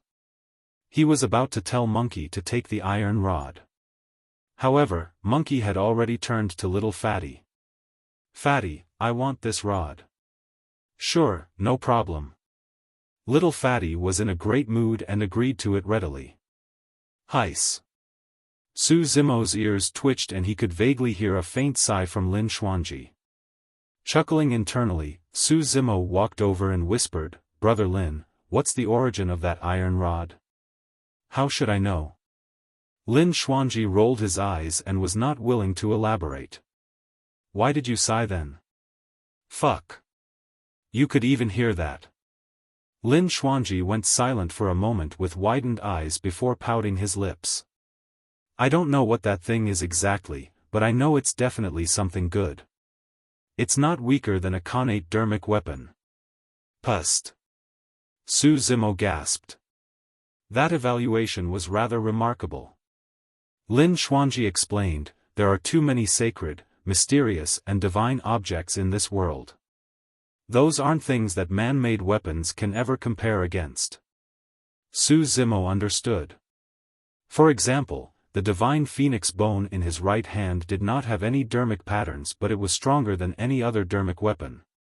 Monkey looked around casually for a random piece of cloth to tie the rod and carry it behind him. The spirit tiger walked down along the right shelf and was in awe. There were too many treasures that it made him giddy. He picked up a long saber with a chilling aura. After tens of thousands of years, the saber was still sharp as ever and gave off a chilling intent. Its blade was almost transparent with patterns etched on it. It was like a work of God. It was a perfect dermic weapon. Although the spirit tiger was in love with it, he placed it back reluctantly after playing with it for a long time. A while later, he picked up a spear and played with it, looking truly ferocious. A moment later, he placed the spear back as well. "Ugh!" The spirit tiger sighed once more. If only he could take away all the treasures. As he walked, he suddenly sensed something and shifted his gaze to a corner of the shelf. There were 4 hooks. The spirit tiger walked forward and picked up the 4 hooks. He wiped away the dust on them and revealed the hooks that were white as jade and almost transparent. There were no patterns on them. They did not seem like they were crafted from any metal ores. For some unknown reason, the moment the spirit tiger picked up the hooks, he felt his bloodline stir and a mysterious sensation in his heart. It was as though the 4 hooks were related to him. The spirit tiger's heart skipped a beat as he circulated his inner core to form his tiger's paw and extended his sharp claws. They do look similar." The spirit tiger grinned. He discovered that his claws were similar to the 4 hooks. The spirit tiger extended his claws and touched the hooks in his hand. Piak! It was a casual touch. However, the spirit tiger's claws were cut apart neatly by the hooks in his hand right away. How sharp! Su Zimo's pupils constricted slightly upon seeing that. After cultivating the Void Thunder Manual, the spirit tiger's bloodline was extraordinary. Even Blood Quencher would have difficulty cutting through the sharpness and toughness of his claws. Bloody hell, what's this lousy thing? It destroyed my claws. The spirit tiger was stunned and cursed in a huff, prepared to toss the 4 jade-like hooks back. All of a sudden, by accident, the spirit tiger's fingernails made contact with the hooks. Instantly, fresh blood gushed and stained the hooks red. The next moment, something even scarier happened. The hooks moved up along the spirit tiger's fingertips uncontrollably and dug its way inside slowly. The veins of the fingers were connected to one's heart. Ah! The spirit tiger reared its head and howled in misery, moving his palm by instinct. With that, the remaining 3 hooks pierced his palm. When they made contact with the spirit tiger's fresh blood, the remaining 3 hooks fused into his palm as well. The entire process happened extremely swiftly, and by the time Su Zimo realized, the 4 hooks had already vanished, leaving behind the spirit tiger who was rolling on the ground in extreme pain. Ah! Ah! Ah! The spirit tiger let out a deep growl. Crackle! His bones and tendons rang at the same time and his bloodline surged. Instantly, he reverted to his true form, and a faint, terrifying aura emanated from his body with a torrential ferocity. The skin of the spirit tiger had already started tearing and his flesh was rupturing. The next moment, he recovered once again. Su Zimo and Lin Xuanji's expressions changed slightly as they exclaimed at the same time, complete body transformation. The spirit tiger was undergoing a great opportunity. The progenitor of the opportunity was the 4 hooks. Lin Xuanji said deeply, "If I'm not wrong, there's a high chance the 4 hooks are the claws of a divine being of the tiger race. Right now, the spirit tiger has no use for them. Once he cultivates his essence spirit, he will be able to utilize them." An hour later, the spirit tiger's tragic screams subsided. A moment later, he turned into his human form once more and leaped up from the ground. Without using much strength, he could already leap to a height of 100 feet. It was clear that he had undergone a complete transformation and received an immense boost to his strength, bringing his cultivation to the peak of inner core. A single step further and he would be able to cultivate his essence spirit and turn into a fiend demon. On the other side, the golden lion hesitated for a long time before deciding on a saber. It was a perfect dermic weapon. Qing Qing also chose a perfect dermic weapon, but it was a fan. There was a hint of sorrow in her eyes as she gazed at the fan. The fan was azure green in color. Although there was no dermic power in it, it emanated a scorching heat. Su Zimo figured it out instantly. The fan must have been created from the feathers of a bifang. Qing Qing's sorrow must have stemmed from her reminiscing about her father who might have died in the 1,000-spider sand dune. On the other side, the little fox hesitated for a long time before deciding on a black umbrella. "Why this umbrella?" Su Zimo asked. "This type of weapon isn't strong offensively. Most of the times, it can only be used defensively." "It's fine." She smiled. "With this umbrella, when I'm around you, I'll be able to help you block some fatal blows at critical moments."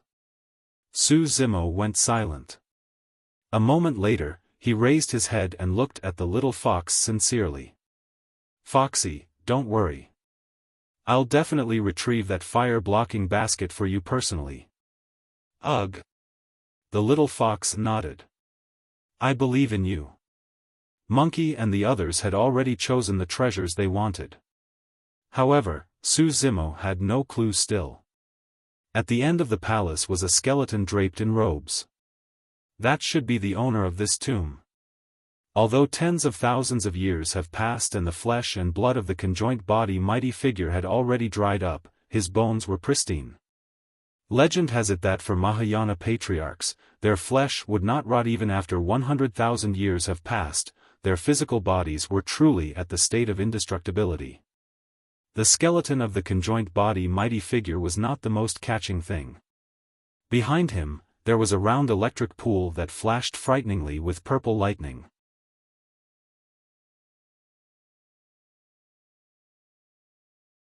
Chapter 693, Yellow Springs Diagram.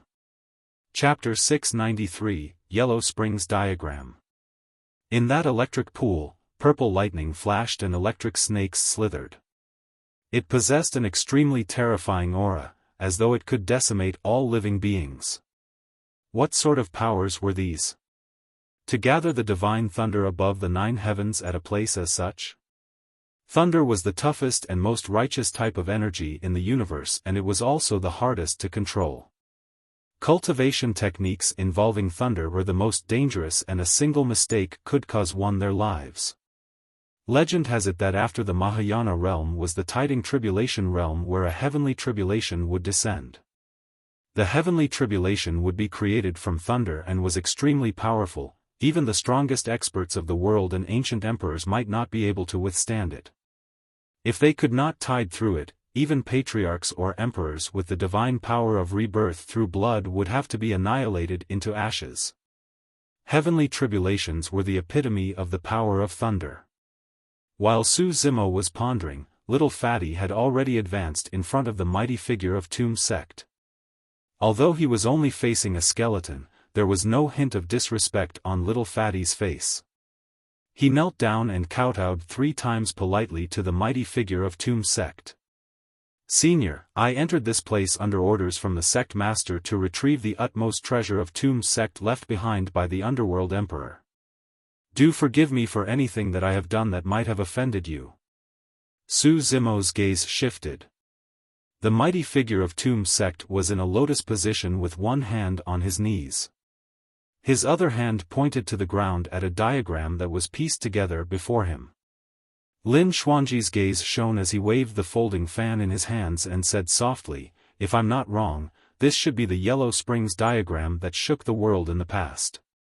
It's a great killing weapon that's said to be able to bury all life and the 6 paths of reincarnation. Unfortunately, when the Underworld Emperor underwent his tribulation transcendence, the Yellow Springs diagram was nearly destroyed after withstanding the power of the heavenly tribulation. That's the reason why it has relegated to the level of a dermic weapon." "Ah!" Su Zimo exclaimed. He had not imagined that the scroll of the diagram had such an origin. Lin Xuanji continued, "However, even so, this was the Emperor weapon of the Underworld Emperor. Although it suffered immense damage and has fallen to such a level, it's not something that ordinary weapons can compare against." "Emperor weapon?" Su Zimo furrowed his brows in confusion. He knew that Dharma treasures came after dermic weapons. If so, where did Emperor weapons come about? Simply put, Emperor weapons are the destiny dermic treasures of emperors. They carry with them the force, aura and fortune of the emperors and are even more terrifying. Lin Xuanji gave a brief explanation. Su Zimo was secretly shocked. How terrifying was the power of the heavenly tribulation to be able to relegate an emperor weapon to such a state? With a respectful expression, little Fatty extended both hands and raised the Yellow Springs diagram before opening it up slowly. Splash! The sound of a river surging and splashing sounded from the Yellow Springs diagram. Everyone turned their gazes over. There was an actual yellow river surging within the Yellow Springs diagram. The Yellow Springs diagram was shrouded by a layer of fog and gave off a terrifying yellow glow, illuminating the entire palace as though it was about to drown it. Everyone felt suffocated. It was not imaginary. Even with Su Zimo's powerful physique, he felt waves of discomfort. Amazing! Lin Xuanji was speechless. Legend has it that when the Yellow Springs descend, it can wash away all the weapons in the world. Even if a perfect grade weapon falls into the Yellow Springs, it will turn into scrap metal. Only Khanate level weapons that can escape in time can survive. Su Zimo lamented as well, to think that even after its fall to this level and countless years, the Yellow Springs diagram can still release such a frightening aura. The Yellow Springs diagram hovered above little Fatty's head. Little Fatty's eyes were tightly shut and he shuddered. From time to time, his body would glow yellow. He was undergoing a baptism from the Yellow Springs diagram. Layers of black things that were extremely smelly appeared gradually on the surface of little Fatty's skin. Those were the impurities in his body. The fog released by the Yellow Springs diagram seeped into little Fatty's body and helped him to cleanse it, purging away as much impurities as it can. This was an opportunity for little Fatty. Outsiders would not even have the chance to take this away from him. Lin Xuanji pouted his lips in envy. The water of Yellow Springs. That's good stuff. You mean to say that the yellow fog surrounding little Fatty is the water of Yellow Springs? Su Zimo asked with eyes widened in disbelief. The actual Yellow Springs was deep underground and had one to pass through the gates of death and the bridge of no return. Only dead people could see the Yellow Springs. How could anyone that's alive come into contact with water from the Yellow Springs? This can only be considered as diluted Yellow Springs water. The power contained by the Yellow Springs fog is merely a fraction of 100 million of the power of Yellow Springs water. Lin Xuanji pouted his lips. If it was a drop of water from the actual Yellow Springs, this fatty's body won't be cleansed, it would instantly turn into pus. After pausing for a moment, Lin Xuanji continued, however, the true Yellow Springs does exist within the Yellow Springs diagram. Su Zimo's expression changed. An ancient book within Enigma Palace recorded that the reason why the Yellow Springs diagram became a true Emperor weapon was because the Underworld Emperor released his divine powers. With a bold, fearless resolve, he walked through the gates of death and crossed the bridge of no return to retrieve a trickle of Yellow Springs, sealing it within the diagram and turning it into an Emperor weapon. Lin Xuanji remarked with slight pity, of course, given the fatty's current capabilities, he won't be able to utilize the diagram. Even after dropping in level, the Yellow Springs diagram was still a dermic weapon. If little fatty wanted to utilize the Yellow Springs diagram, he would have to first advance to nascent soul realm and cultivate an essence spirit so that he can manipulate dermic powers. Everyone stood where they were and waited in silence. None of them wanted to make any reckless moves that could interrupt little fatty's opportunity. A full 6 hours passed. Finally, little fatty's cleansing came to an end. After the cleansing, little fatty turned much skinnier.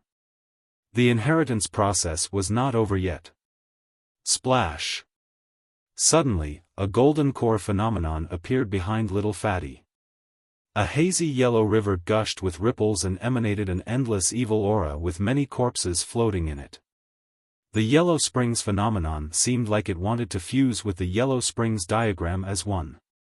The power of the phenomenon was climbing rapidly. Su Zimo suddenly saw the light. Back when he witnessed little fatty fighting against corpse refinement cult cultivators, he already had the feeling that little fatty had yet to unleash the true power of the Yellow Springs phenomenon. The Yellow Springs phenomenon could be ranked top 20 in the phenomenon ranking at the very least. It was only now that Su Zimo realized it wasn't because little fatty's potential was limited, it was because the utmost treasure of Tomb Sect, the Yellow Springs diagram, was lost in this place. The Yellow Springs diagram contained the true Yellow Springs. The power of the Yellow Springs phenomenon can only be fully comprehended and released after experiencing the aura of the true Yellow Springs. By obtaining the Yellow Springs diagram, little fatty's body was not the only thing that would grow stronger. Even his Yellow Spring phenomenon would strengthen and might even reach its glory in the past. This was another long process. It took an entire day before the inheritance process ended. The Yellow Springs diagram fell back into little fatty's palms. Bang! Boom! Boom! Suddenly, the entire palace vibrated immensely. It was as though something terrifying had awakened from the depths underground and was prepared to rise. Lin Xuanji's eyes lit up. The birth of the dragon vein.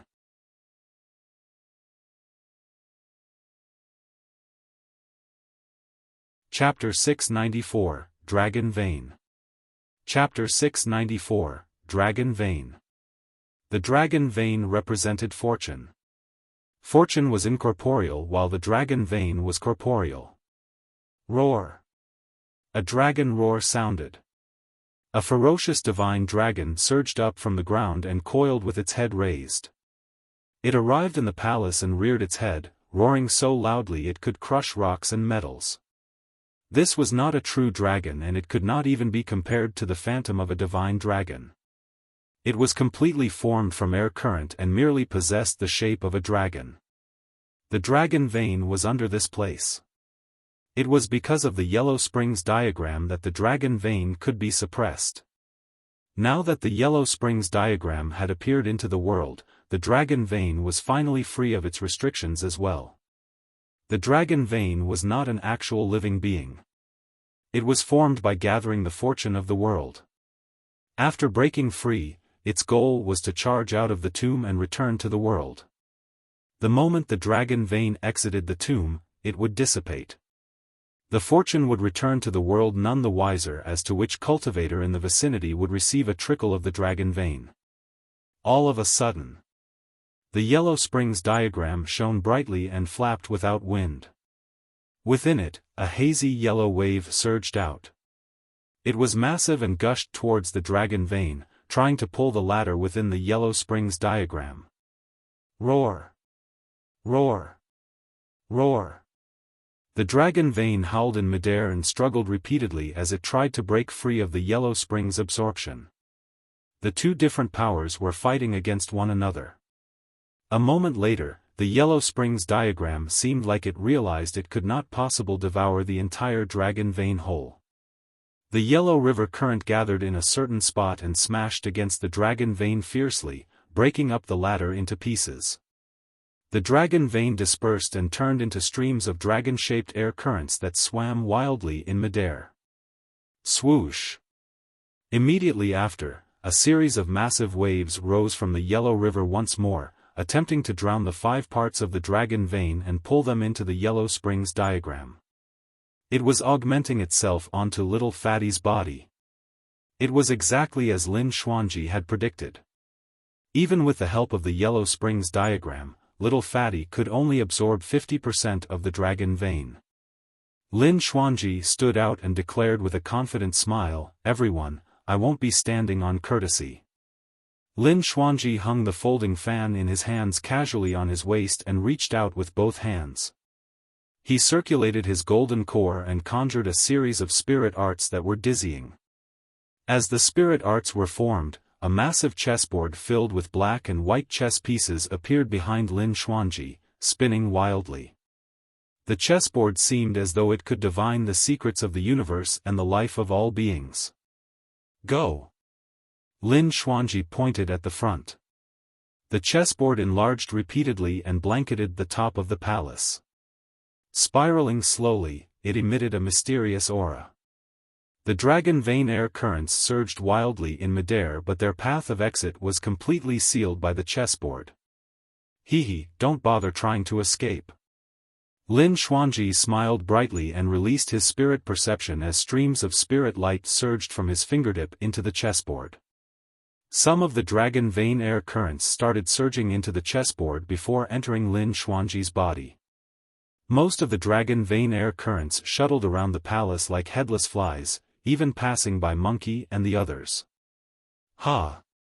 The spirit tiger reached out with his massive paws and grabbed onto one of the dragon vein air currents, yelling, "Let's see you run." The dragon vein air current dissipated immediately against his grab. However, the fortune was not augmented onto him. Monkey, the golden lion, Ching and Little Fox all attempted as well, but none of them could catch hold of the dragon vein. How does one get their hands on this stupid thing?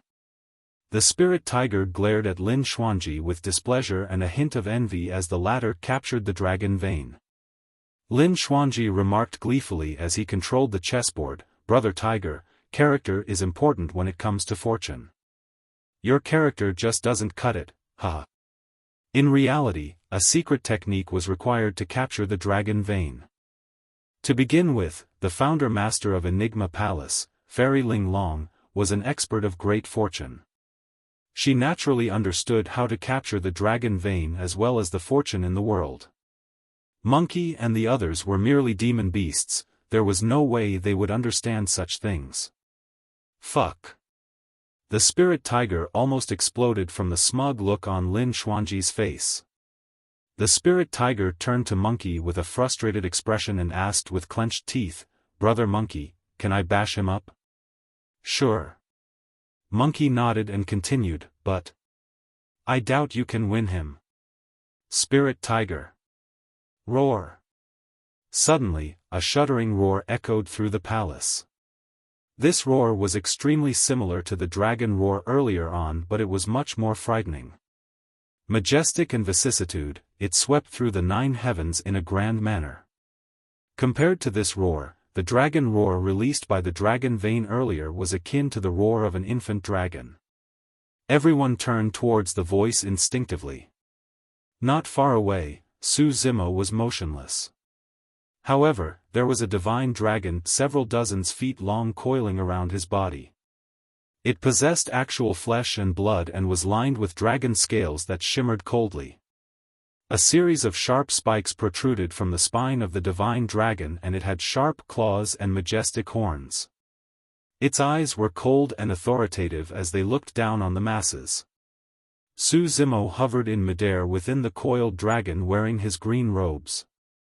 His black hair danced and his eyes were deep as his aura climbed endlessly like a divine being that was meant to rule over the world. It was as though the divine dragon was a pet of his. Monkey, the spirit tiger and the others had seen Su Zimo release this technique before in the battle at the ancient city and were rather composed. However, Little Fatty and Shi Jian were stupefied. Even Lin Xuanji was dumbfounded and froze on the spot, even forgetting to release his spirit art. A moment later, he muttered, "That's the secret skill of the human emperor, ancient dragonification art." Su Zimo nodded. It was no wonder why Enigma Palace was a super sect of Tianhuang mainland and was related to the human emperor as well. Among everyone of the same generation, Lin Xuanji was the only one who identified the ancient dragonification art. Roar! Roar! Roar! After the emergence of the ancient dragonification art, the initially chaotic dragon vein air currents in the palace surged toward Su Zimo's body as though they had found a home. It was a spectacular sight as though hundreds of rivers were converging into the ocean. Fuck! Lin Xuanji snapped to his senses in envy. He arrived at this place painstakingly after crossing through endless traps and not taking any treasures, all for the sake of the dragon vein. Yet, Su Zimo was the one who stood to gain at the end of the day. "Su Zimo, I'll fight you!" Lin Xuanji shrieked and circulated his golden core with all his might. His hands formed seals even faster and spirit energy surged even more wildly. A powerful suction force was produced from the chessboard at the top of the palace. However, the stronger the suction force was, the faster the dragon vein air currents converged towards Su Zimo. In less than 10 minutes, 80% of the remaining 50% dragon vein was snatched away by Su Zimo, leaving only 20% for Lin Xuanji. Ha ha ha! That's your due desserts. The spirit tiger roared in laughter at Lin Xuanji's frustrated expression. "Good job, brother. Piss him off to death." Little Fox smiled brightly and said aptly, "Mr. Lin, your character can't cut it either." In truth, it was only a stroke of inspiration for Su Zimo to release the ancient dragonification art. He had not thought that he would steal away 80% of the remaining dragon vein from Lin Xuanji after releasing the secret skill. Part of the reason was because the dragon vein air current had a closer connection to the aura of the ancient dragonification art. Another person was because this was a secret skill of the human emperor that was created using the secrets of heaven and earth. It was not surprising that it could steal away the fortune from Lin Xuanji's hands.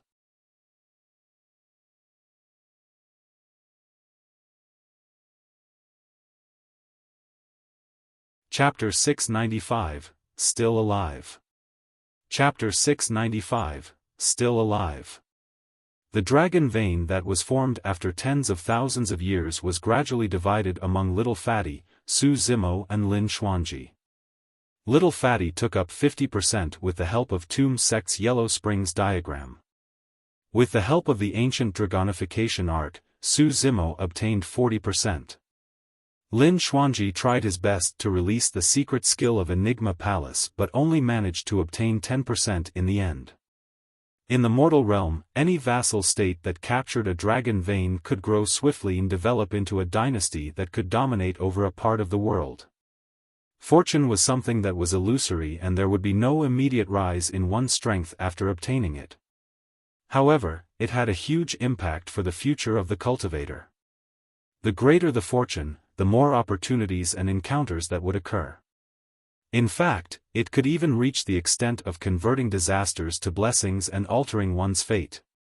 Lin Xuanji gripped his fists tightly and glared at Su Zimo with indignance.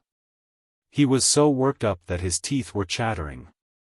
Su Zimo, you're really a jinx. Su Zimo shrugged his shoulders with an innocent expression. Little Fox laughed. Mr. Lin, you said it yourself that the dragon vein will go to whoever is capable of capturing it and you won't regret it at all. I won't regret. I won't regret.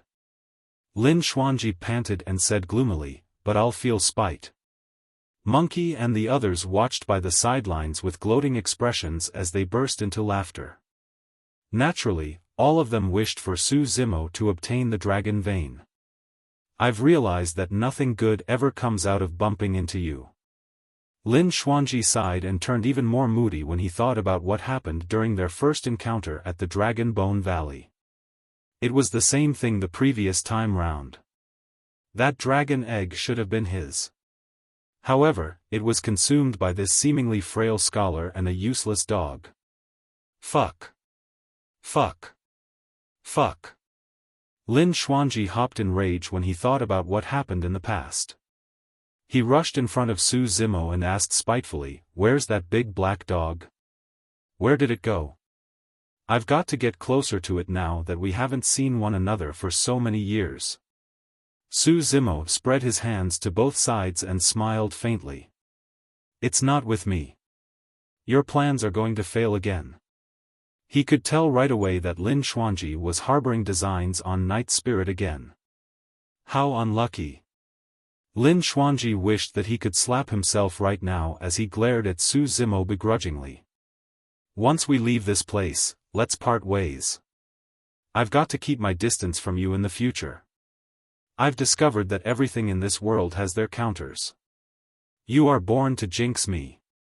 Su Zimo coughed gently and patted Lin Xuanji on the shoulder, saying with a fake serious tone, "Let's not talk about jinxing and whatnot. That's going to hurt our relationship." Humph. Lin Xuanji rolled his eyes.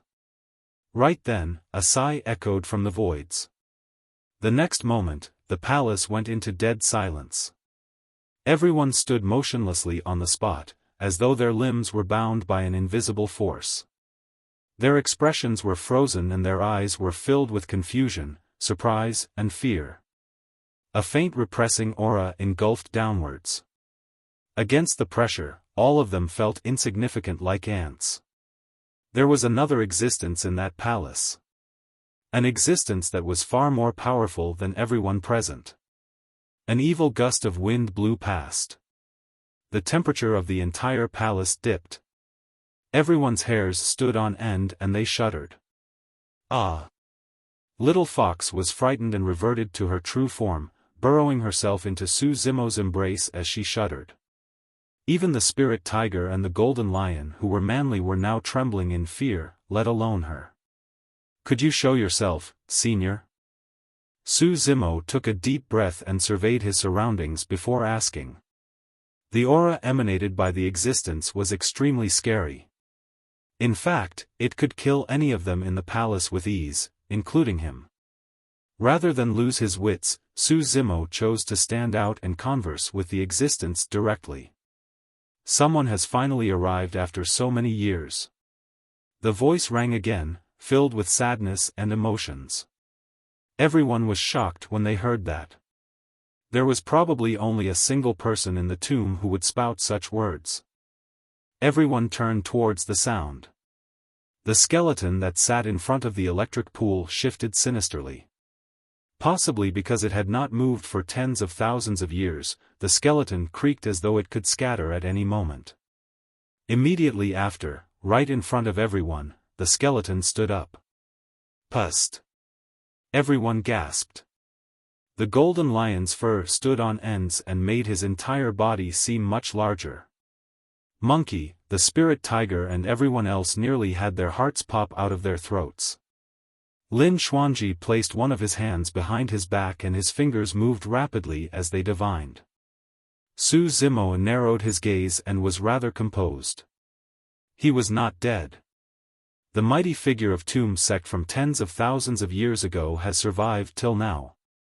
The mighty figure of Tomb Sect stood up, and the robes that were initially draped on his body turned into dust and dispersed, unable to withstand the corrosion of time. There was no flesh on the skeleton. However, there was a faint light spot shining from its glabella, flickering with a sliver of life. Crack! Crack! Crack! The skeleton turned its head and surveyed everyone with its empty sockets. Finally, it lingered for a moment on Su Zimo before looking away. Su Zimo felt a strange sensation. Although the mighty figure of Tomb Sect had no eyes, Su Zimo could vaguely sense that the mighty figure was looking at him oddly. It was as though the mighty figure was pinning some hopes on him. Su Zimo could not sense any hostility from this mighty figure of Tomb Sect using his spirit perception. Of course, for an expert of that level, if he wanted to kill everyone present, he could even conceal the heavenly secrets with a single thought, let alone escape Su Zimo's spirit perception. Su Zimo looked over to Lin Xuanji at the side. He could not see any fear in Lin Xuanji's eyes at the moment as well. Su Zimo was relieved. The skeleton walked down the steps and closed into Little Fatty, gazing at the Yellow Springs diagram in the latter's hand silently in a daze. Little Fatty was almost frightened to tears. A moment later, the skeleton reached out and grazed its finger gently across the Yellow Springs diagram. It was like a farewell. Little Fatty was almost scared out of his wits in the face of the skeleton and could not think about anything else. He propped up the Yellow Springs diagram with both hands, unsure whether he should hold on to it or pass it over. "Senior, I'm only here to retrieve this utmost treasure of Tomb Sect from the orders of the elders. I did not know that you were still alive." Little Fatty's voice was almost whimpering. "Senior, although I've got a lot of flesh on my body, I'm not delicious."